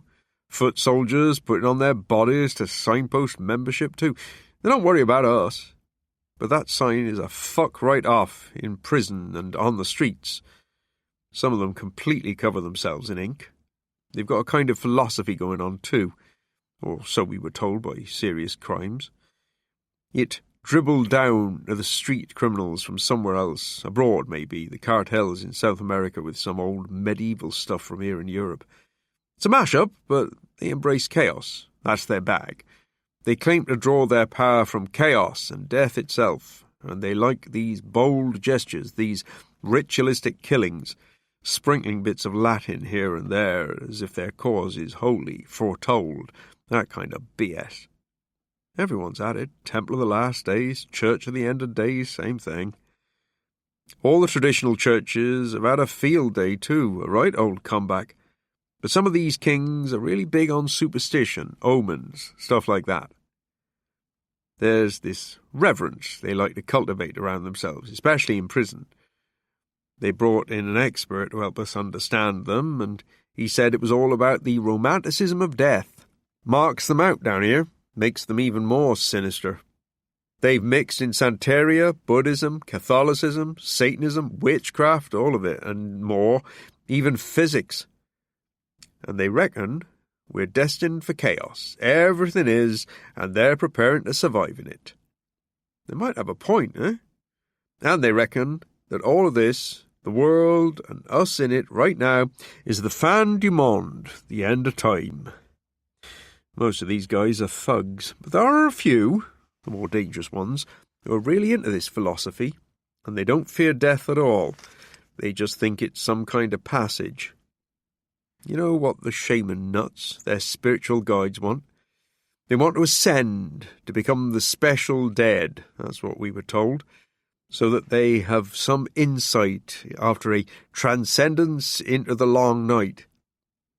They want to still be around in the everlasting after death, but that's already close, all around us apparently, and getting bigger by the day.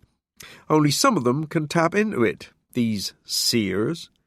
But after death is going to swallow us all soon enough, while they'll command some kind of privileged position in it. That's the gist of it, I think. The murder's a part ritual. Signs, they say, that light up in another place so their patrons, or something nasty over there in after death, can bless them or something like that. There's no judgment, no heaven or God, not for them. Death itself is the entity and also the place that they're connecting with. Something like a force, but cold, totally indifferent and as chaotic as deep space. But they'll be all right over there. It's all nuts. Can you believe what some chumps will kill for these days? You can't do anything about them. The police officer shrugged. Not much. They're like an army now. They'll take the worst head cases from every nationality, and there's no shortage of volunteers. They've been giving the jihadists in the northeast guns and explosives, as well as the nationalists in the south. They've all the trafficking and the vice here, all franchised through affiliates. Men like Rory. It's the disruption, the chaos they like. Tactical, see? That's what I reckon. Like politicians and terrorists, they create diversions, spread resources thin, then capitalise, exploit the weaknesses.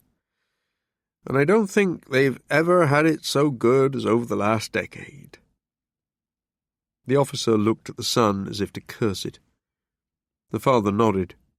He'd read many of the same things online, but much of the information about their culture had seemed too fantastical for him to readily believe, so he'd skimmed it. They really killed all those judges? The officer laughed, but not pleasantly. That's not all they've done. They're suspected of a shitload of high-profile disappearances.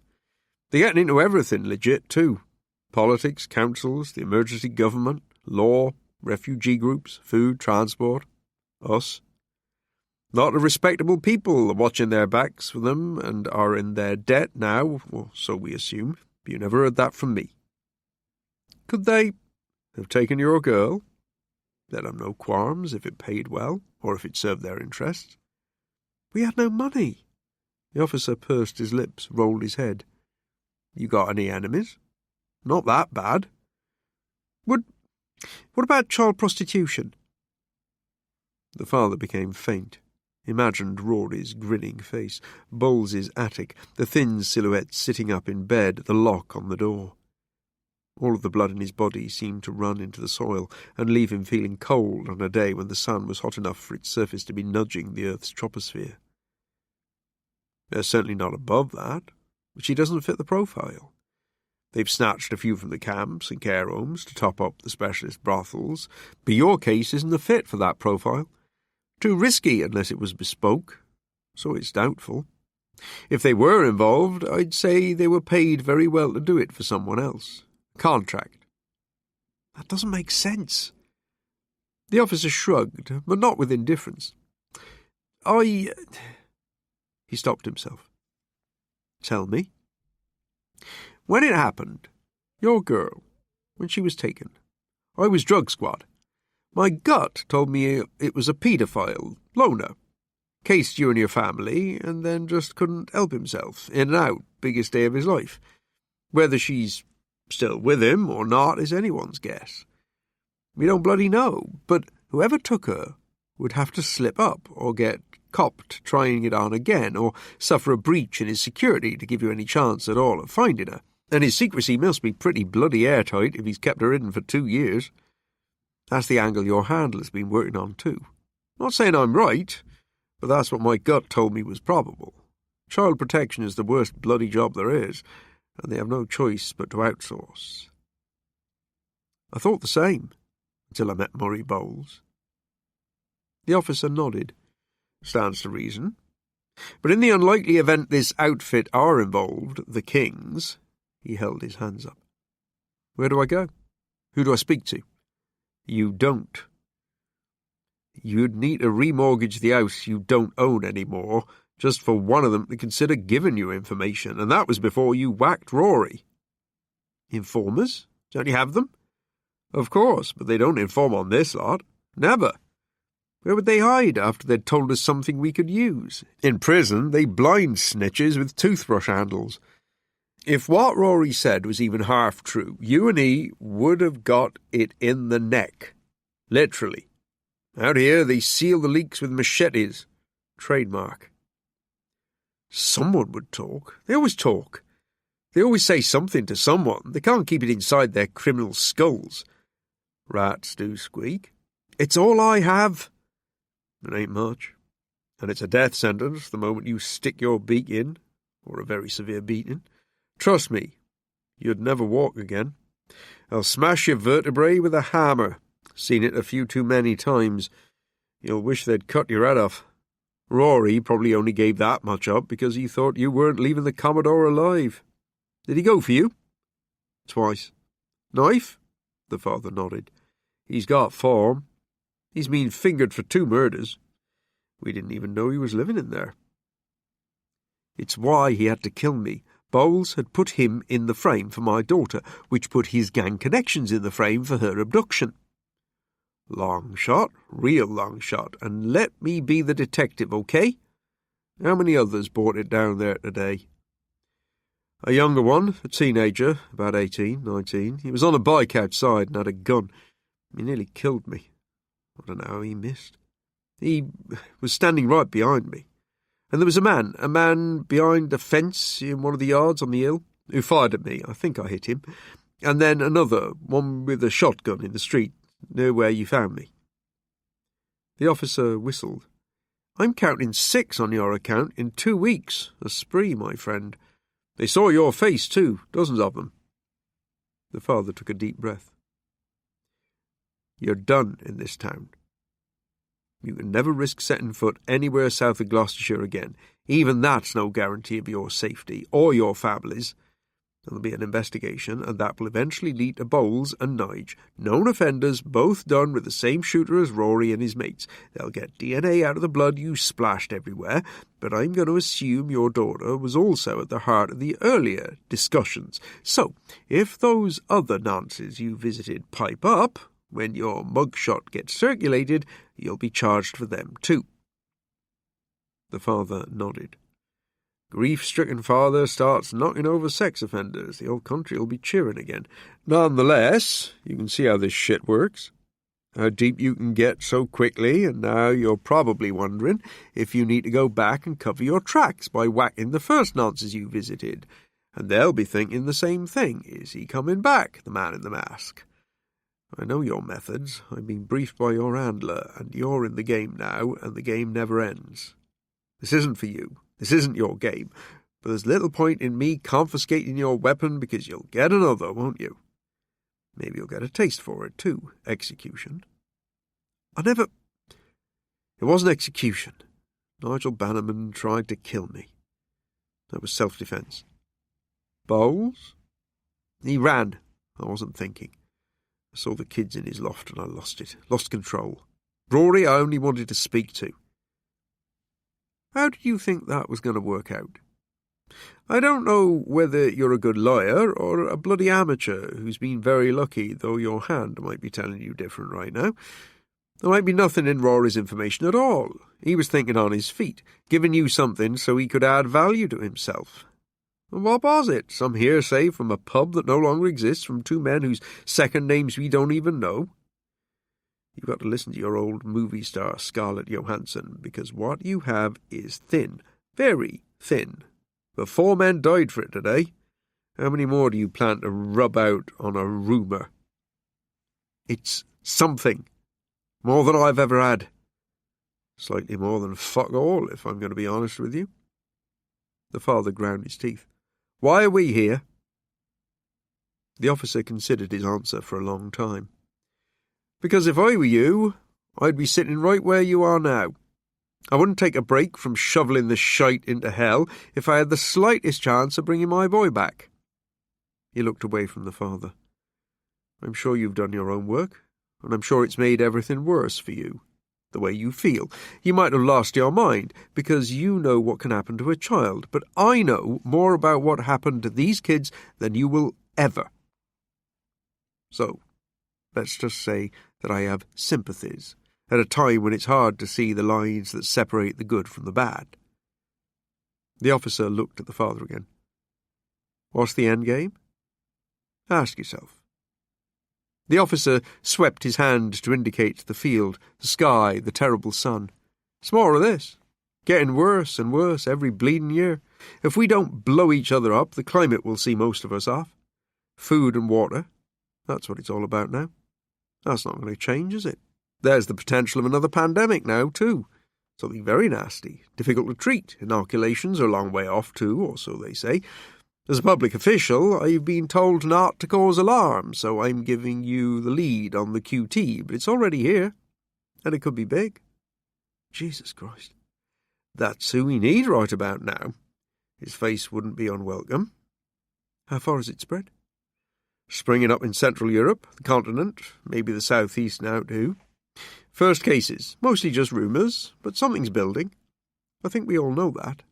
And if this bug is a dead end, there'll be another soon after, something big, far bigger than what's already been doing the rounds the last 20 years, like the bug that took my boy.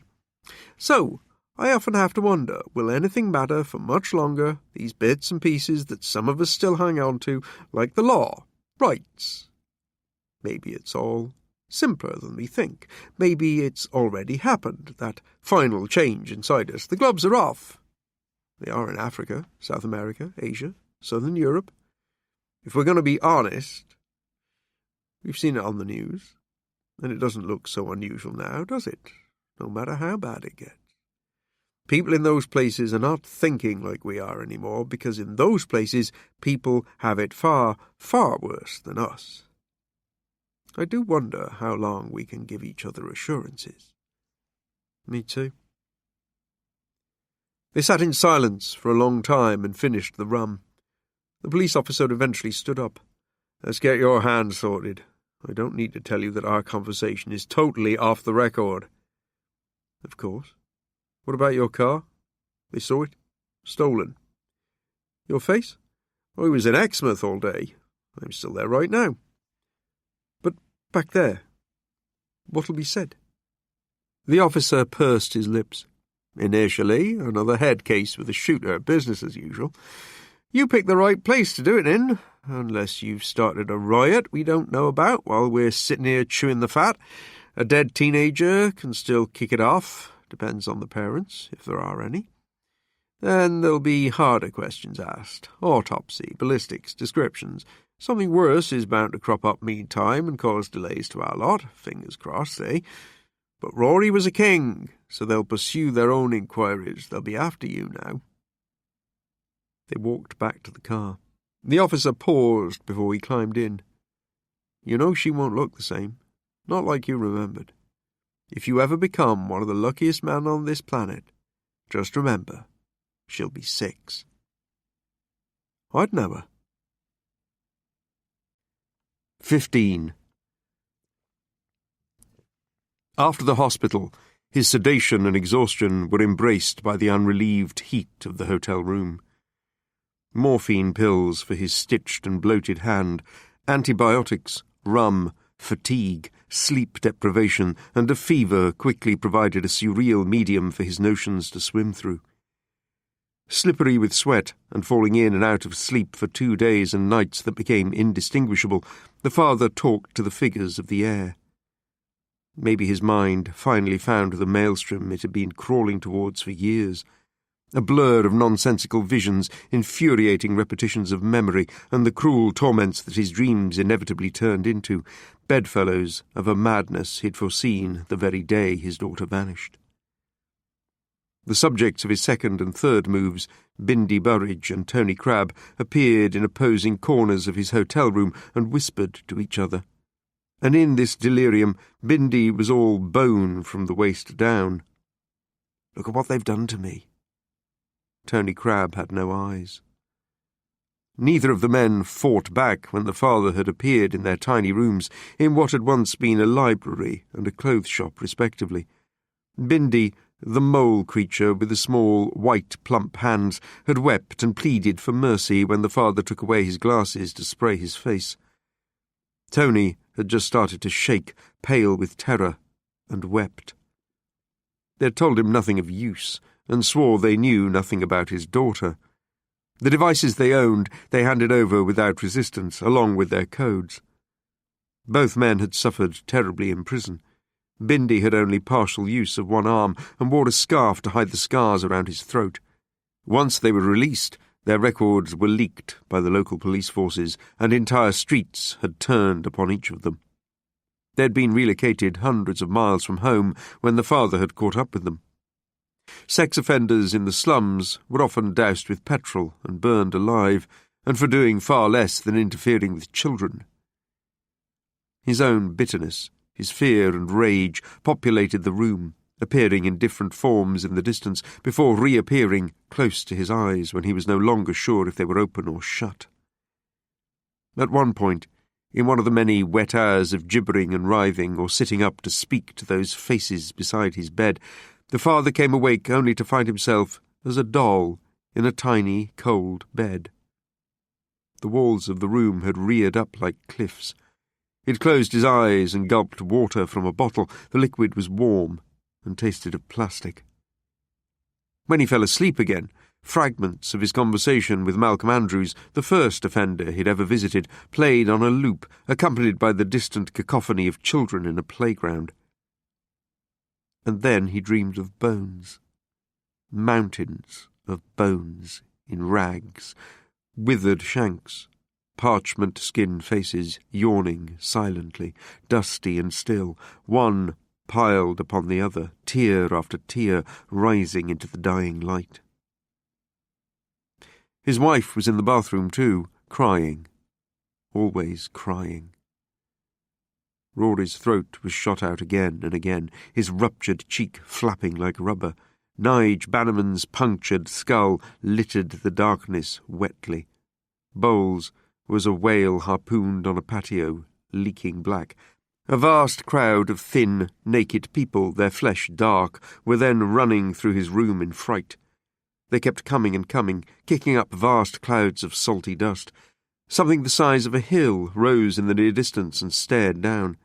A fire in the surrounding trees changed direction again, and the father climbed out of his bed and ran amongst the thin people. His daughter had been knocked to the ground up ahead. She wailed, but he couldn't reach her, was shoved to the side, pushed about before he could regain his balance, and turned towards the sound of her cries. When she fell silent, he woke up.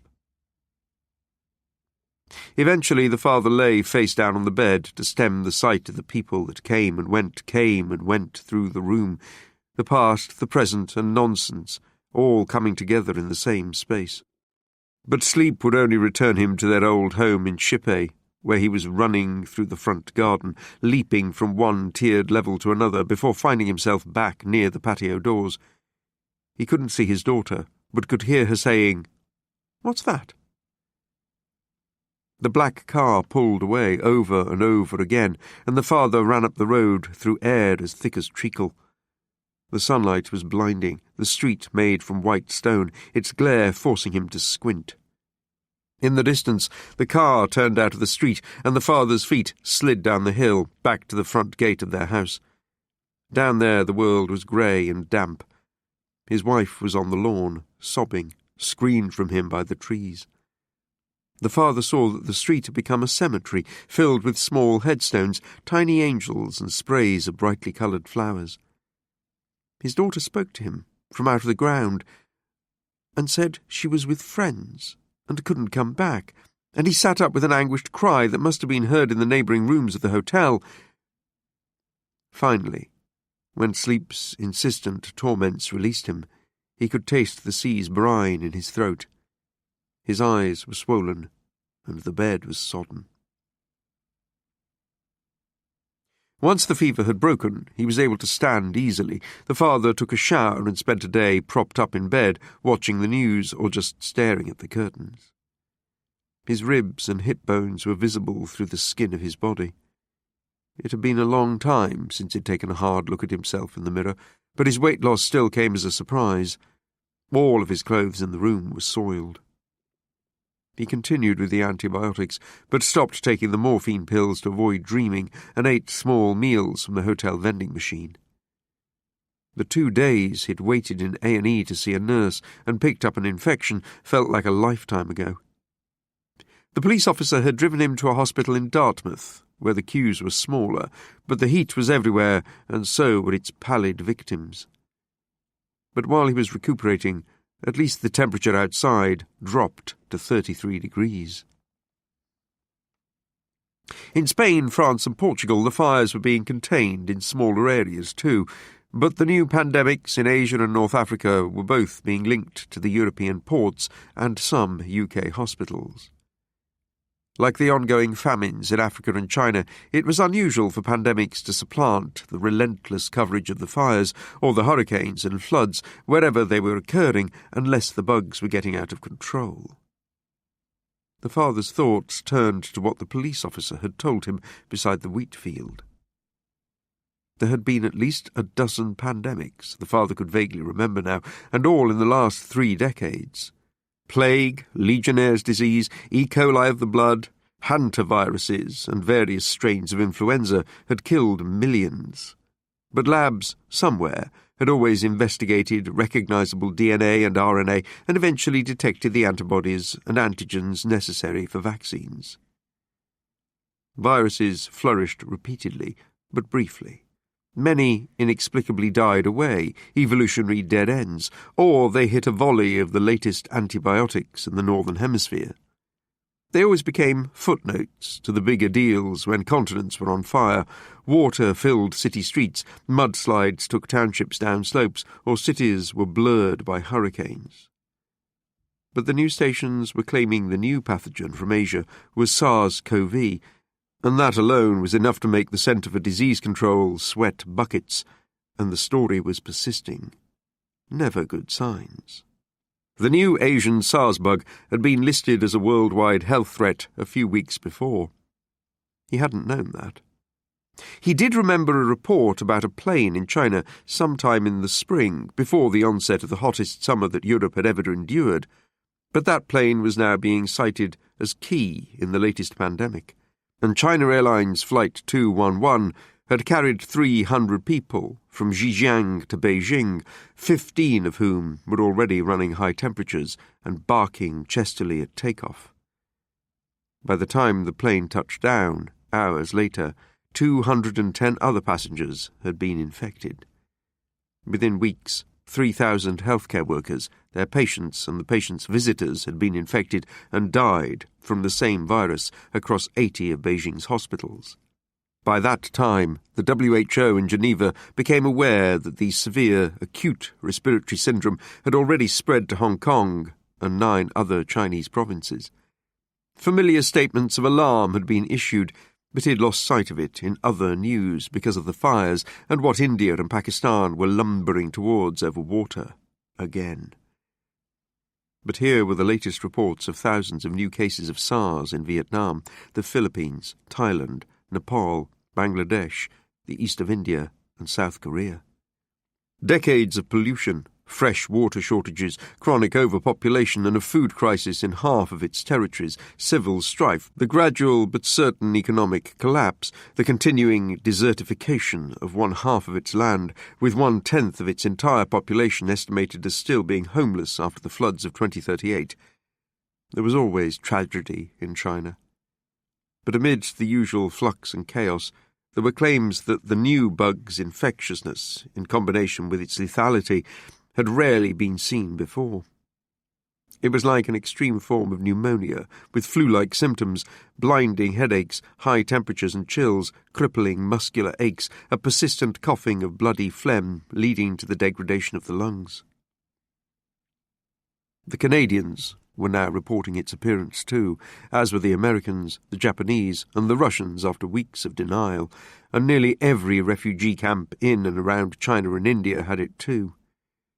In Europe, however, it had not seemed to pass beyond a few thousand people, and mostly in the central countries. The Guangzhou Institute was now calling it the 11th SARS coronavirus, but the first that boasted pre-symptomatic infection. By the time the affected felt unwell, they had been highly infectious for days.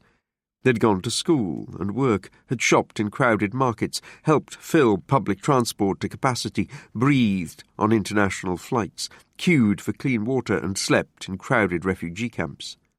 Just scanning the reports made the father feel even weaker than the heat, the infection in his hand, and the drugs already had.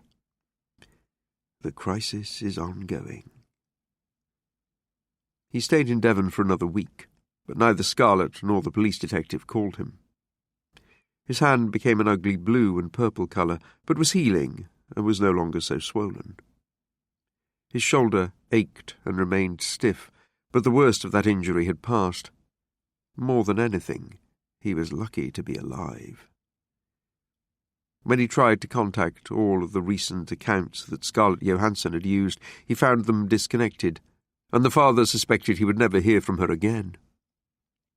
Against her advice, even her orders, he had gone to the Commodore, and he had killed 4 men. Nothing about that morning's carnage had appeared on the local news service.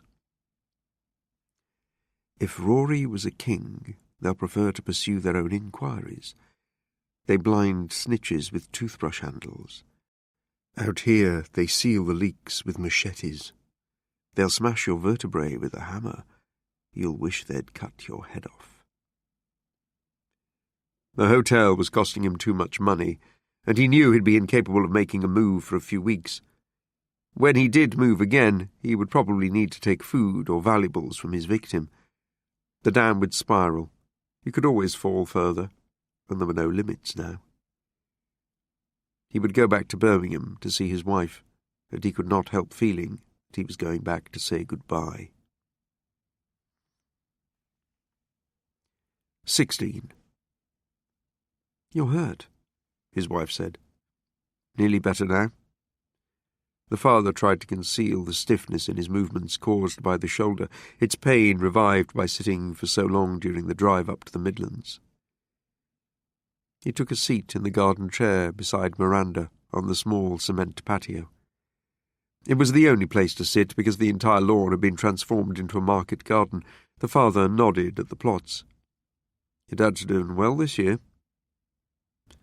"Yes," his wife said, a faint smile playing in her eyes, and she turned her attention away from his bandaged hand, now supported by a sling that he had bought to restrict the movement of the entire arm. "We've a surplus in the garden this year," she went on, "even with the water shortage. I've read that the country has a surplus too. 3 months' grain, they're saying. When was the last time anyone had that?" "About 2023, I think." The surplus would be consumed by the coming influx of refugees. It would have to be. And anyway, the more you grew, the more people ate. Having more didn't make it last longer, but he didn't tell his wife that. "Would you like something to eat?" No, thank you." "You've lost so much weight." "So have you." And she had, since the last time they'd met over 2 months ago. She had always been thin for a tall woman, but had steadily diminished in the last 2 years. What had been slim was now haggard. She never used to wear her hair so long, but now it flowed, unkempt, threaded with silver. Her knees and ankles seemed too big, her hips too wide and sharp. She'd stopped painting her nails, and not a trace of makeup had graced her face since the day they had made the last of their recorded pleas. "I brought her things back," the father said, to revive the conversation after a long and uncomfortable silence. "I'd like to take a few more items, if that's okay." He would have done so anyway, from out of the boxes in the garage, where they'd remained in storage like some forgotten exhibition at the Museum of Childhood, awaiting revival. His wife nodded. "Will you be going back?" "Eventually. Need to build my strength up first. I'm waiting on a few calls." He'd still heard nothing from the police detective. His wife swallowed noisily and looked out at the flowers bordering the turned earth, the rubbery charred and reptile-skinned marrows. Her dad had even managed to grow grapes along one side of the garden. The 2 greenhouses were thick with tomatoes. "How was your trip?" "Do you really want to know?" If there is anything..." Anything, he said, would consume her with anxiety and with dread. He had been shocked by the way his own mind and heart had so quickly turned after the abduction, but his wife had been born partially stricken by so many solvents of the heart which would readily burst into flame and char those imagined future times when all could be normal or manageable. It hadn't taken an abduction to make her a pessimist. "All vague, I'm afraid. Anyone been in touch with you?" She shook her head. The father reached across the divide between their chairs and touched her wrist. She started at the contact before looking at his hand. She took it and squeezed his fingers. Her eyes were glazed with tears. "She would be so proud of you." Her voice disintegrated. "Shh, it's all right. Her daddy, he never stopped." She couldn't finish, and her voice rose up through the octaves until her words wobbled and then collapsed. "And neither did her mummy." His wife swallowed. "Lots of people have been kind, in the forums, the groups. Mum and Dad have paid for a new photo fit. I'll give you one." The father remembered what the police officer had told him about how his daughter would have changed. "Any good?" "She looks like a stranger. I was very upset when I saw it. It made everything worse, to seem even more hopeless. I don't know who that girl is in the picture. In the others, I could still see her. I could see myself." The father smiled. "That's because she looks like you." They used photos of me again, of how I looked at her age, but I still couldn't see us, either of us. Please, he whispered. She was getting upset again, agitated, the first tremors of a franticness that were once followed by a bloodless shivering that the father found terrifying and unbearable to watch. His wife's reactions to his visits were invariably the same, and he'd learned not to come rushing in, twitching with unproven ideas, with untested possibilities, with wild leaps of the imagination. His demeanour was quieter these days, and he'd felt himself settling, slowing down, unconcerned by anything but his purpose. He wondered again if this should worry him. He also wondered when, or even if, he would feel any remorse for killing 6 men within 2 weeks. "I shouldn't have come." "No, I wanted to see you. I missed you." She had not said that in a while. God, I miss us, all of us. It's why I do this. His wife nodded, sniffed and wiped her eyes. "I'm sorry. I've not been very supportive since you left the last few times." "That's okay. I couldn't agree, not with their methods." "The information is not coming from the nationalists," he said. His wife sniffed, touched the side of her eyes. "You don't know that. But it's all right. I don't think I can care about any of that anymore." The father nodded. "If the information came from the devil himself, I wouldn't give a damn." His wife turned to him, her eyes wet but suddenly smiling. "I want you to know that I am better than I was. You take your time. We're dealing with this in different ways, that's all." And it was why they could not be together much. Her despair and his rage had made a formidable blend. When they needed each other most, they'd often been apart, even if they were in the same house. "I've started going through her things." The father nodded. 2 years ago, her parents had sorted out all of the clothes and toys, and he knew it hadn't been easy for them.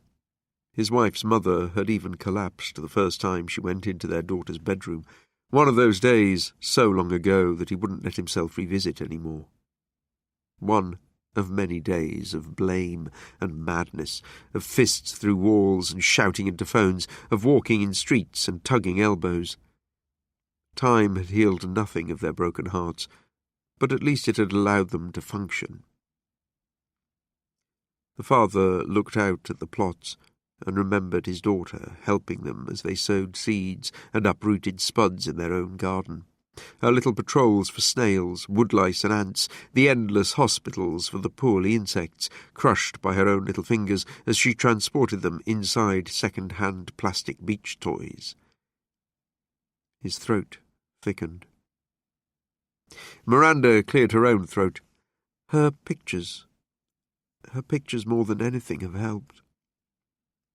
Their daughter had been a fastidious artist, a painter in a homemade smock, busy about the table her grandfather had made for her out of a garden gate. The father smiled. "It's how she saw the world," his wife said, her voice suddenly stronger. "How she depicted what mattered to her. It tells me more than her toys and clothes and what I can remember of the games we played, those endless games. Naughty toys, poorly toys, good girl toys. The films I still can't watch, but her pictures. They've helped me. We're in every one. Her mummy, her daddy, our house." The sight of the garden dissolved in front of the father's eyes.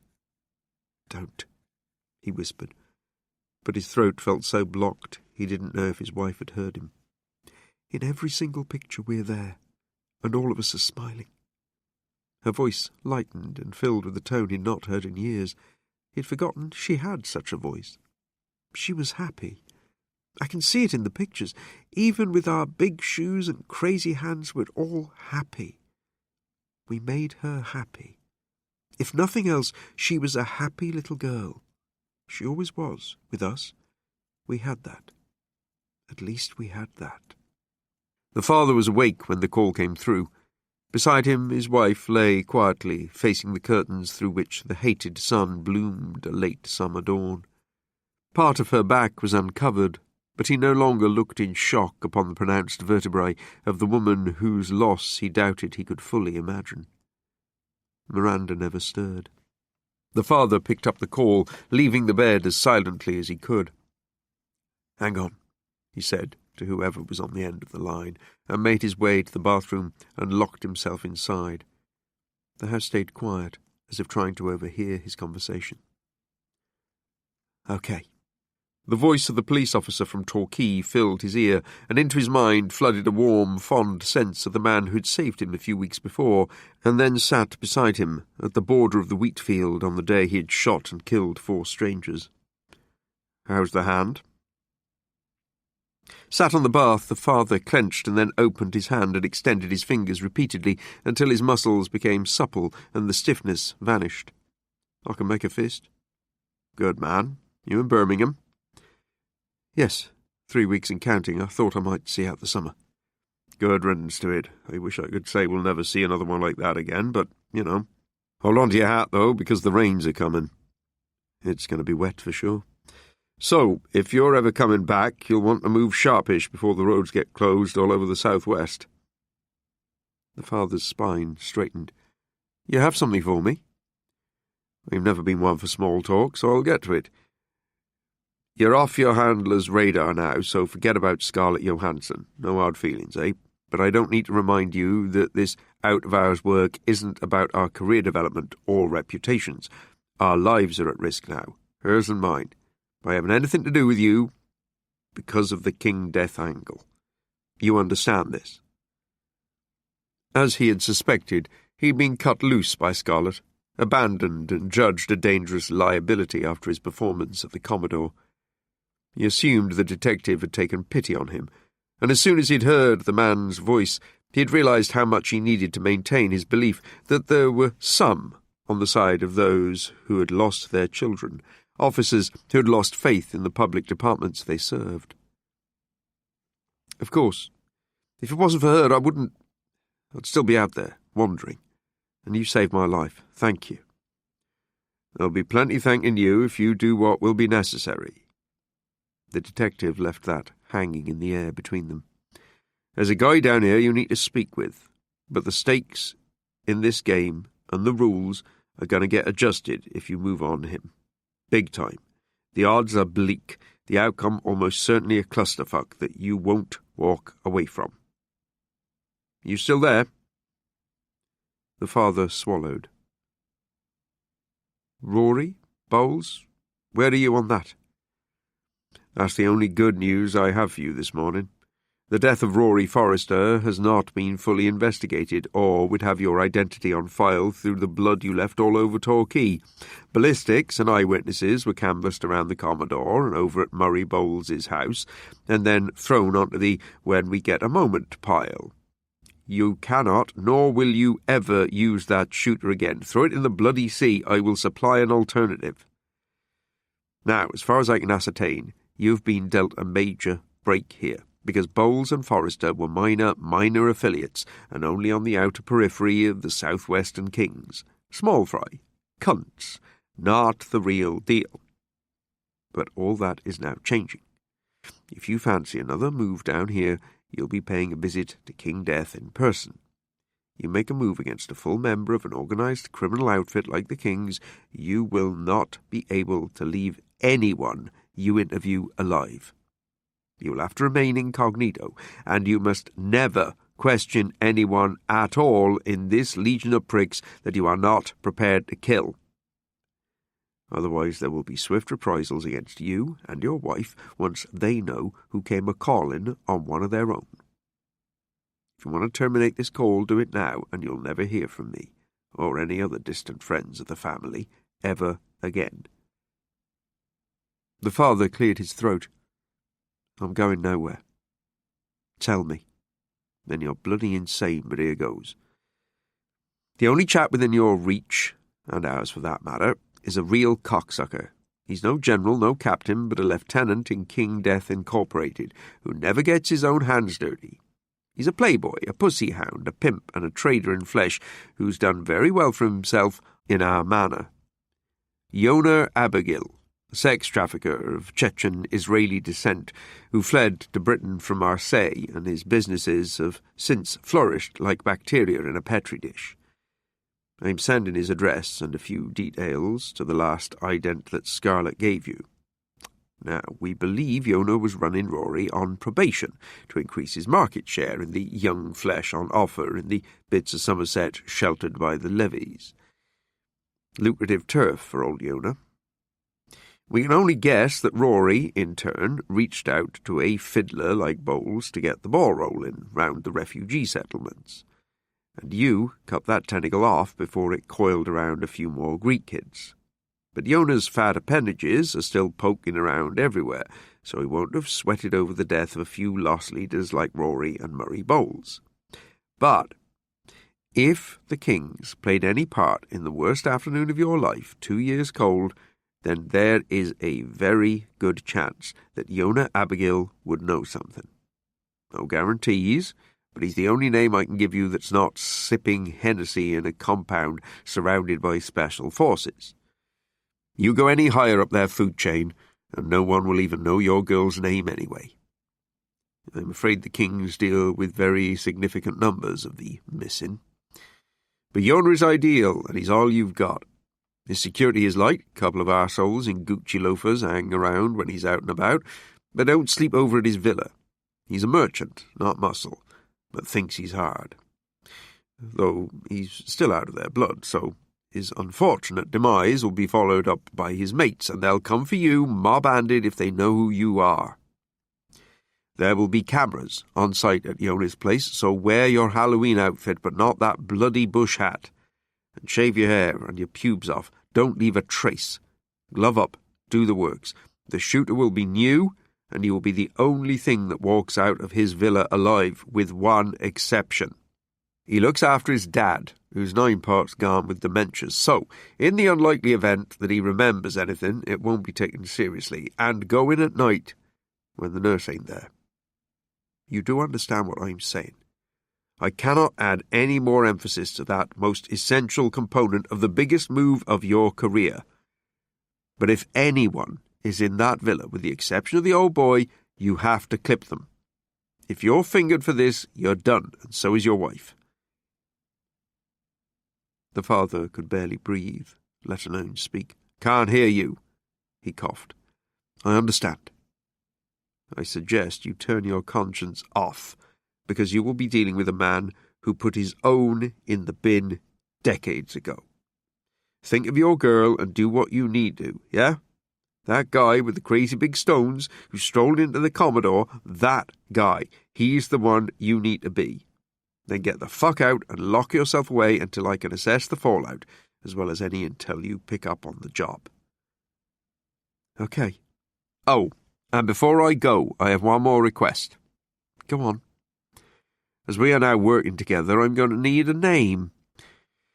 And as you're a fan of the movies, I always like that guy Gene Hackman, you know, in the old flicks.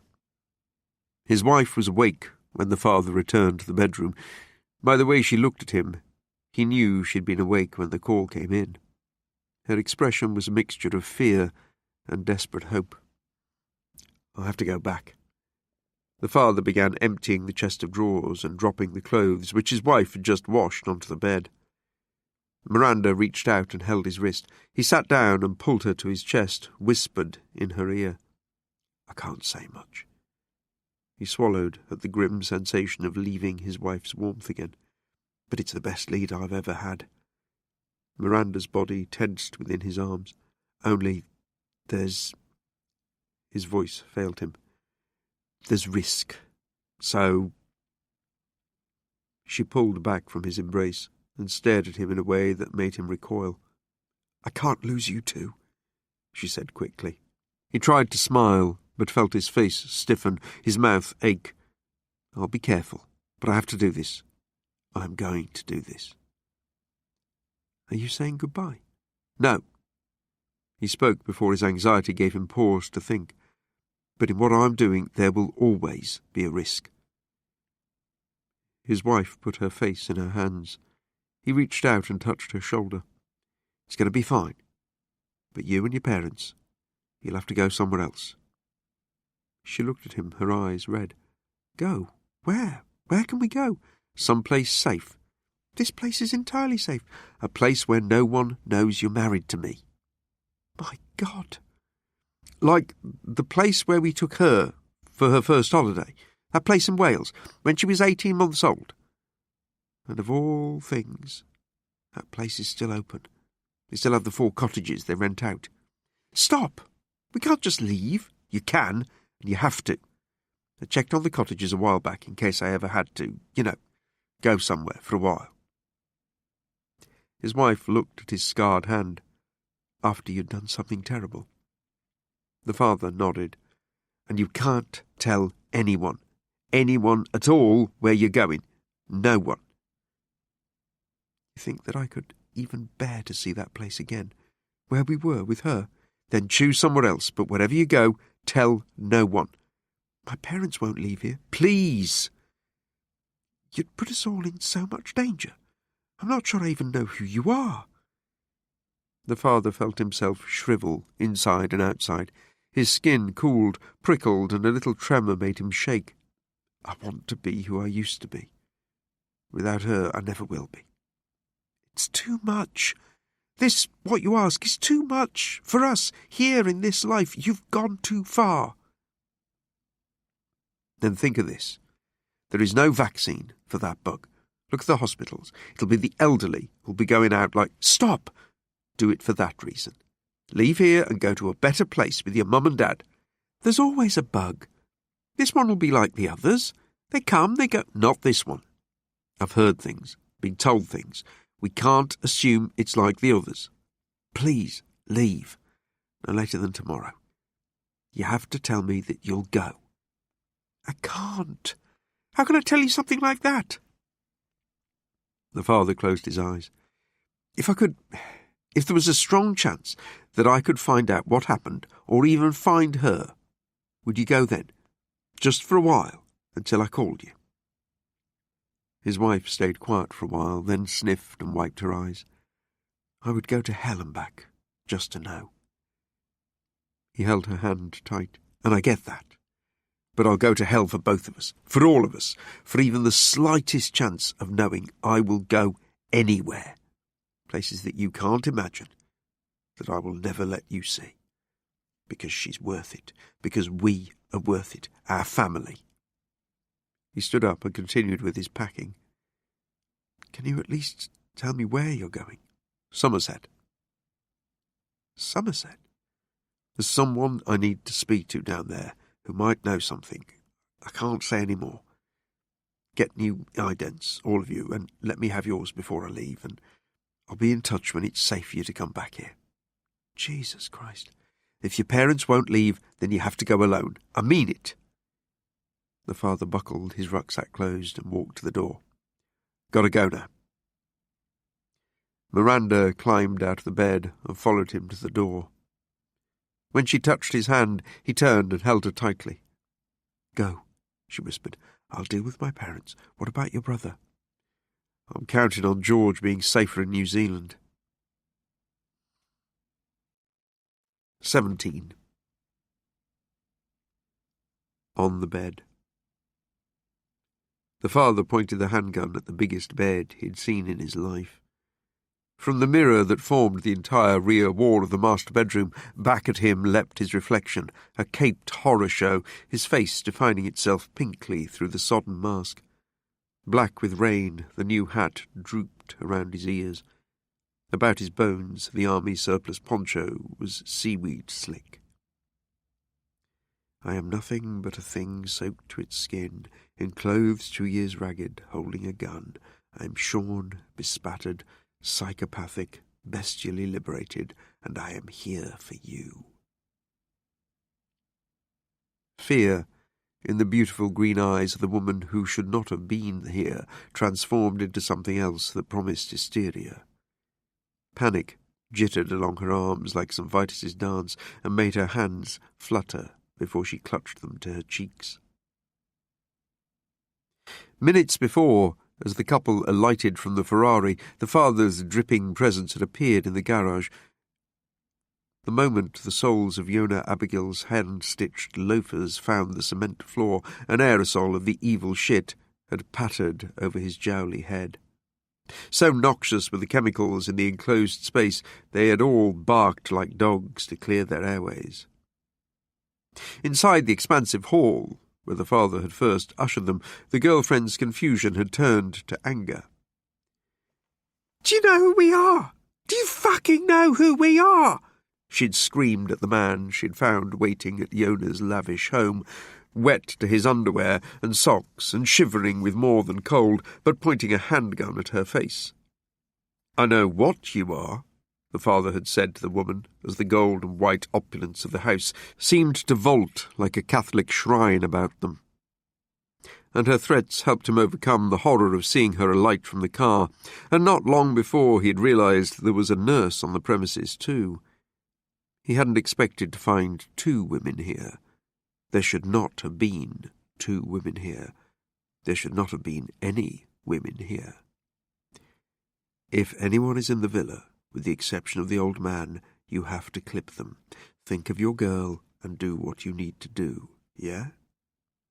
The couple had not seen him emerge from the ornamental trees growing inside the garden wall, or run so quickly across the rain-thrashed drive after the security gates opened. Nor had they seen him duck into the garage behind the slowing vehicle, where he'd then hidden, crouching behind their car. a creature from murky waters, its pincers gloved in surgical rubber and ready to bite. They'd not seen him on account of the dark or the rain that flogged their house. They'd not even seen him when the security lights exploded yellow across the front of the property, because they were drunk.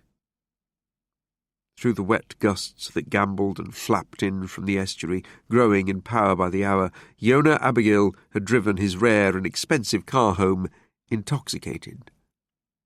Why so reckless, the father had wondered, when you have so much? As the couple had swayed and wobbled out of the blood-red vehicle with flushed faces, their imported clothes had issued aromas from the best things remaining in this life. They'd seemed to be of the past, abruptly alien to the father's current existence, and how it had been partitioned amongst bedsits, anodyne hotel rooms, and an old family car's hot interior. In all the hours of waiting, of being dissolved from the inside by the acids of anxiety and the agony of recollection which had filled the last 2 years of his life, where were these people? They had evaded all that. Fortunes stowed and unshared, they lived deep inside glittering palaces, glass and steel monoliths, or were caged within humming perimeters of electrified fence. And inside that swept garage and living room befitting a tyrant, the father found nothing but resentment inside his deeps. Evidence of a lifestyle he could only imagine had made his lava boil gut low. All of this for stealing children, for putting women to work in brothels, the dispossessed into labour gangs. Legitimised barons and sanctioned exploiters, that's what they were. They were the tax-loopholed, dirty cash-laundered elite, replete and meat-eater sheened. They made it too easy for him to think of them with such simplicity, and it was vital that he did hate them, or how else would he kill them all this night? He ran back over the current situation. Crying woman, man choking on the living room floor, old man watching his screen, his nurse shackled in the kitchen, phones, panic buttons, cameras. What to do? Then forced his mind to return to this bedchamber fit for a spider king, where he'd pushed the woman ahead of him. Once the advantage of surprise was taken, then whatever followed was dependent upon his decisiveness. He was on his own, and more so than ever before.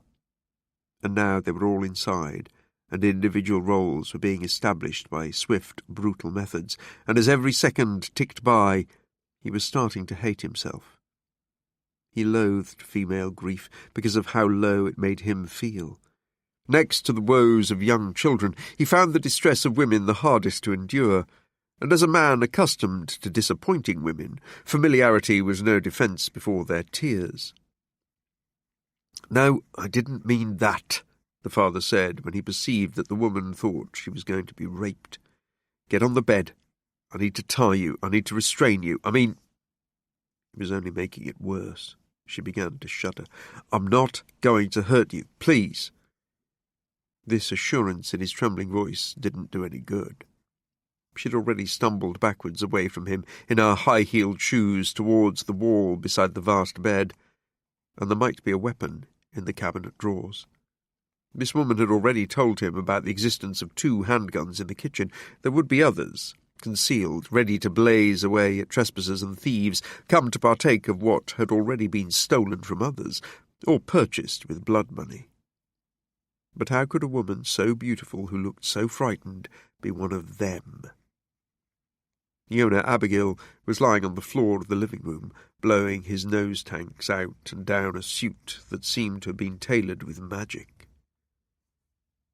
His fat hands and skinny ankles were bound with the steel cuffs, his greasy mouth was hampered by the kinky shit, his face swollen and wet with tears.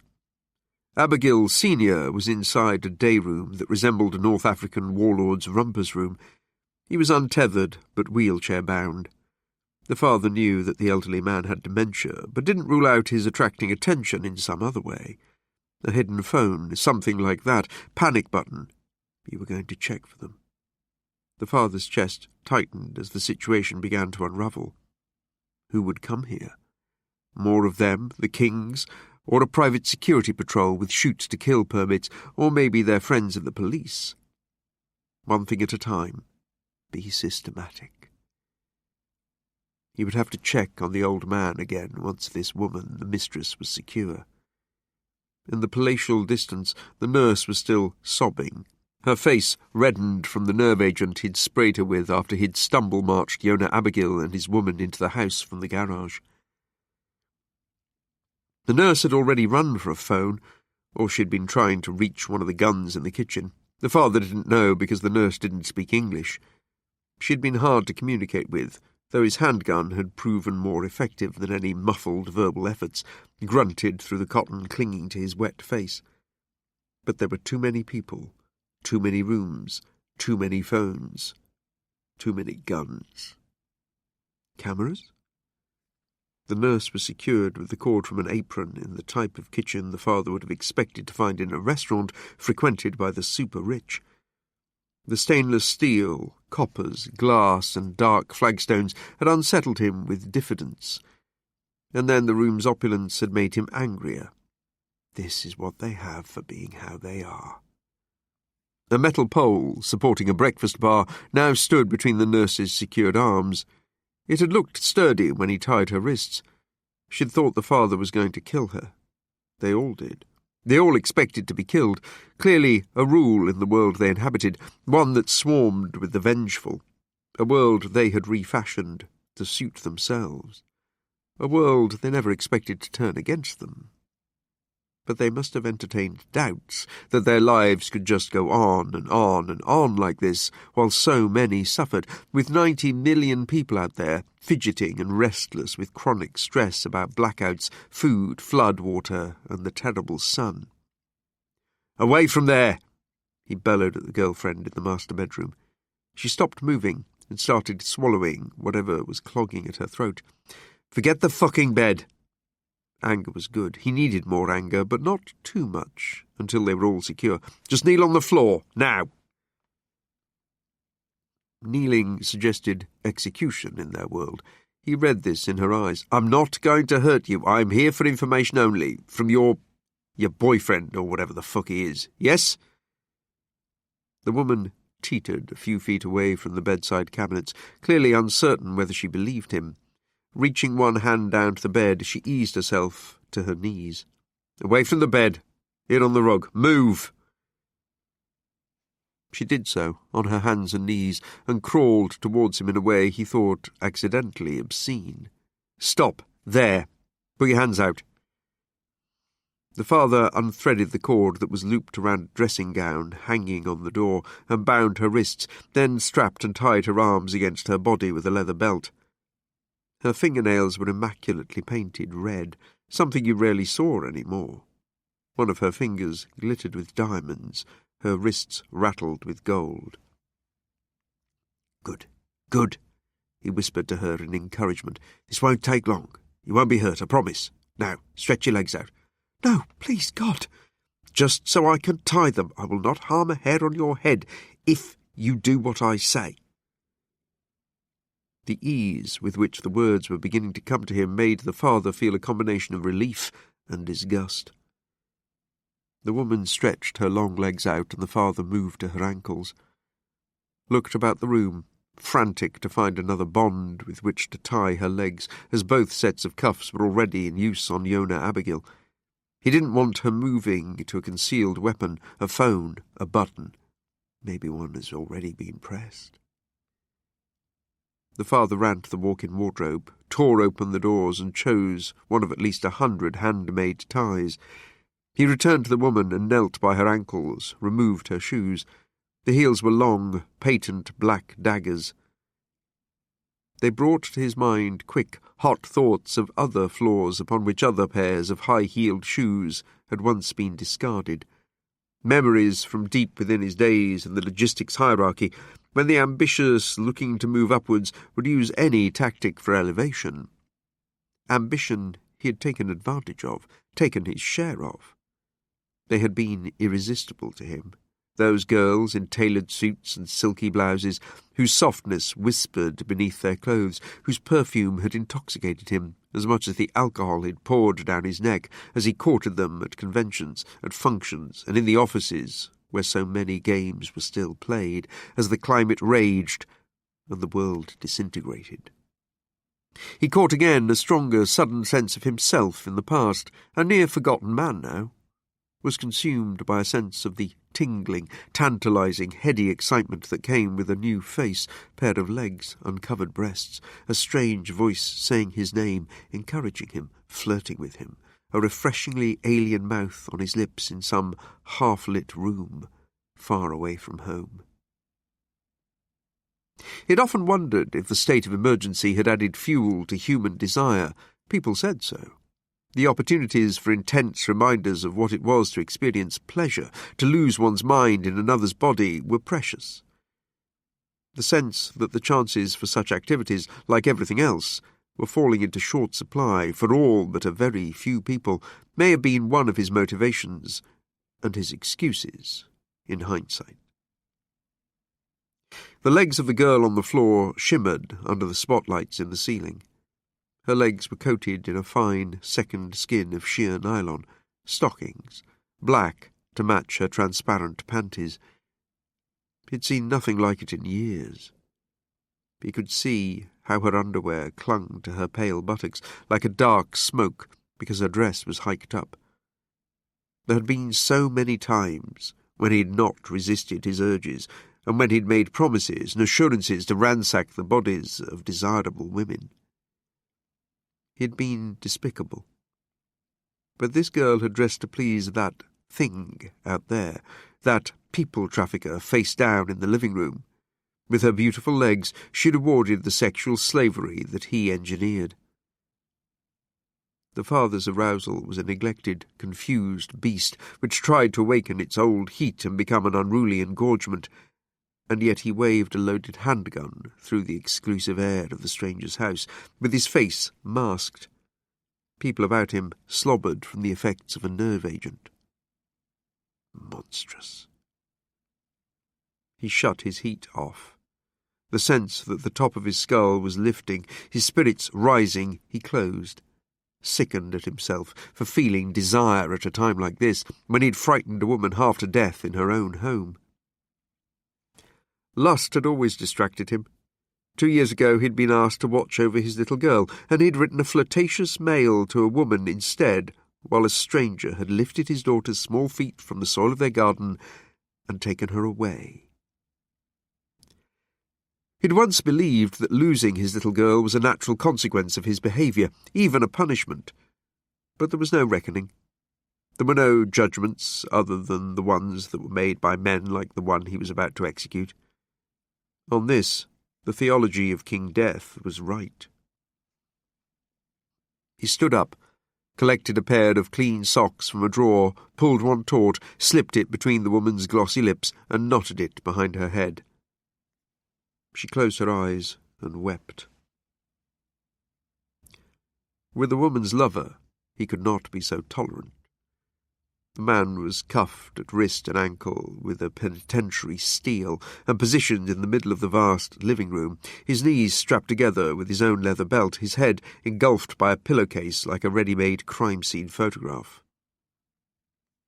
As the father trotted down the 3 marble stairs and entered the vast lounge area, he tried to disassociate the figure from the evening's inevitable conclusion. But when he stood beside the body on the floor, unbagged its head and removed the gag, the gravity of the impending execution became disorienting again. "You know you die for this," the man said quickly. "Your family, your friends, children, all of them, they die. Bastard, you are a bastard. But not before you, unless you use that swine mouth for something other than making threats." The father kicked the man's shoulder hard.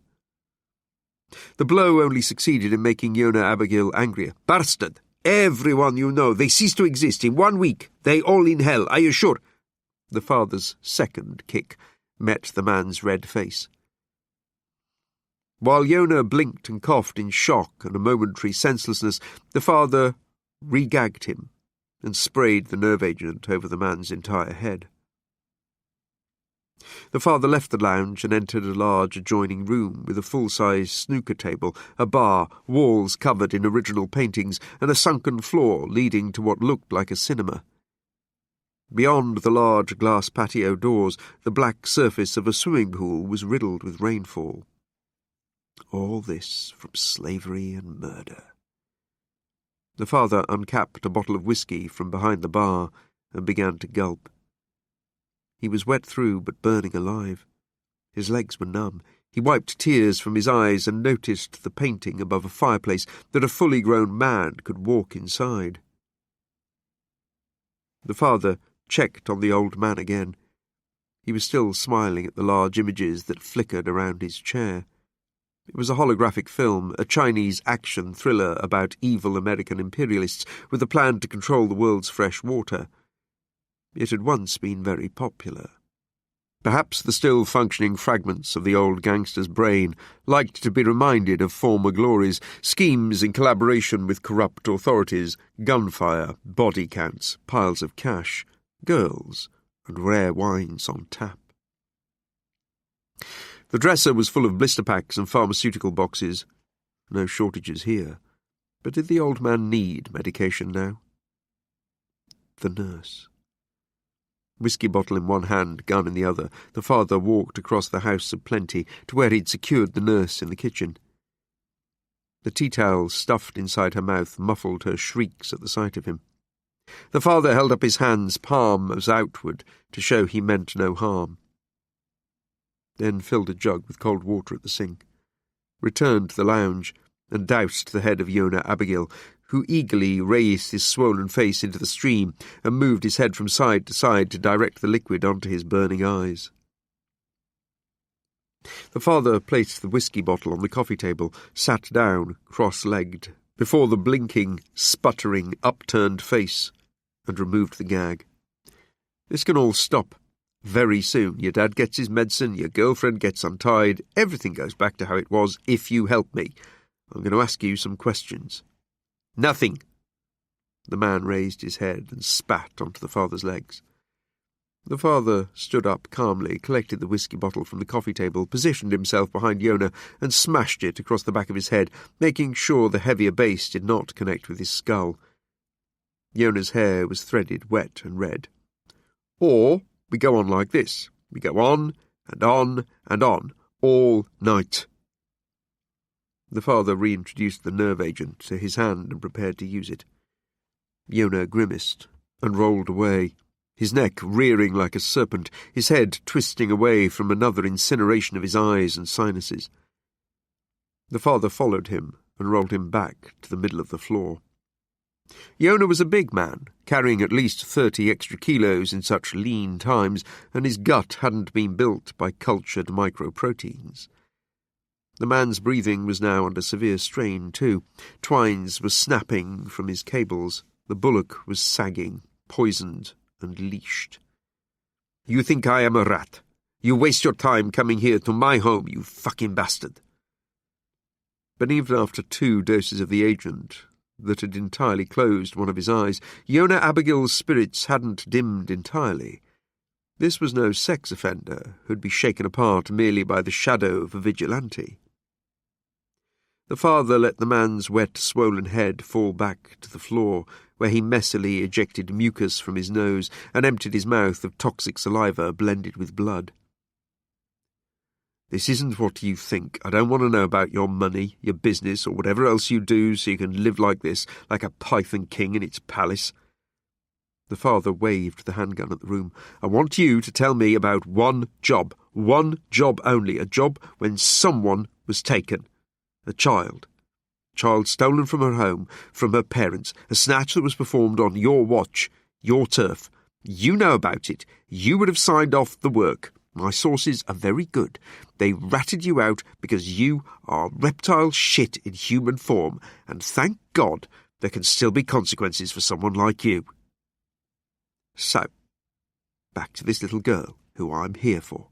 Information about one little girl is what you will provide. I want to know where you and your organisation centre, and then everything can be as it was. You understand me, you fat fuck?" The one red eye that regarded the father struck him as satanic. He saw calculation within it, some mystification, complete contempt, outrage at the situation, and an innate hatred for all but its own. He wondered if the man saw the same thing in his eyes. Yona Abigail spat again.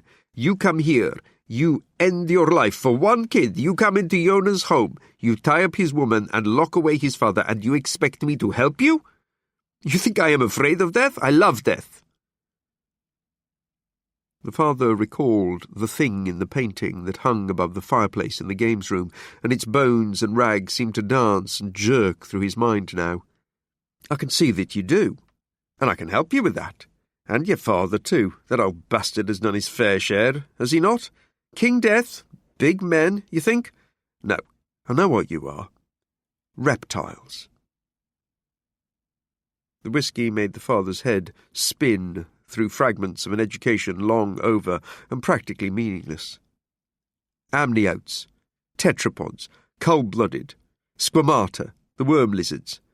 You've been around for 350 million years. You know that.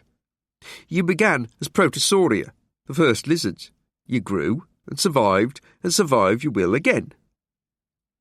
You swim backwards in time because you are Sauropsida, the true reptiles.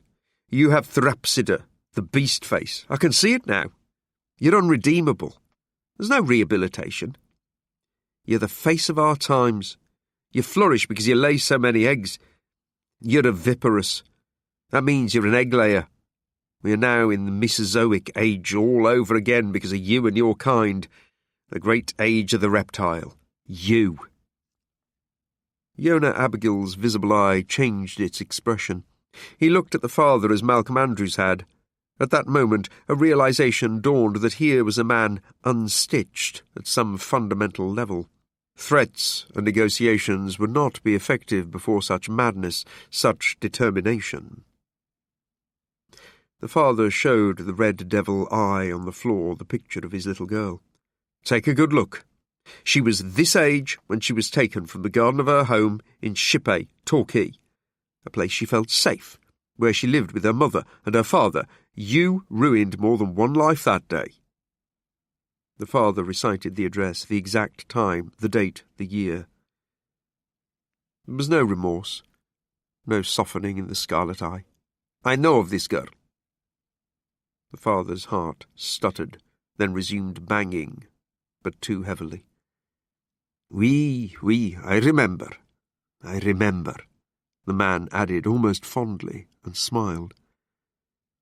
The air of the room seemed to still, but cool with a special tension that paused time. In the distance, from the old man's day room that could have housed 30 people in a municipal care home, gunfire exploded in the film. The father stayed quiet. He didn't know what to say. Secretly, he'd never expected to hear the right response.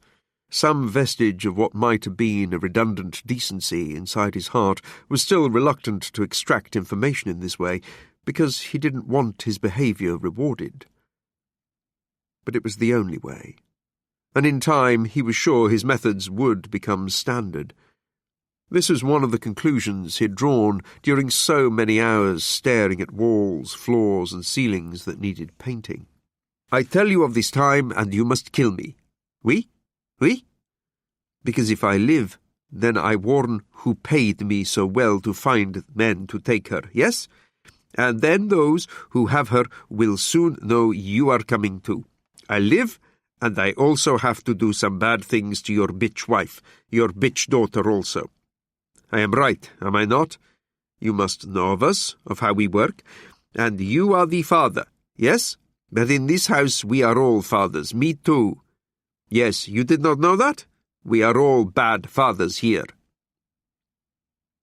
And as the father crouched, stunned before a glimpse of an inhumanity he thought himself immune to, he detected the tiniest squeak of rubber on marble at the end of his hearing, and he rolled sideways.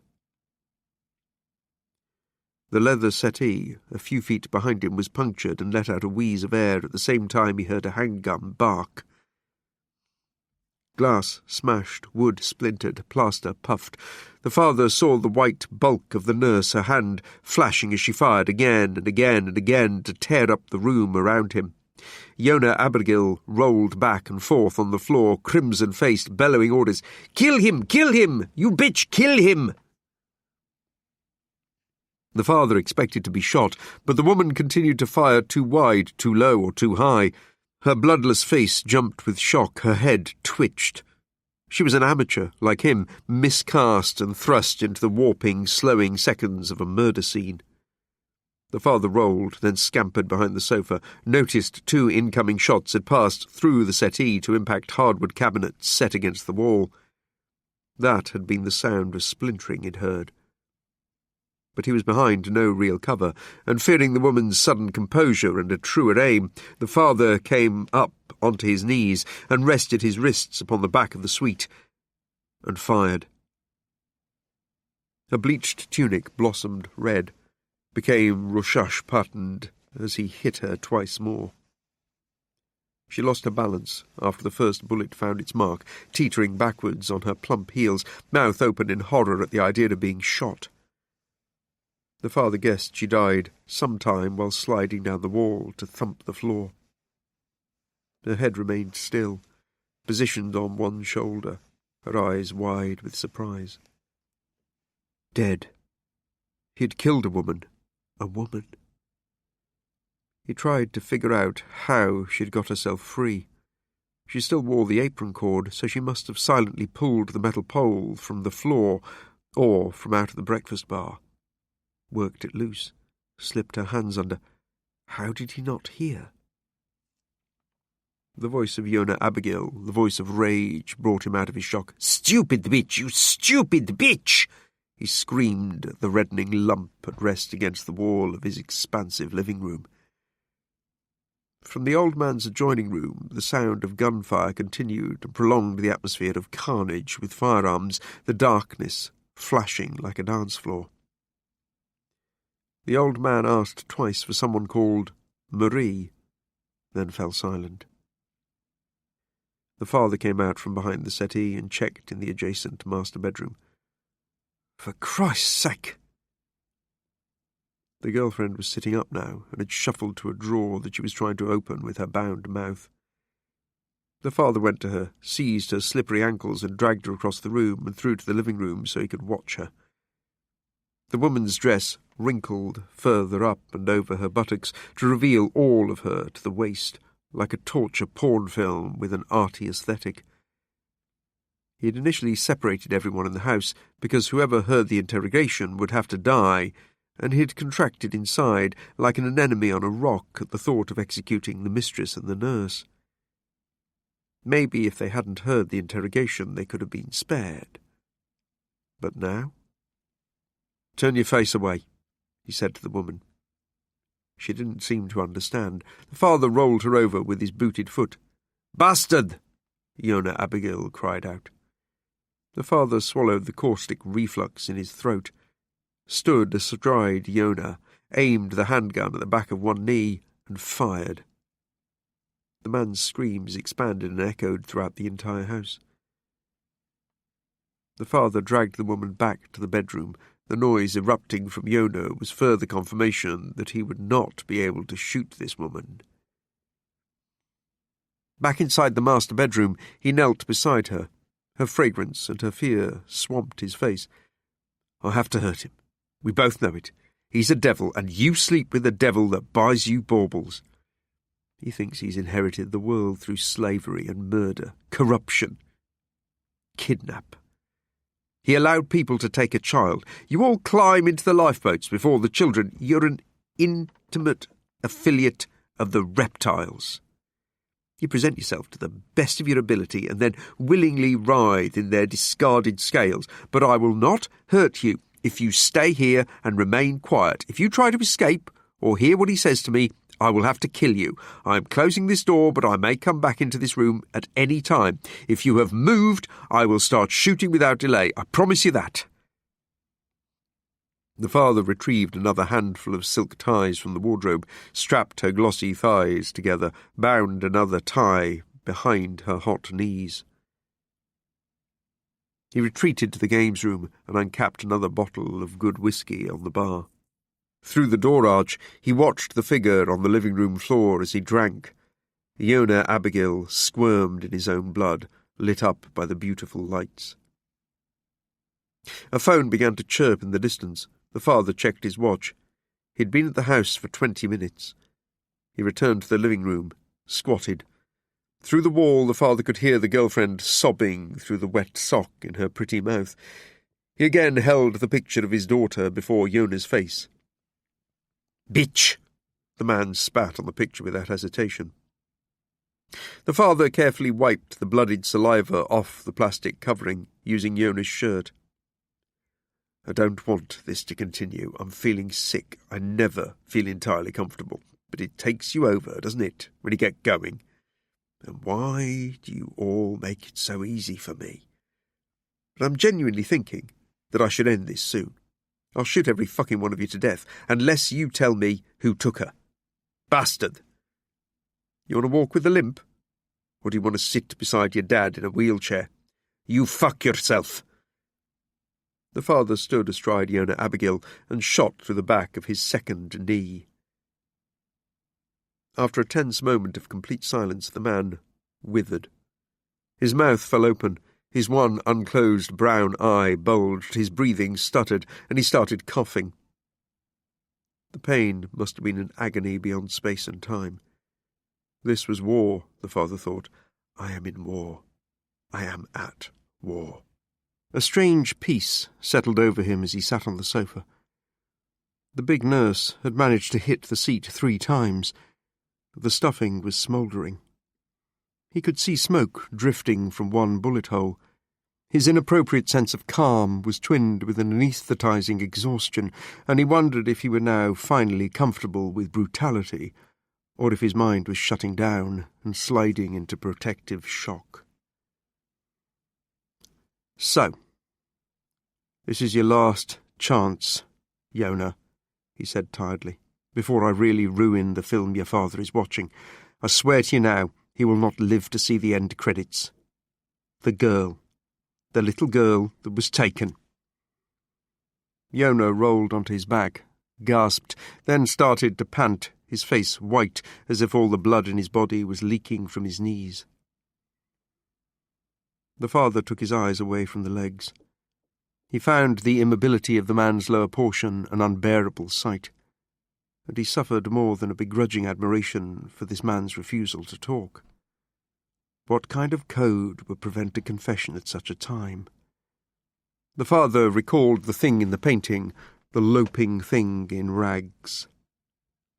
What are you to them?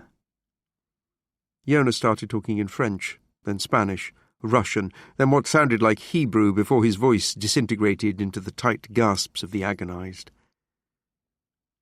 The father stood up and walked to the open door of the old man's day room. The old man turned his head and smiled at the father. Father raised the pistol half-heartedly, knowing he couldn't kill the old man he now aimed at. "No. No, not Papa," Iona screamed from the floor. "I tell you, you fucking prick!" The father turned his head in the doorway, but didn't lower his arm. Iona Abigail moved his head so he could stare at the father with that one red eye. "They are dead. Those who take the girl. Semyon Sabinovich is dead. He is the one who took your girl. He was a smackhead. Oleg Chorny was the driver. Georgian witch fucks. Semyon started to shoot himself up too high with smack, yeah? Got sloppy. So we arranged to kill him after the job. But his faggot toy Oleg Chorny, he lived for a while. Another junkie. He goes into hiding, but there he also died. Drugs, another junkie fuck." The father frowned inside his mask. He didn't understand. Iona spat his mouth clear. "Oleg and Semyon took her, drove her." "Where?" "To the man who pay for the snatch." "What man? Give me his name." We only speak with some fucking lawyer. He paid us 200 grand to take the girl. The lawyer we done work for before. We don't know who paid him to set up the job. Just the representative we see, the lawyer. But Semyon and Oleg follow the lawyer's car from the swap. They track the girl's clothes, yeah, with a tiny bug, so Semyon will know who he do this snatch for. I know they do it, Georgian faggot pricks. They wanted to see who buys the kid. Semyon's thinking of blackmail, maybe, later.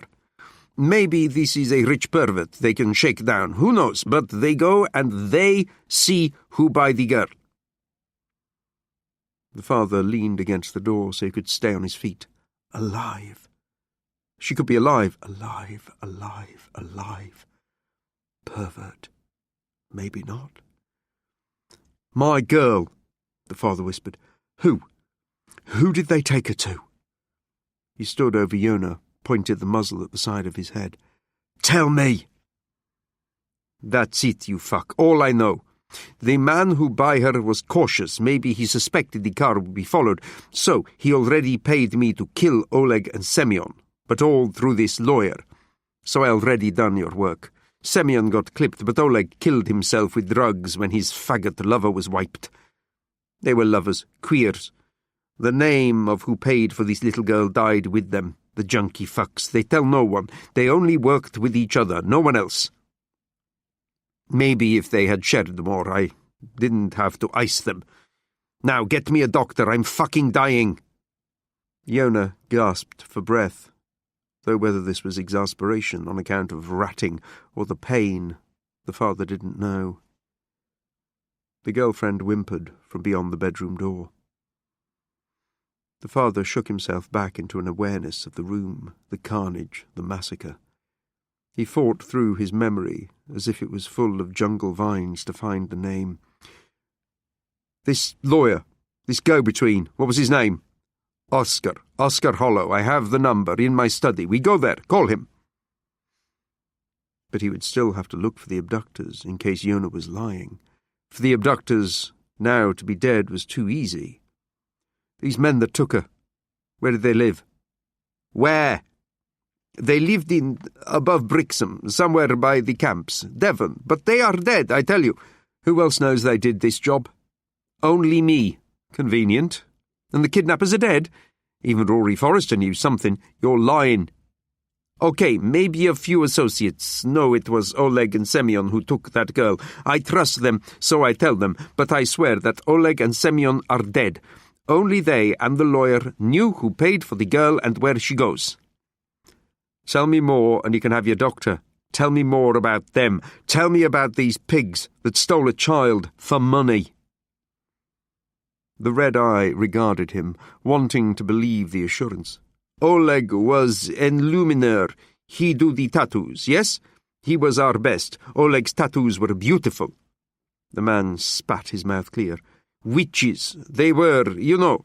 He and Semyon, they go too far with the old ways from the old countries.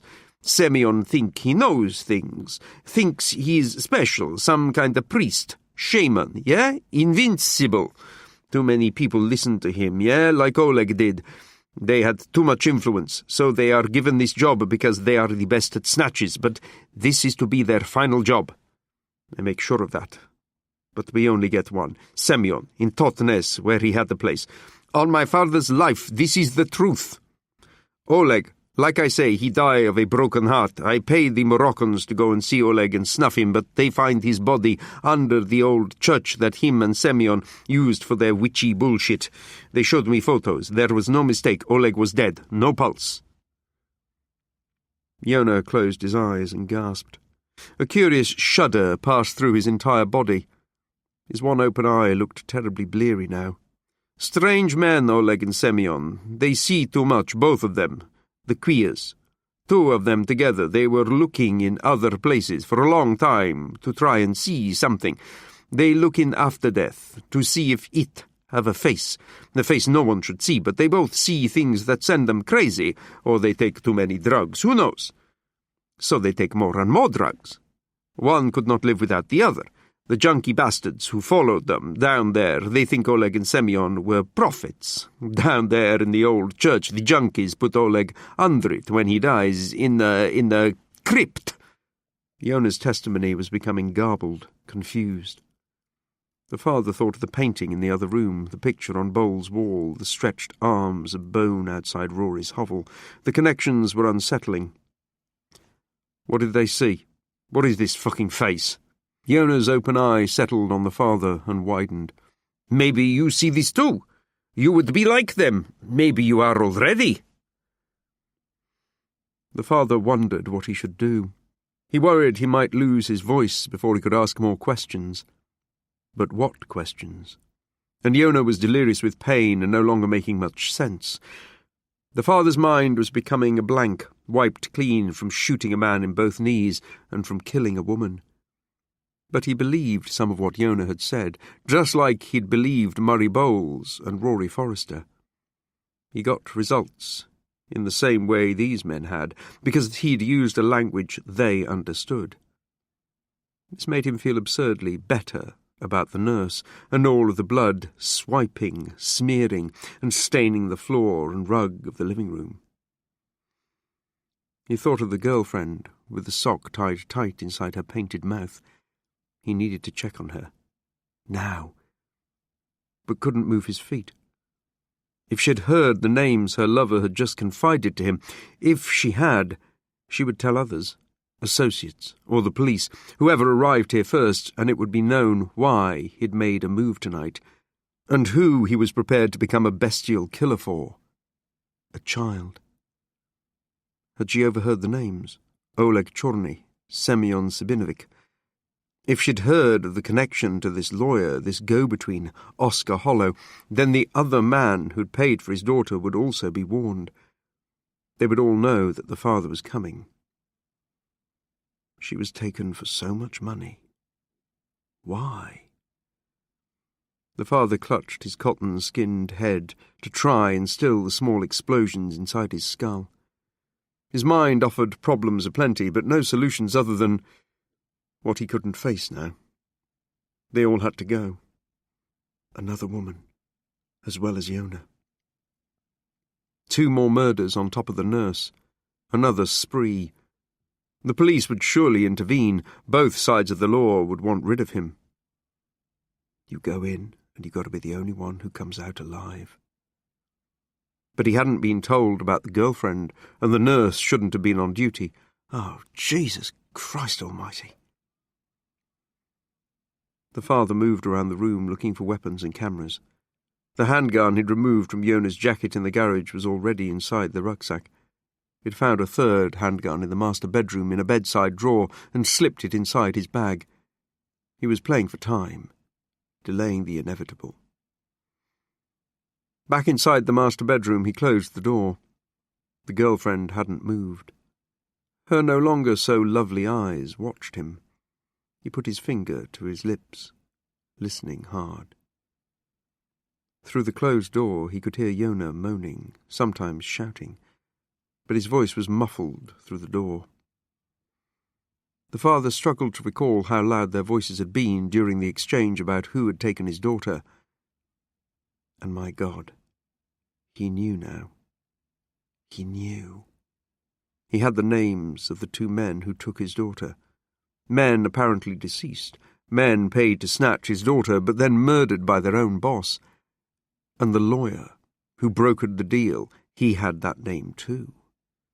He'd never been so close.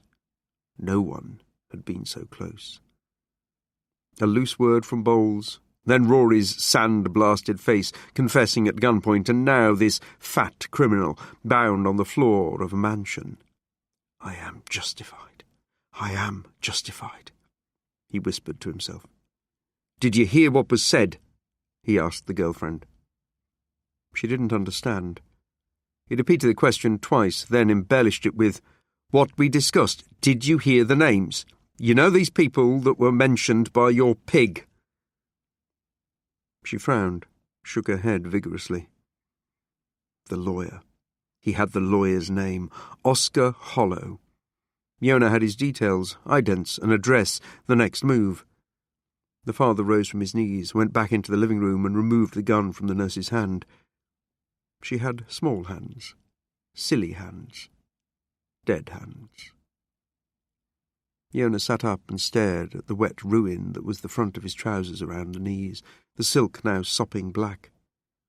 The father wiped his forearm across the man's wet eyes, but the second one was still closed, the first as red as fresh blood. "You come here for your daughter, yes? I respect that. You are a man who has been wronged. Oui?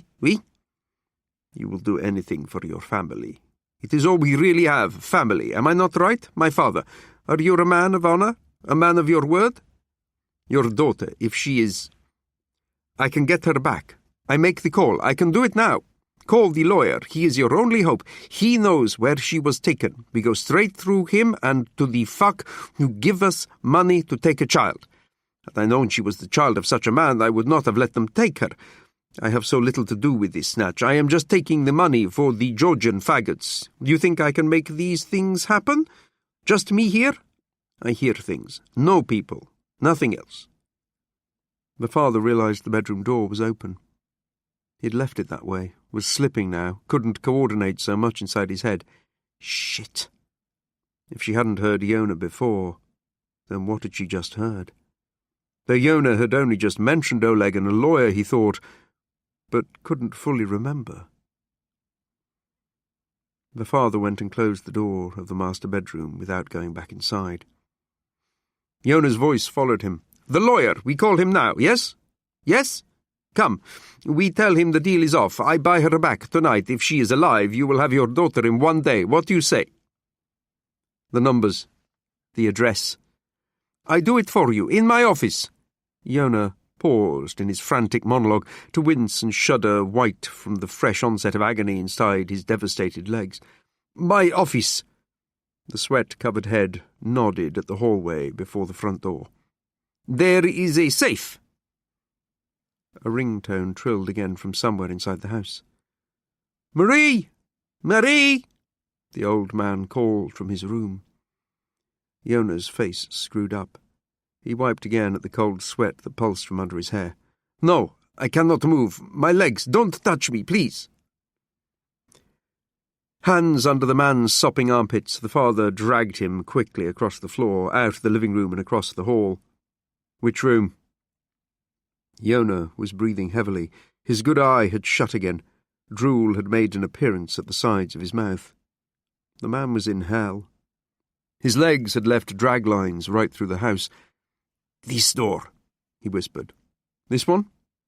This one? No, this—" By the time the father backed him into the office, Yona had passed out. He knelt beside the man and slapped his cheeks, pulled out a bottle of water that bumped against the weight of so many handguns inside the rucksack, and doused the man's head and face in water, slapped him again. Yona didn't respond with anything but the vague movement of his bottom lip. "Christ!" The father laid him on the ground. The lawyer. The lawyer's name was Oscar Hollow. It might be enough. His eyes flitted about the room looking for a safe, and saw the shrine. Squinting, he moved closer, took it all in, then looked away. On the wall of the office, the screen pinged with an incoming call. Deeper inside the house, another screen trilled. A third beeped from inside the kitchen. The house was being besieged by requests for contact, for signs of life, and at such an early hour of the morning. The sounds grew and swelled in urgency. The chirrups and bells pinpricked the father's sparking nerves. He needed to leave, and fast. A 2-mile walk to the car through the rain-doused darkness awaited. From the distance, the elderly man called for Marie again.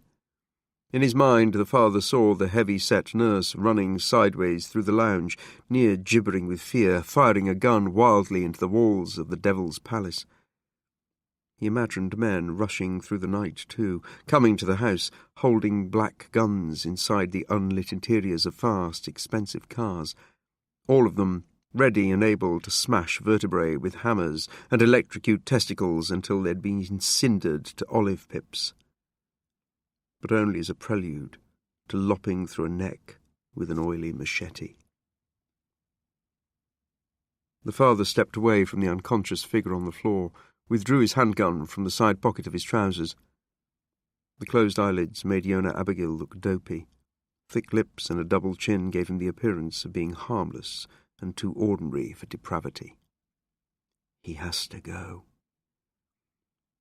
The father squatted 3 feet clear and aimed the pistol at the man's faintly pulsing temple, closed his eyes, and squeezed the trigger. 18. Back inside his shabby room at the guest house, the father stood upright and naked, his wet and soiled clothes strewn about his feet.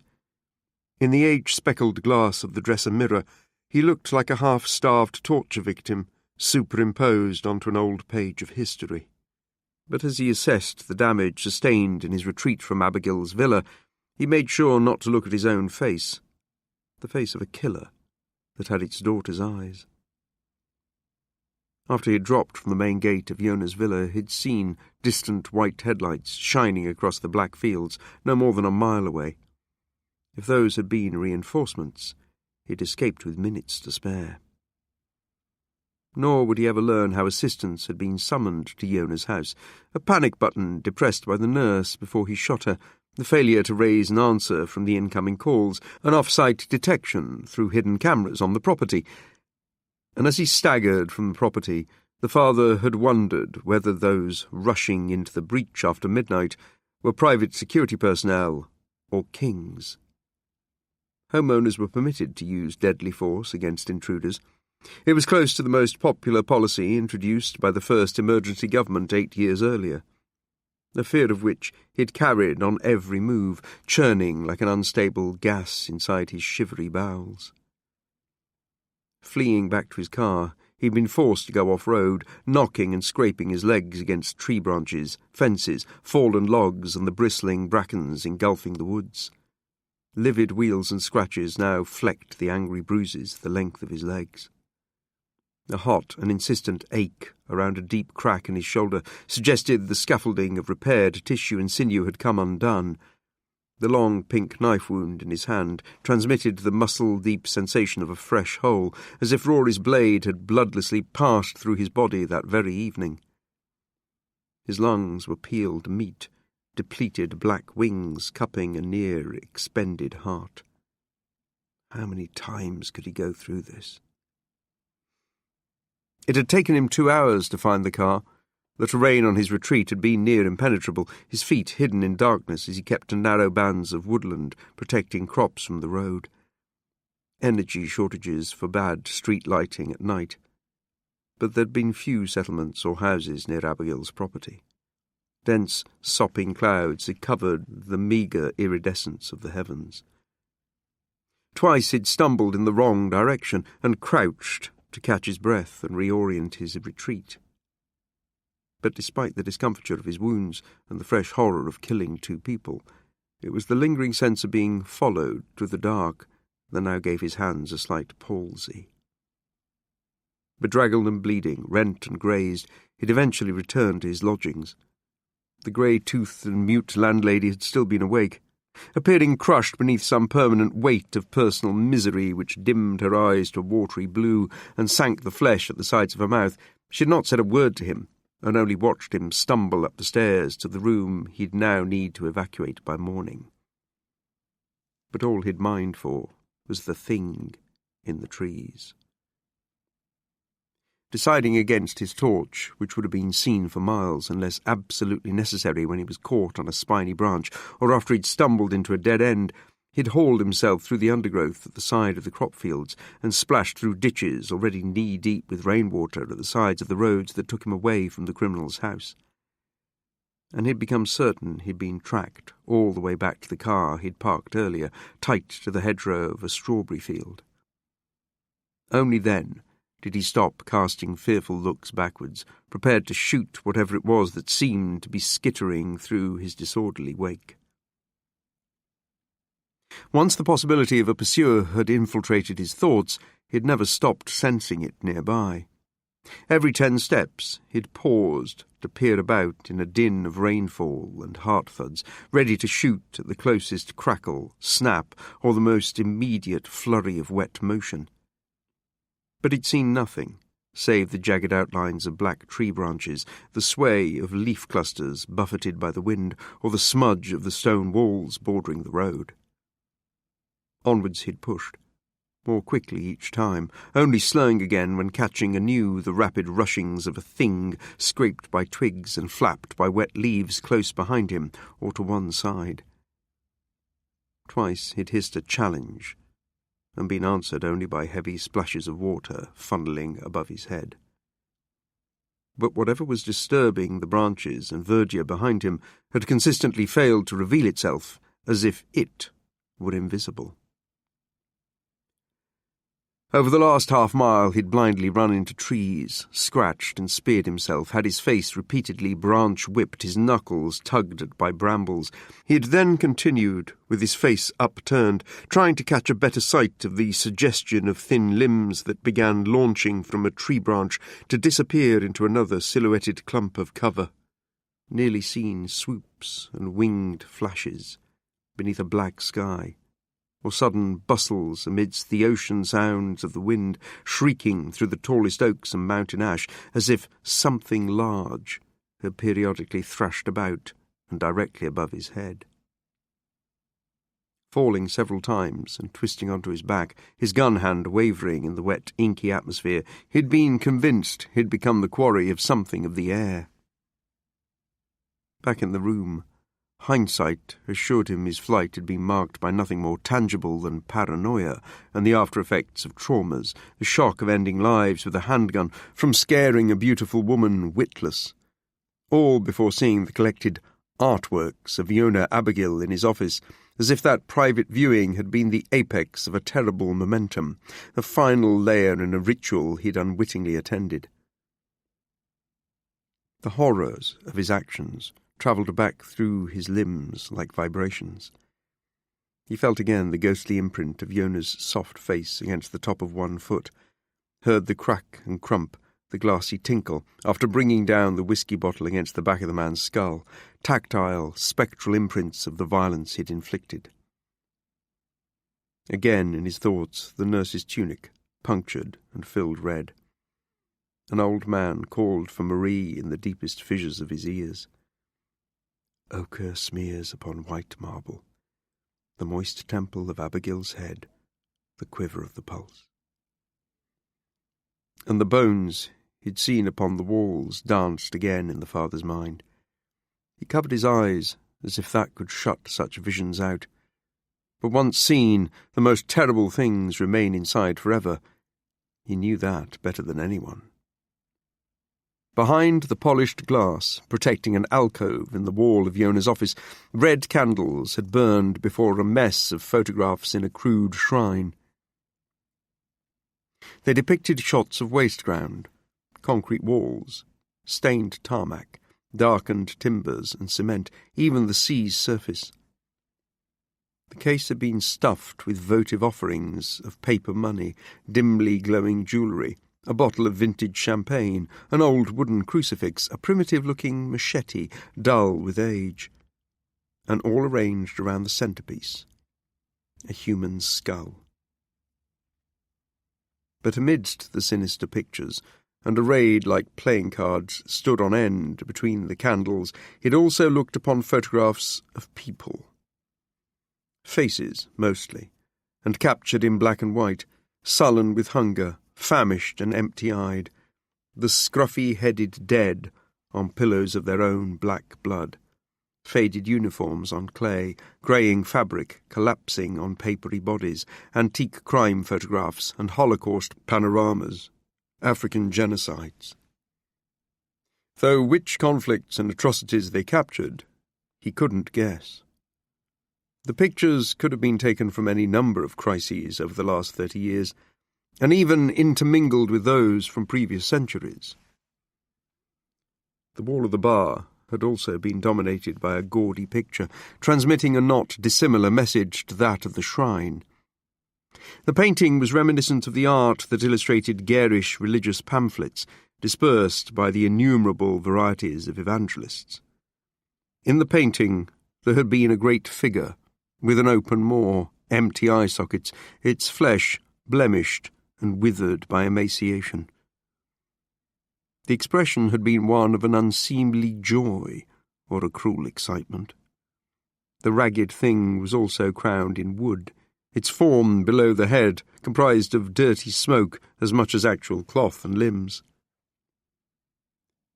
Tinged a bruised apricot like a sulphurous dawn, the skies behind the head of the tattered central figure had broiled with opal cumulus, edged black as if charred. A sickly jaundice had glowed in the gaps between the clouds, as if a heavy, nauseating yellow light was struggling to come through from beyond. It had made the father think of waterborne diseases and cheap shrouds. The cityscape the father didn't recognise, but it was haloed in a ruddy orange to suggest fire. The painting had a ribbon of scarlet painted along the bottom. The text was French, L'homme devant la mort. The father didn't know any French. He thought the painting medieval and European, yet primitively striking, while the shrine suggested the avant-garde, with suggestions of the Americas. Another collision of decimating and colluding cultures, old and new, indigenous and foreign, densely coded and alien to his eyes. Ignorance, superstition, and distant eras of darkness seeping back as the seas rose and forests cindered. Of most concern was the incongruity of something so ugly, so malevolent, so brazenly despicable, and yet perversely sophisticated. In a luxury villa, occupied by a foreign criminal, a place from which he may have been followed. But by what?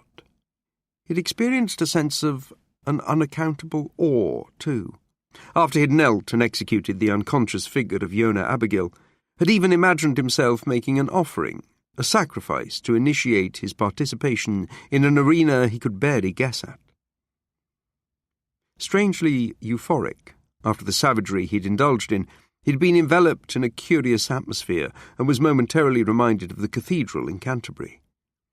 He'd once attended a service there to represent his company, around the time food aid stopped, when the great vaulted building had filled with people to beg God to intercede in the lives of further millions threatened through starvation.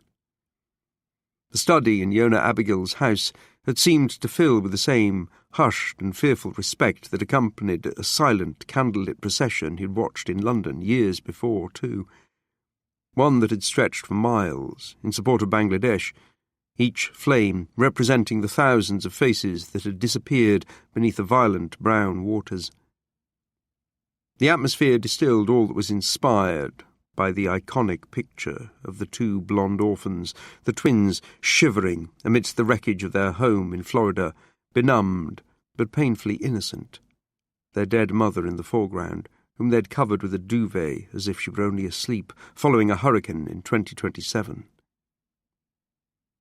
Inside that room he'd fallen into a mute and stunned reverence that had seemed to elevate into a sudden, unbearable comprehension of something else, vast and ineffable, that had reached away beyond his mind and its vague notions of time and space. That was how it had seemed. A gripping fatalism for his species had finally chilled and clutched the room, then popped, as if a door had opened to release a mounting pressure, moments after he'd squeezed the trigger. The epiphany couldn't have lasted for more than a few seconds. He'd been left shaking and wondering if the rumours about what these kings of ruin believed had some merit. In his dingy room at the guest house, the father slumped upon the bed and gulped at a bottle of rum. All about him were faded pink walls, orange curtains, china ornaments rimmed with black dust that still managed to hang from the dross-furred wall brackets, an antique ghost installation of bank holiday weekends for poor couples in decades long gone. and he tried to process the montage of bullet wounds, the faces inside Abigail's house, the face of the shrine, the sound of a presence shadowing his route through the wet, black trees that played on repeat behind his closed eyelids. He drank more of the rum and resumed his pacing of the dismal room as the storm slapped the side of the guest house. He knew now. If Yonah Abigail was to be believed, then 2 years ago, for £200,000, paid by an affluent individual who must have been intensely aware of the father and his family, his daughter had been stolen to order by 2 members of an organised multinational criminal gang, Oleg Chorny and Semyon Sabinovic. These were the men who'd driven the black car away from his home, up the street, to turn at the summit of the road and to take her away. Oleg Chorny, Semyon Sabinovic, Oscar Hollow. He focused on the names, scrabbled for his equipment, activated the screen, and inputted the details he'd tortured from Yonah Abigail's corpulent mouth. My God. He'd executed a gang lieutenant in his own home. The enormity of the act, an assassination no less, suddenly became too large for his thoughts, and he feared he'd begun to hyperventilate. But he found nothing, not a trace of any of the 3 names he'd been given. There was no listing for any lawyer in the British Isles called Oscar Hollow. He clawed at his hair and began to scream, wanted to go for a gun, but to do what? Then he stopped. Jean Hackman would know if they were on file, if they'd used an alias. All was not lost. Jean would know. The father had to find out, or he'd just murdered another 2 people for nothing. Yonah hadn't been lying. The father trusted his instincts. They hadn't let him down so far. In fact, they'd led him this far, and no further. What else had Yonah told him? The 2 kidnappers had addictions, were witches, shamans, seers who had looked for and seen something unnatural. Men who were seekers. Seekers, but of what? That's what Yonah had communicated while in tremendous pain, fearing for his father's life and using broken English on the blood-smeared floor of his villa.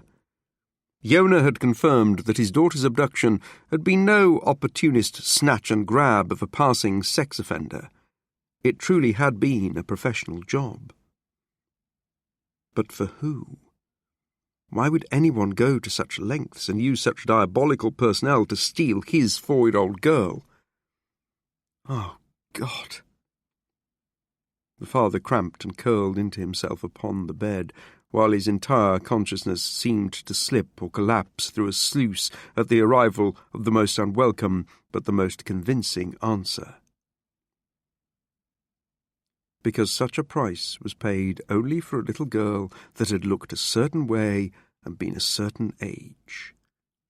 She was selected to satisfy the sadistic tastes of a deranged and pathological individual who'd probably amassed his wealth by utilizing those very same traits. At the end, was there a terror so great that your heart burst? Were there agonies inside your small and perfect body that I have clutched to my own chest so many times to calm your distress? Did you encounter what no child ever should? The father fell to his knees and scrabbled across the floor to his rucksack. He took out the 4 handguns, then stood up, gripping 2 of them, half-drunk and deranged, a witless, naked scarecrow in a speckled mirror who wanted to run outside, back through the storm to the house of Yonah, where he could shoot dead anyone he found, by simple association with Abigail and of what his brokerage must have ultimately inflicted upon his daughter. My love, my world. Maybe he should dedicate his last few days alive to executing without warning any man that bore any connection to King Death, any affiliate, associate, prospect, or sympathizer. Perhaps a great levelling through bloodshed was needed to lance the corruption in the flesh of this beleaguered era. And I could do it. because if they hurt you, I could kill forever and never feel a twitch of remorse. And beloved is the virus that will streak so hot and shivering through their numbers. Precious is the tumult of water and debris that sweeps them away and holds their rat faces beneath the sewage and mud-thick swill. Sacred is the sun's fire that chars them back to carbon. I will decimate them. If you no longer exist, then they will no longer exist. The father laid down his weapons and crawled to his bed, where he buried his face in the covers, and all but buried his daughter in an unknown grave, cold, these 2 terrible years gone. 19. What had followed him home from the murder scene billowed wide and black through his sleep. He came awake from a dream in which he had opened the door of a cupboard inside some grey place, only to find a collection of weathered bones amidst soiled clothes. Children's clothes, buried within an earthen cavity, dug through the floor. We can show you what we found. His mother-in-law had said this, but when he'd turned, weightless with shock, he'd seen the body of Yona's girlfriend, stood tall in her black lingerie and high heels, as she packed handguns and his daughter's toys inside a leather suitcase. Her head was veiled, but he sensed that another woman's face smiled behind the black chiffon, the face of a woman he knew well when it pressed against the gauze. He'd shouted, "God, no!" but twisted within sleep and quickly passed through other strange, at times seemingly familiar scenarios. He found himself in a room, a black place with horrors painted upon the walls. A painted corpse twisted and danced in a distant corner, all the time grinning with satisfaction. The father then climbed and took his place within a shrine inside the room, amber lit by candles in a cold darkness. Stepping over bodies turned to wood and paper and barely held together by their disintegrating clothes, Yona Abigail said, and you now," directing his path at gunpoint up through the famine's dead, only for him to emerge in a concrete room, greened in the corners, with the cement floor stained dark and thickly.